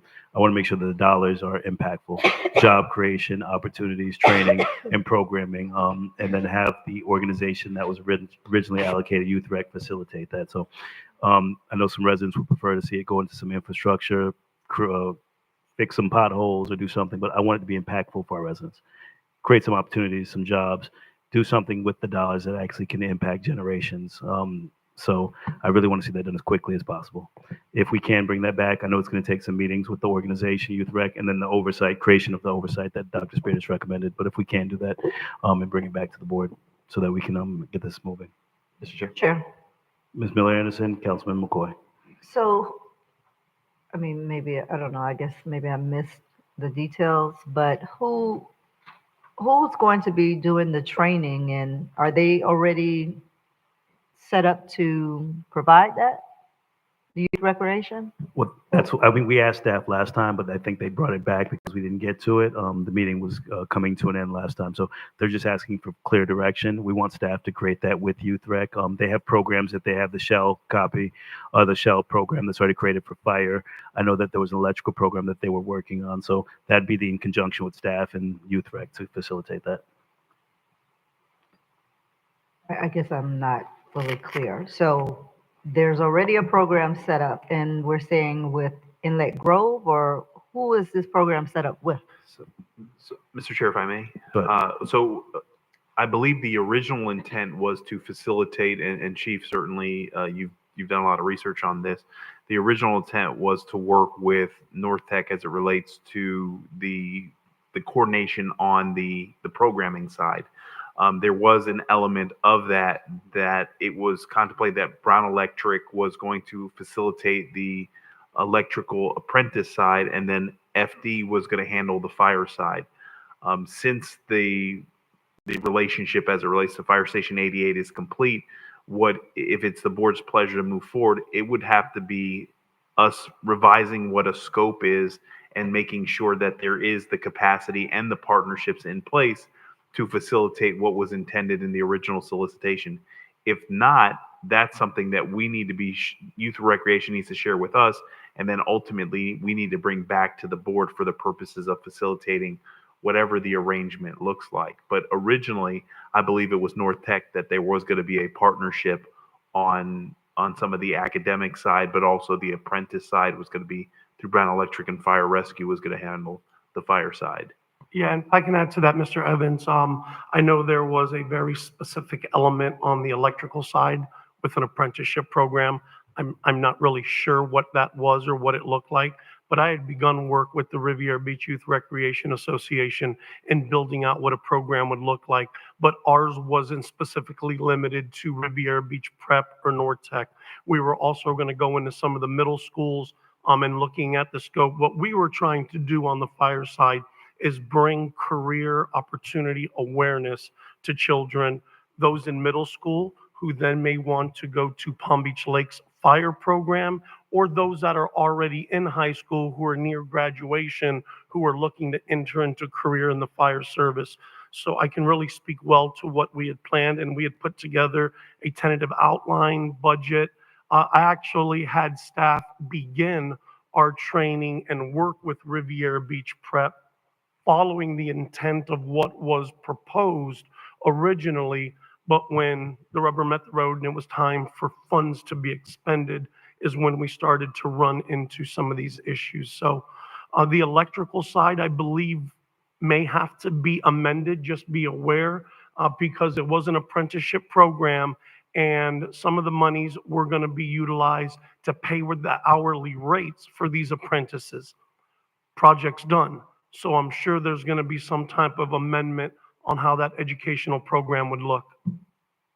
Okay, but so this is where I'm a little confused, I guess, is because it sounds like you have created the program or had a big hand in the program. Why is it that we're giving the money to the youth recreation to handle the program when it sounds like the city is handling the fire part? Why can't it just come to us and we do whatever the program it is that you've already said you kind of set up? Well, yeah, on the fire side. On the fire side, yeah. Yeah, on the fire side, this also tied into the conversations that we all had when we were building the station, that we were building that training tower and facility and apprenticeship and mentorship programs. So that's where it tied in. It would be run by the Riviera Beach Youth Recreation Association, where we would have firefighters go to the classroom, different people from within the fire service, because it's not just about firefighting. There are dispatchers, there are vehicle mechanics, nurses, paramedics, the like. So we were going to work with them, as Brown Electric was going to work with them to kind of help bring that program together. But we would not be responsible for it or running it. We would just coordinate with them on how we can help get the word out on career awareness. Okay, so they've already done similar projects like this? Mr. Chair, if I may. Mr. Evans, go ahead. As it relates to the Youth Recreation Association, I'm not aware of specific projects similar to this that they have done. I know they have done things throughout the community, but I don't know about the apprentice on the fire side or what have you. And that's something that in conversations that we need to be able to explore if there is the bandwidth and the capacity to facilitate what was intended to be done in the solicitation. But from what I am under the impression is that they were spinning up to be able to do that. But I don't have a program where I can point to and said that they have done a similar like program.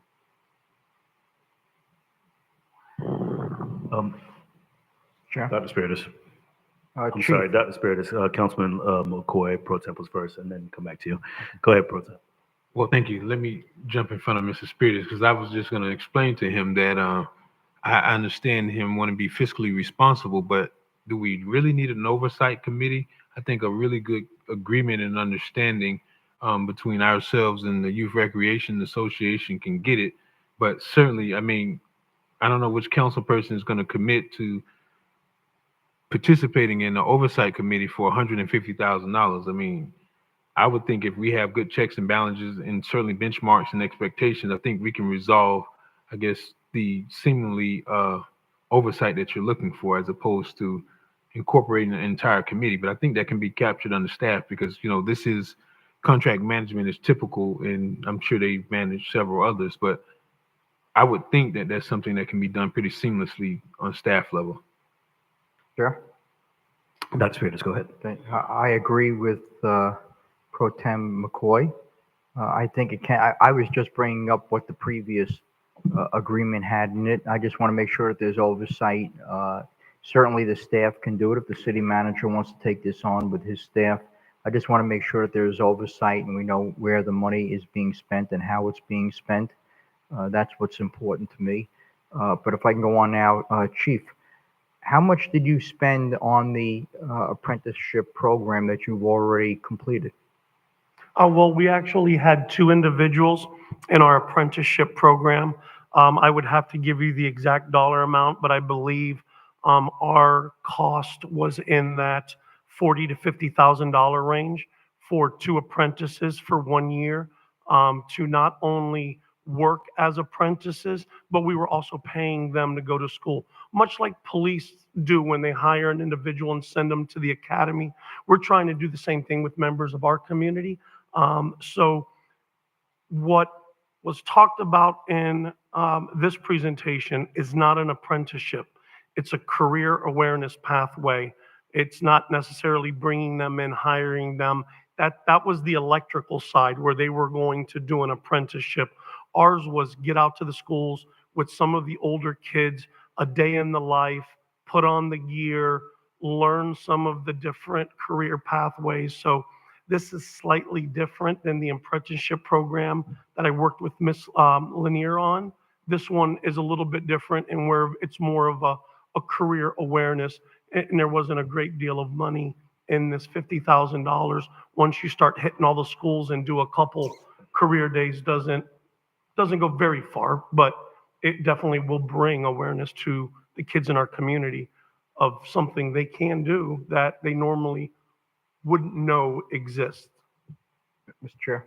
Go ahead, Dr. Spitters. Okay, so clearly Station 88 is completed. So Brown Electric and the work that they're doing on, they did on Station 88, this is no longer the case. So we have Station 86 will be under construction soon. Well, we have 87 still under construction, but 86 is going to be a new project.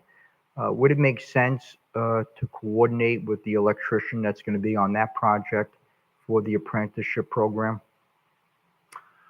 I wouldn't be able to speak to what that electrician would want to do. I know that it was very specific. I know there was a team built out. I don't know if this new electrician would want to bring on apprentices, if they're part of, because it was my understanding that Brown Electric partnered in because they also participate in Nortech's educational program. So it was kind of a marriage between them. To arbitrarily put that on another contractor, I don't think would be fair. But in looking at it, I think, Mr. Evans, we can explore some different options with the team. Mr. Chair, if I may. Go ahead. One of the things I just thought of as we were having the conversation is certainly, and we have representatives from our owner's rep here, we can facilitate some type of process through our owner's rep to try to find and create some of that career exposure through what is left remaining to be done at Fire Station 87. And so we can come up with some other ideas or solutions that can effectively look to accomplish what was contemplated in the original document. Jerry. Mayor, go ahead. I'm kind of like Councilwoman. What exactly is youth recreation responsibility? What is their responsibility in this whole thing? Like, take me from the beginning. When the $150,000 was awarded, who was it awarded to?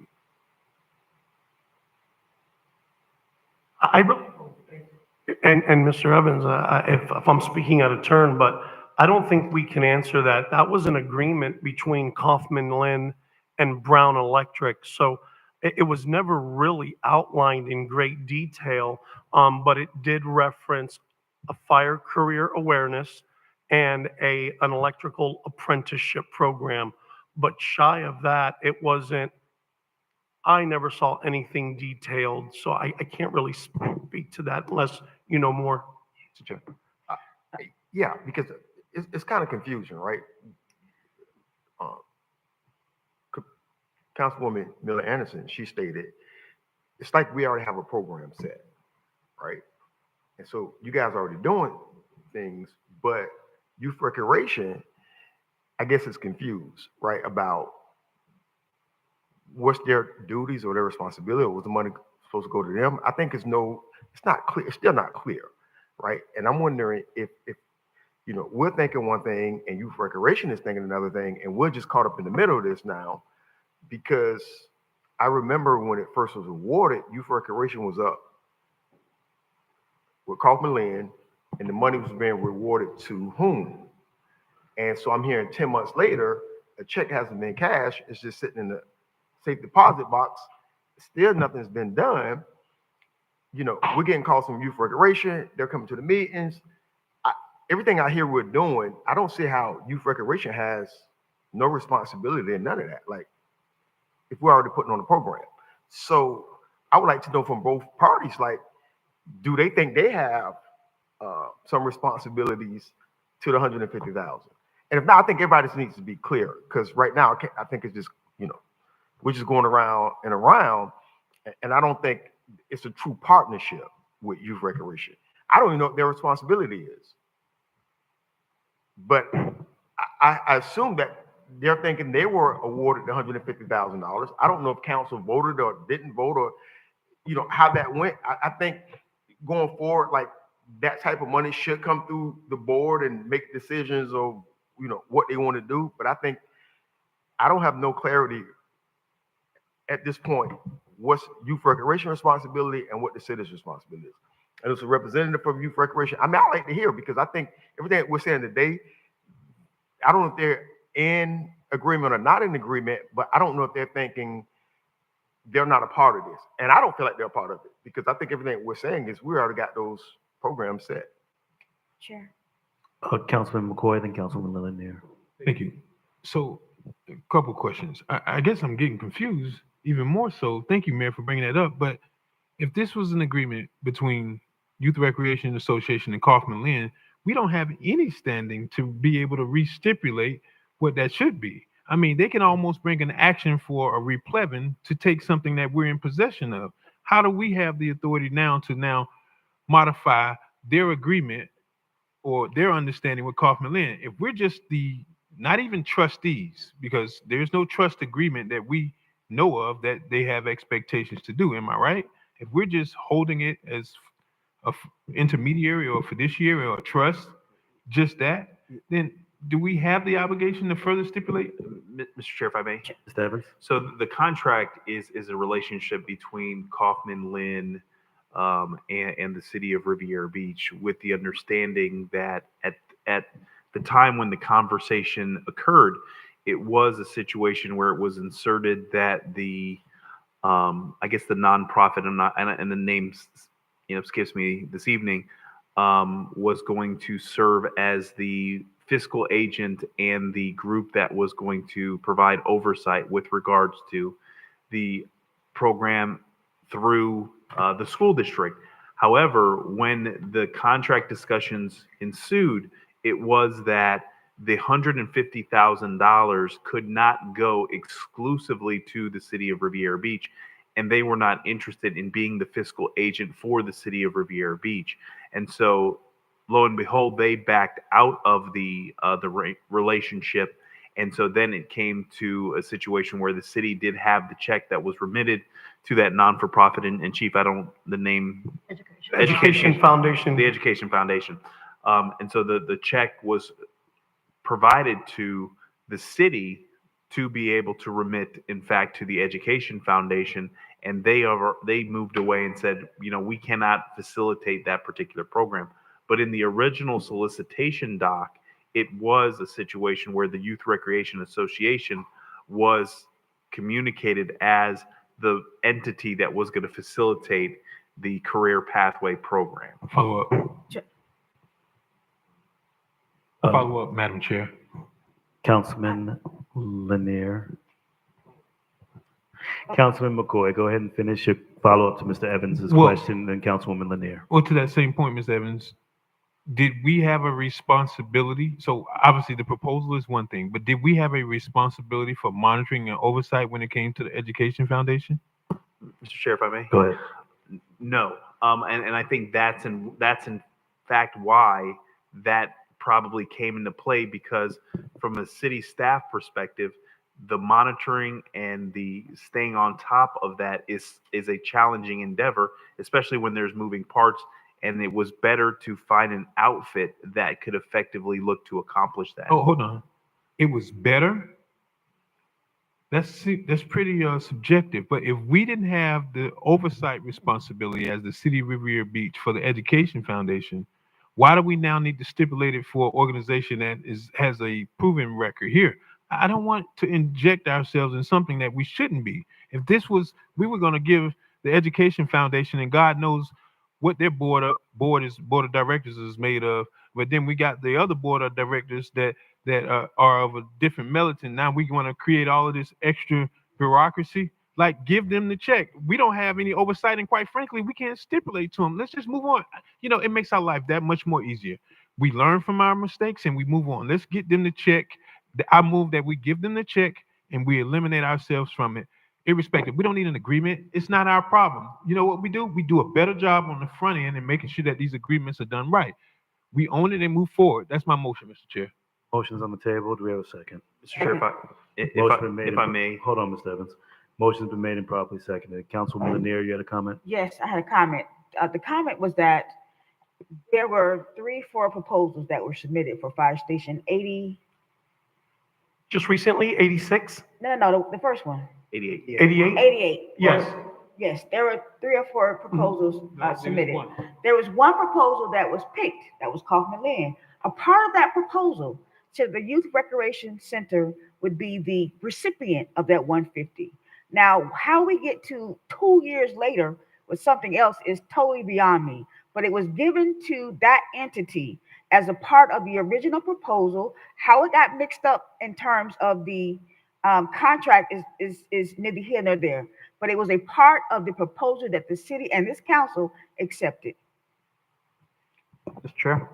Dr. Spiritus, go ahead.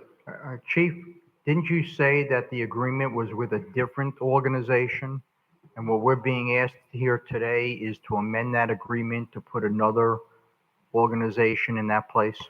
So the organization that's in the comprehensive agreement wants nothing to do with it.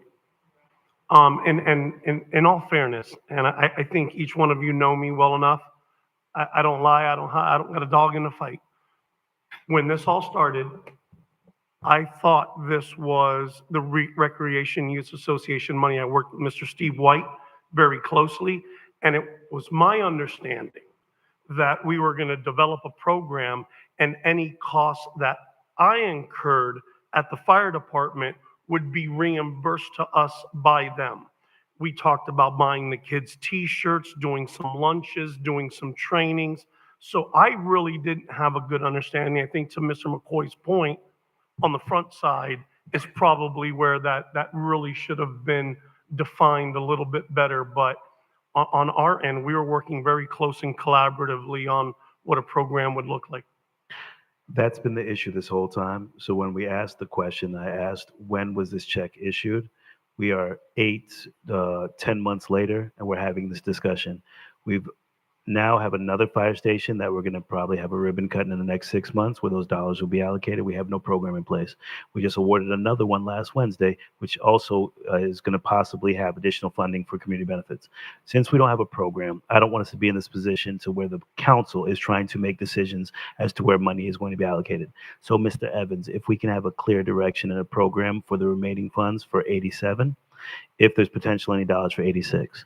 There's a motion on the table and was properly seconded for the original funds for 88 to go to Youth Rec. Is there any other discussion from this board? Mr. Chair, One second, Mr. Evans. Yes. Any discussion from the board first?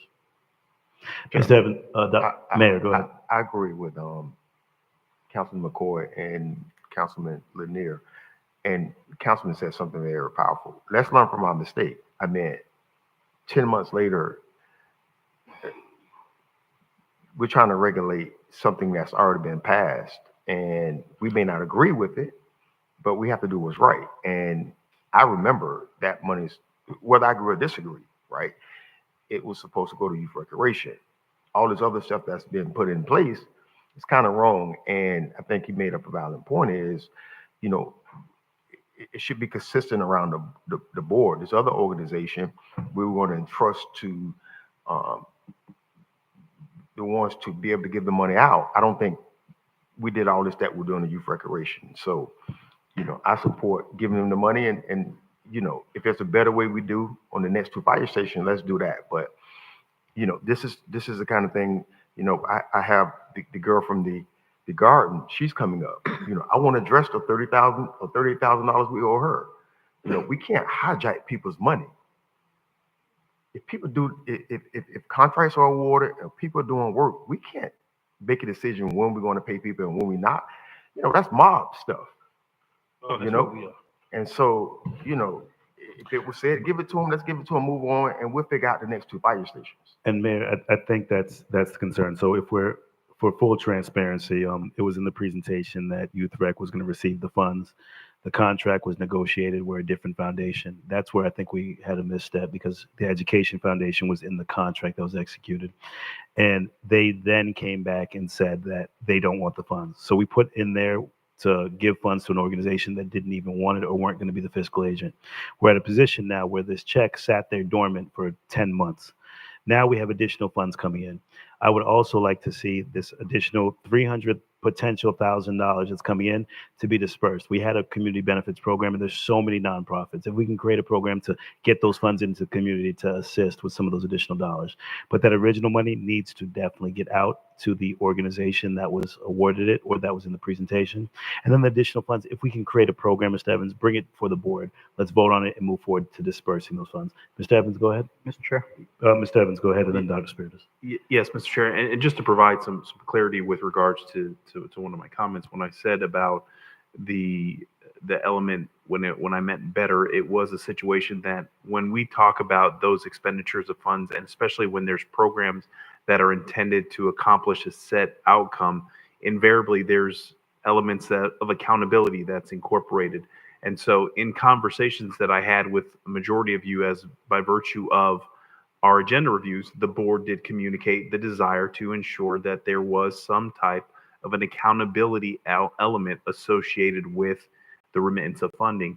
If the board chooses to say we want to remit the funds to the Youth Recreation Association for the purposes of accomplishing X, we can bring back a contract and a resolution to do that. Certainly, we would want to see the monies invested in our community to facilitate whatever the collective desire of the board is. So we just need clarity. Is it a situation where the money is remitted to youth recreation for the purposes of facilitating what was in the original scope or the original solicitation, or is there another refined scope that the board would like for us to work out with youth recreation to accomplish what both parties can mutually agree on? Sure. Mr. Spiritus, Councilman Spiritus, then Pro Temp, and then Councilwoman Lanier. Go ahead. I think the Dr. city Spiritus. manager is basically asking the same question I'm asking. Are we just going to hand a $150,000 check over to youth services? And they do great work. Don't get me wrong. It's a great run organization. They do wonderful things for the community. But when we're giving out $150,000, are we giving it out for a specific purpose? What was Kaufman's intent when they gave us the money? Was there for a specific purpose or purposes? I mean, I really don't know. I wasn't here then, so I don't know. I'm just trying to find this information out now. Do we just hand over a $150,000 check, or do we have a scope of work that the city manager prepares similar to what the original intent was, and then call it a day? Can I answer, and can I be recognized? I'm sorry, Councilman McCoy, go ahead. Mr. Spiritus, people should be able to appreciate that we hash out these items very thoroughly. But what I'm repeating to you members is, I don't think we have any legal authority to hold the check. We can't mandate anything because we were never contemplated in this agreement to be any kind of oversight. So sitting here to suggest that we're going to just hand it over, I think we do have to just hand it over.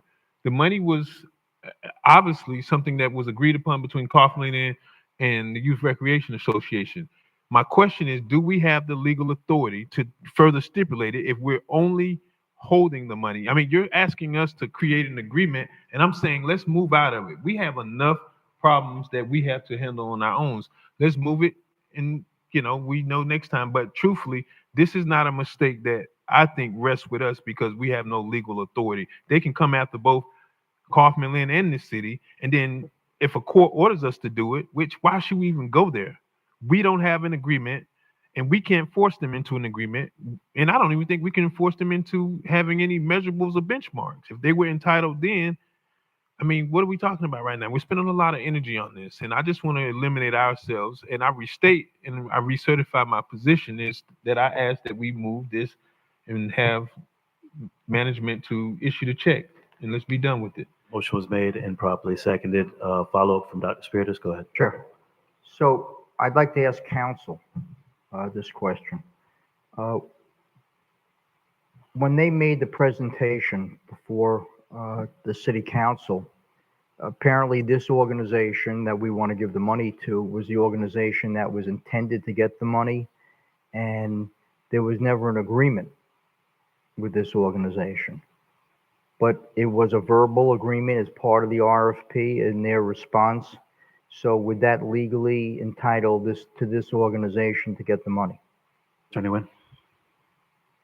So, yes, it was part of the RFP. What should have happened was that Youth Recreation should have been named in the contract, and it was not. Education Foundation was substituted, and it should not have been. Thank you. So then we're righting a wrong. We addressed that at the beginning. Councilman McCoy stated that he wanted to just move forward.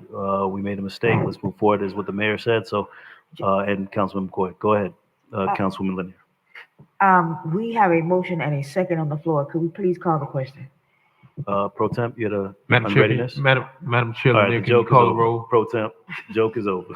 Mr. Chair. Go ahead. We still had two public comment cards. Thank you. on this First item. one, Don't ruin it now. Don't ruin it. We got public comment card? public comment cards.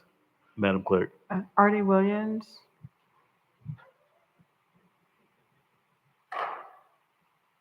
And who's the second public comment card, Madam Clerk? There are two. Artie Williams and followed by Alfred Shipman.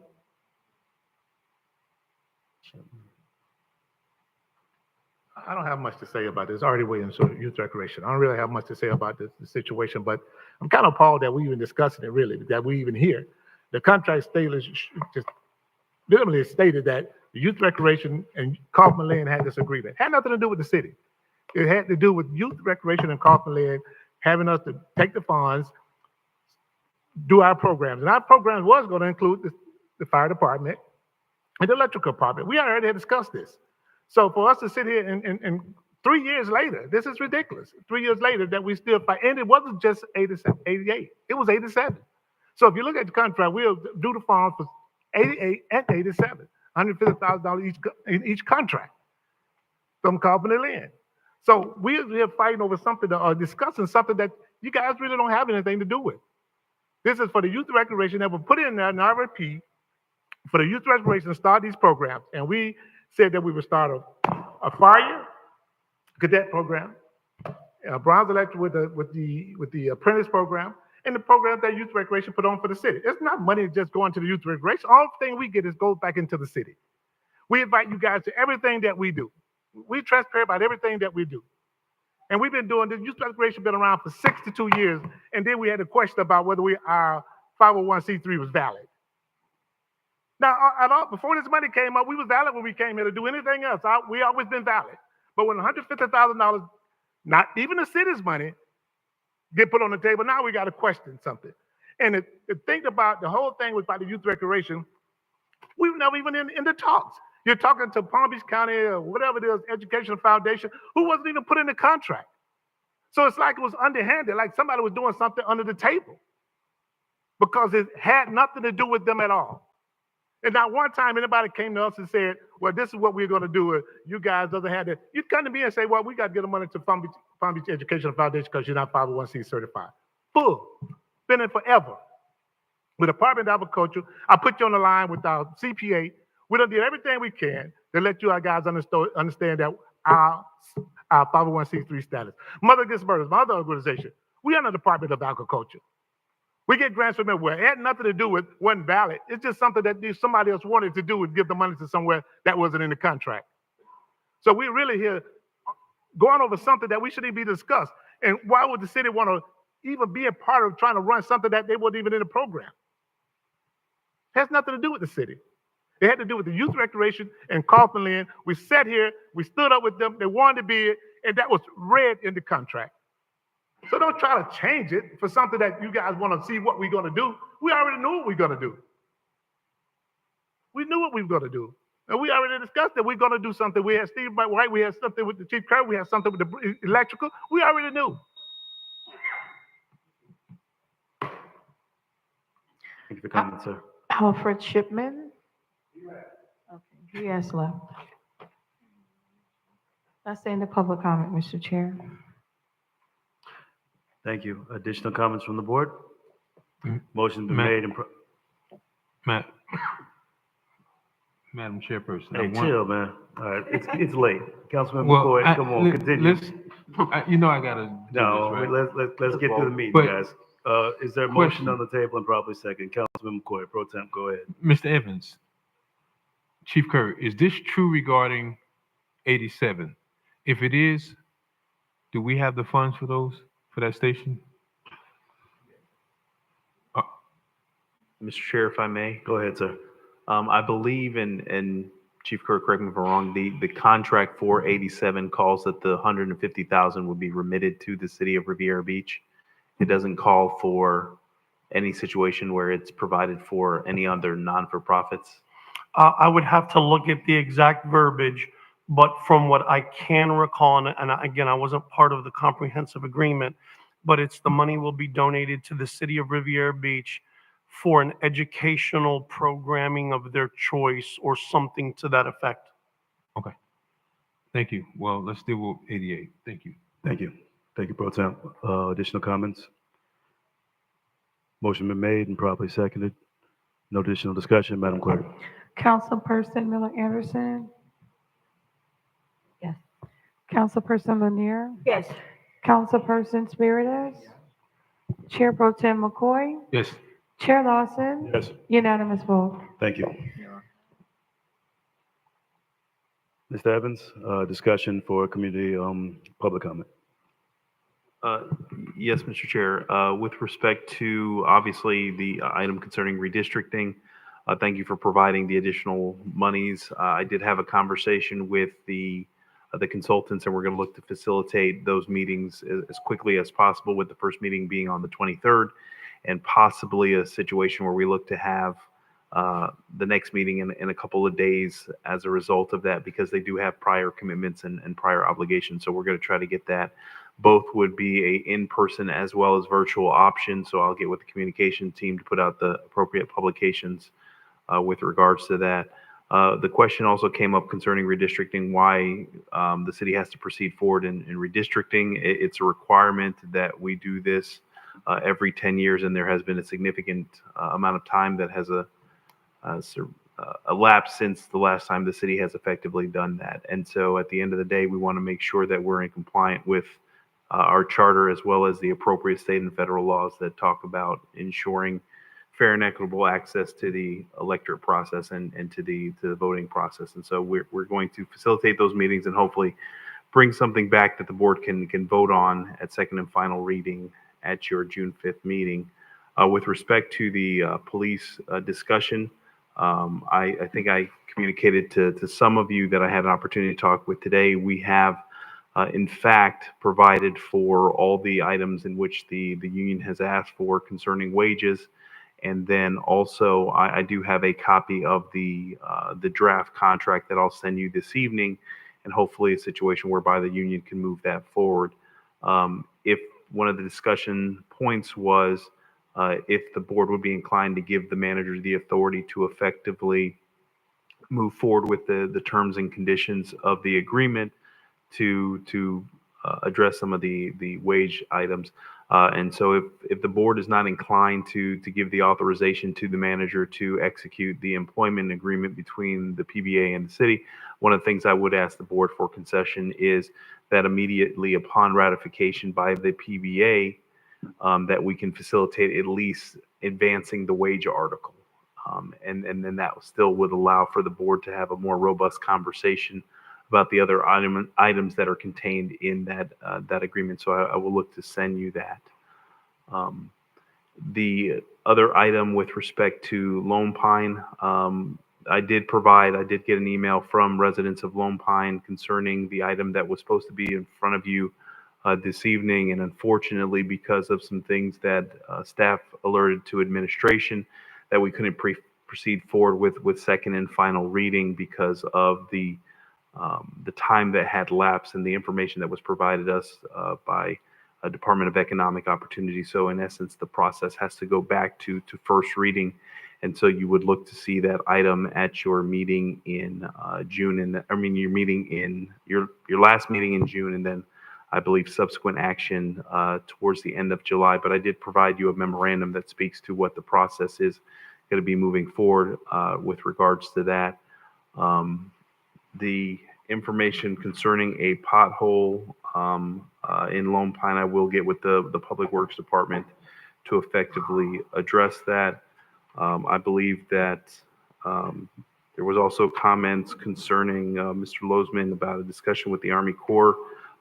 That conversation has in fact never occurred with respect to that, but Mr. Lozman is going before, I believe, the special masters concerning his container home or on the 22nd, but I believe he has removed that item off the property. There was also some comments concerning wages at our other collective bargaining units. We do have money set aside and budgeted for those collective bargaining units to facilitate wage increases. And later on tonight, you'll hear that the city attorney will be asking for a closed executive session concerning IAFF, so we can have a discussion with the board as to how you wish to proceed concerning the firefighters and addressing those wage issues. And then we have subsequent negotiations that are occurring with SCIU and then, of course, your non-rep. So what I would ask for the board is at least your consideration and indulgence to allow for us upon ratification by the PBA to move forward with at least the wage article for addressing the compensation for our law enforcement professionals. And that concludes my comments, Mr. Chair. Thank you. Question from the board? Mr. Chair? Dr. Spiritus, go ahead. So, City Manager Evans, are you asking us to pass a motion tonight authorizing you to move forward with the wage portion of the police contract prior to the contract being approved by the board? Mr. Chair, if I may? Mr. Evans? Yes, I'm asking for a motion this evening by this board to facilitate advancing the wage article once it has been mutually agreed upon by the PBA at their vote to ratify. I'll move. There's a motion on the table. Do we have a second? Second. Motion been made and properly seconded. Before we go into a vote, I have unreadiness with that. I'd prefer for us to just have, I believe my colleague Pro Tem McCoy stated, I would not mind having a special meeting to ratify and review the contract once it's been signed. If you can get that contract that's been sent over to the union over to us so we can review it. If it is executed by them, we can call a special meeting to ratify it. But I would prefer not to give any clear direction for Mr. Evans to ratify anything until we've reviewed, signed, and executed by the board. And I have no problem being here for a special meeting once they've ratified it. That would be my unreadiness for the motion that was made. Additional comments from the board? I'm sorry, Dr. Spiritus, if you could restate the motion, I believe Pro Tem McCoy just stepped back in. Well, the motion was made, the motion was seconded, but if you, Mr. Manager, can you call a special meeting? How quick can you call a special meeting to approve this? Mr. Chair? Go ahead, sir. We can certainly get the mayor to execute the appropriate documents or get into elected officials to effectively do this. So within 48 hours, we can facilitate moving in that direction. It does boil down to how quickly the item can go before PBA to spin up an election. So as soon as we know when that election date is, we can then just say within 48 hours we look to have the discussion with the city council to ratify the vote. Okay, Mr. Chair. Go ahead, sir. So then I'll remove my motion with the expectation that the city manager is going to call the meeting within 48 hours of the PBA approving the contract. Motion is on the table to call a special meeting. I'm not sure if we're gonna need, go ahead. I mean, I think with him, the way he's saying it, it could possibly mean that if they vote on it on that Thursday or Friday, 48 hours could be the weekend. So technically, we're not going to do that. So I don't know how you need to restate it so that it's not exactly 48, within 48 hours. Because we can't meet on the weekend. Well, we can say within 72 hours or earlier. Okay, Mr. Chair, go ahead. I mean, I understand your intent on that, but I mean, I think we want to make sure everybody can attend. So I think there needs to be some kind of flexibility in terms of whether or not the date works for people. Typically, when we call for a special meeting, we'll try to find out, you know, obviously if you have two people, but try to find out if those dates are okay and not just call a meeting because you just have three people that can come. So I don't think we need to be that specific in terms of when we want the meeting to happen. I think he understands we need it to happen soon. So as soon as that is, as soon as they vote on it, he just needs to let us know, and then we can say kind of what day we'll be available to do it. It's going to be based on when we can be available.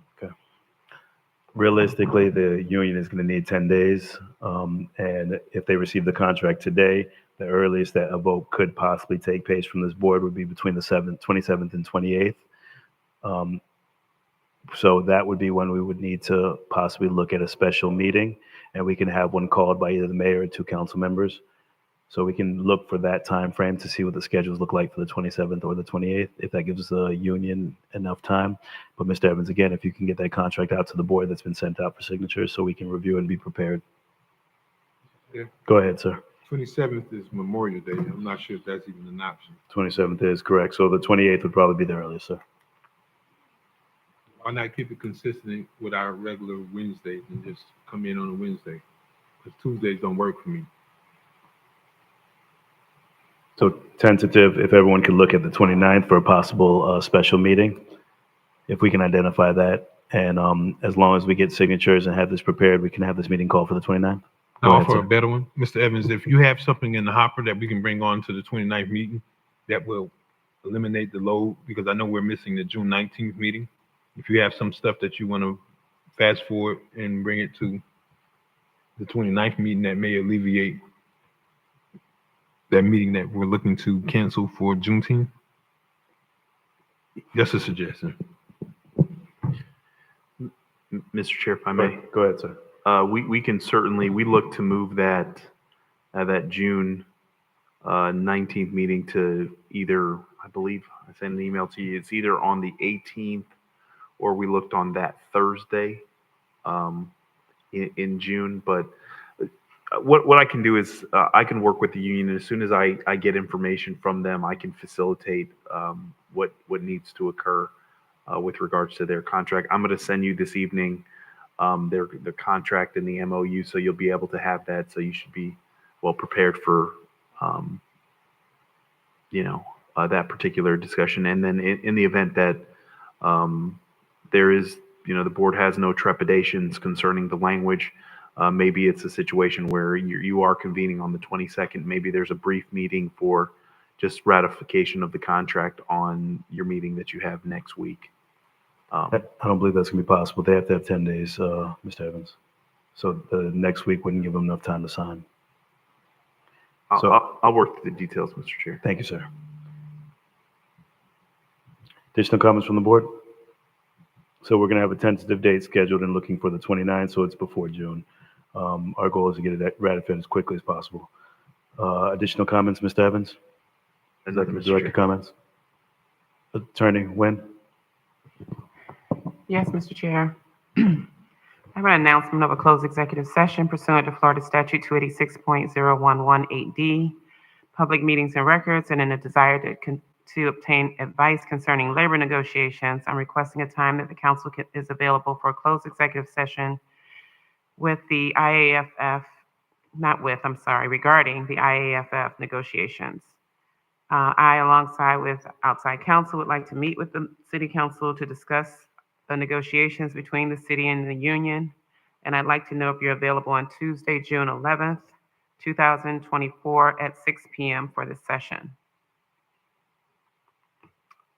Therefore, a closed executive session will be held on the 11th day of June, 2024 at 6 p.m. at the Marina Event Center, 190 East 13th Street, Riviera Beach, Florida, 33404, regarding the IAFF labor negotiations. Those persons in attendance will be myself, City Attorney Dawn Nguyen, and/or Assistant City Attorney Keandria Davis, Special Counsel Laura Donlin, Mayor Ronnie Felder, members of the City Council, and City Manager Jonathan Evans, and the union negotiating team members, Fire Chief John Kurd, Assistant Fire Chief Keith Golden, Assistant Fire Chief Mark Johnson, Human Resources Director Jacqueline Bartley, Finance Director Randy Sherman, and Assistant Finance Director Nydia Reynolds. And the subject matter again of the closed executive session will be restricted to IAFF negotiations. Thank you.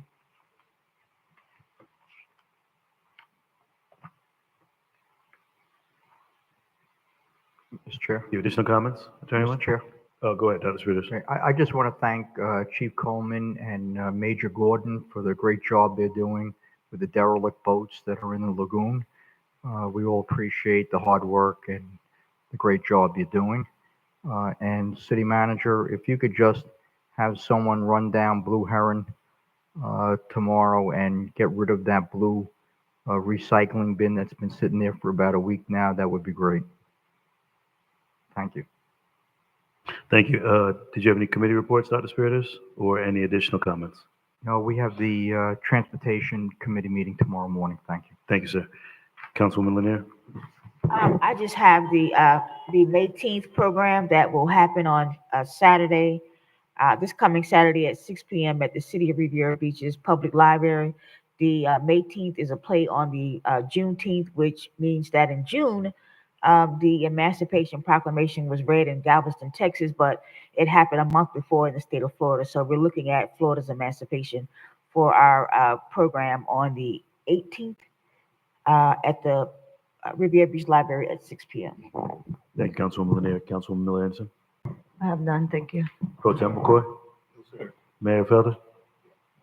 Thank you, Chair. Mr. Evans, where are we at with Mrs. Brown payment? I know probably over a year ago, we've been in meetings about her payments and her stating tonight that we owe her $38,000. Where are we at with that payment? Mr. Chair, if I may. Yes, sir. With respect to the payment, there was some confusion with respect to the hours of operation and the operational activities. But basically what was provided for in the subsequent contract was that there was a fee to maintain the garden, and then there was additional events that were added to be able to provide for other programming aspects that are provided for at the garden. The funds that have been provided for that term of the contract have expired. So there's no additional funds. Legal as well as procurement and Parks and Recreation have been working, and there has been communications with Ms. Brown to effectively look to resolve the issue moving forward. And I think probably by close of business Friday, we can have this kind of tightened up and be able to provide the necessary funding for the duration of the till to the month of September. Question, Mr. Chair. Go ahead, man. Is it possible we can set a meeting with her Monday so we can all be in the room and everybody leaves there on the same accord, where whatever she needs to be paid, she's going to be paid, so it doesn't go back and forth? Can we call a meet with her Monday? Mr. Chair, if I may. Go ahead. Mr. Mayor, I would appreciate that. If Okay. you can certainly be present for that, but we can do that. All right, I have Tess reach out to her in your office, set a meeting for Monday. Thank you. Thank you, Mr. Chair, one more thing. Go ahead, Mayor. And I see Mr. Sherman's down there tonight. He wasn't here last week. I think Councilman McCoy asked about those meters. Have we gotten any updates? Mr. Chair, if I may. Go ahead, sir.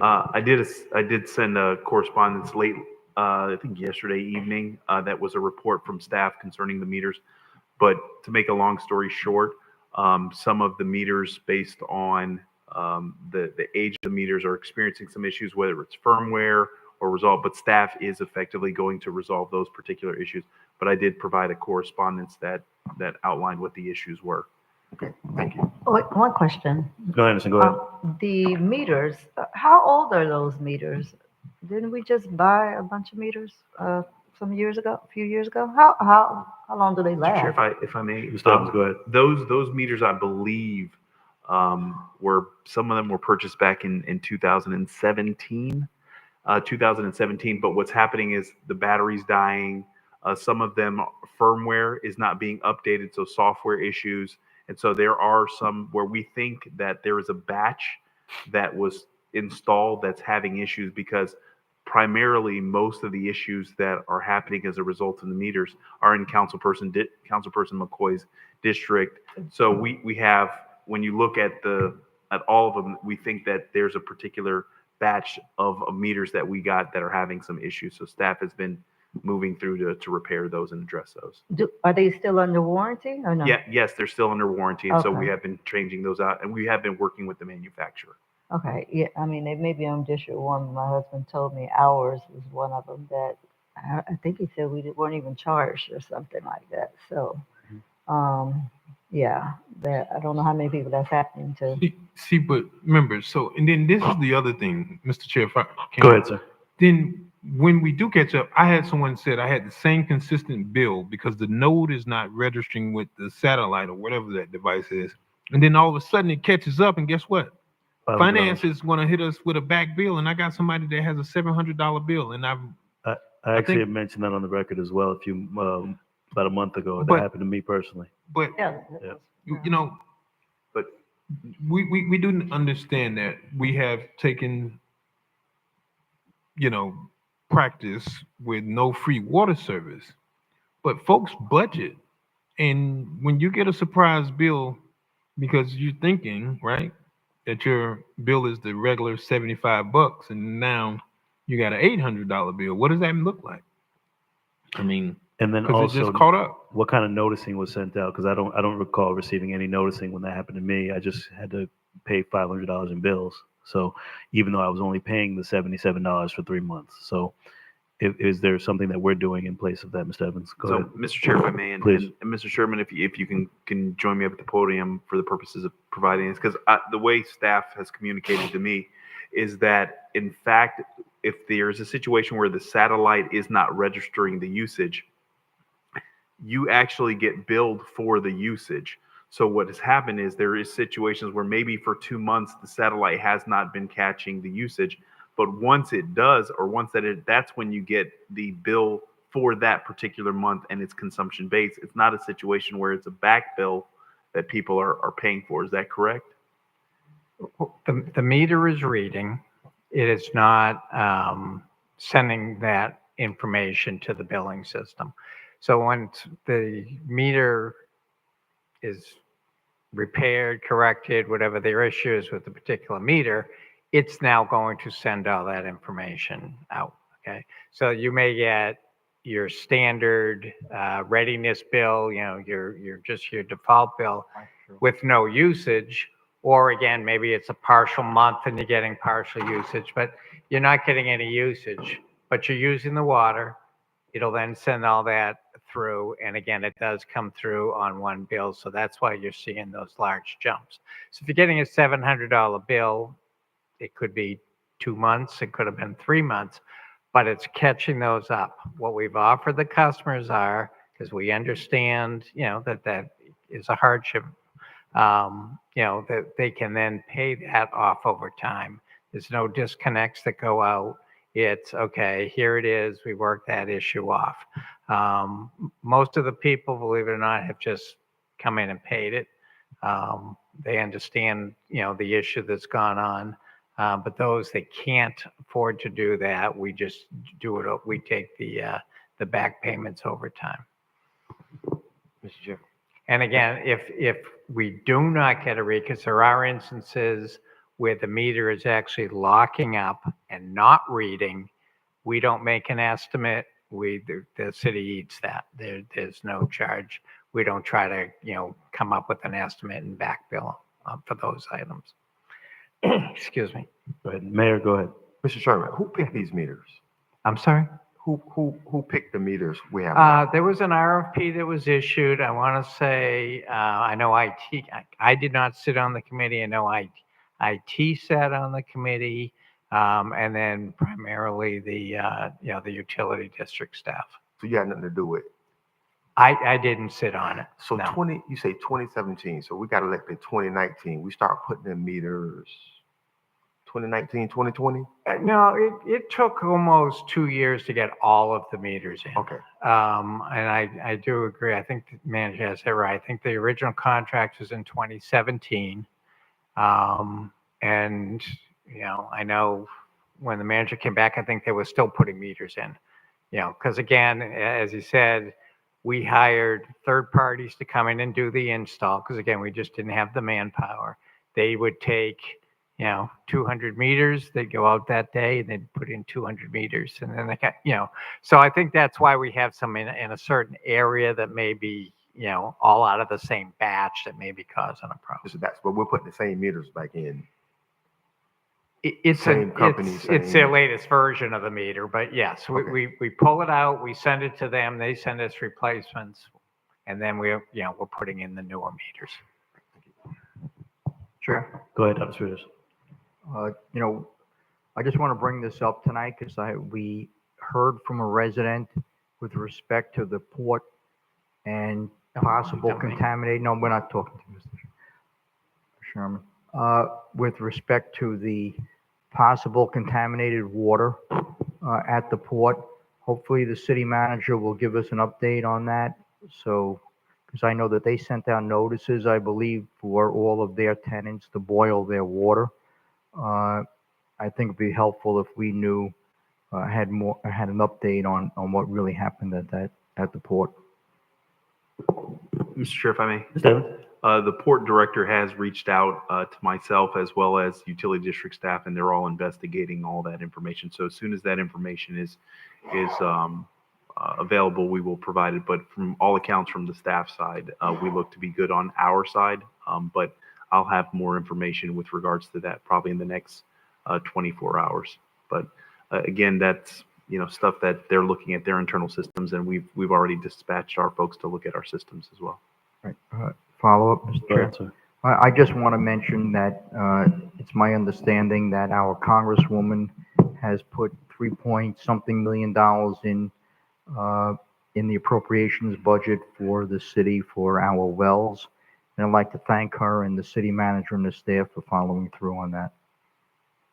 Mr. Chair, if I may. Mr. Evans? Yes, actually, we've been notified that the city looks to receive, hopefully, in a budget appropriation from the feds. And thank you to our Congresswoman and her office and all our staff that has been very intentional about their relationship with Riviera Beach. We look to get about $6.3 million, about $3.8 million for our well fields. And I believe Mr. Lowe's could have put an item on the agenda requesting $4.4 million to address some of our wells, and then $2.5 million for a senior housing stabilization program that will help to provide for much needed money for repairs for our seniors in our community. So we're excited about that item coming forward. But yeah, there's been some great success on that. And then Public Works is actually putting in some money, or putting in a request through a DOT for some monies for some roadway projects, specifically in the Lakeview Park neighborhood. We did get notification for our lobbyists, so I think the application is due Thursday. And so Director Treviso and his team are taking our both state and federal approach that we asked for concerning that neighborhood and looking to put in an application for some additional money. So staff is really working hard to try to get some monies from the feds as much as possible. But yes, thank you to our Congressperson's office, and thank you for the board's support with regards to this. Thank you. Ms. Miller Anderson, go ahead. One quick thing. Yesterday started the new garbage pickup days, or the revised changes. I don't know. I know they're supposed to be doing additional door hangers, but a lot of people didn't put their trash out yesterday. they put it out today, which was the normal day that they're used to. So you had people with trash out yesterday and today, and they did come back around, I think, today. They said they would do that for a little bit, but I don't know. They may want to put more flyers out because it was literally like half of the people had them out yesterday and half had them out today. So thank you. Thank you, Ms. Lance. And just wanted to announce, May 18th is going to be My Teacher, My Hero. I know a lot of the board and council is going to be there for Dr. Banks and her event this Saturday. Next Saturday, I'll be hosting an event with Sincere 2000. It's our annual Gloves Up, Guns Down boxing event, amateur boxing. We have special guests, and we will actually have right here in our city, Mike Tyson is going to be visiting us here, and he'll be at Tate's Gym. That'll be at 4 o'clock on the May 25th. Last but not least, Mr. Evans, I wanted to address the Special Events Committee. We had a meeting with yourself and some representatives from the community about special events. I've been running into some difficulties with the Special Events Committee, so I wanted us to identify and visit that policy so that we could all be on the same page about the special events for elected officials, private sector, and public sector, and see when we can actually bring that to the board and see how quickly we can have that discussion, because I know myself and I actually spoke to the mayor as well. He wanted to have a discussion about the special events process and the committee and the policy that's in place. More so the policy than the committee, because I believe the committee is just following the policy. Go ahead. Yes, staff has promised me that they're going to be making some revisions to the policy, and then we'll have in a discussion item or with the board to be able to share some nuances of the policy and how we can streamline it and make it make sense for everyone involved in the process. Okay, and I believe the mayor, I just addressed the Special Events Committee and then the policy. So Mr. Evans promised that we would have that back before us. Okay, excellent. No further business in this meeting? This meeting is adjourned.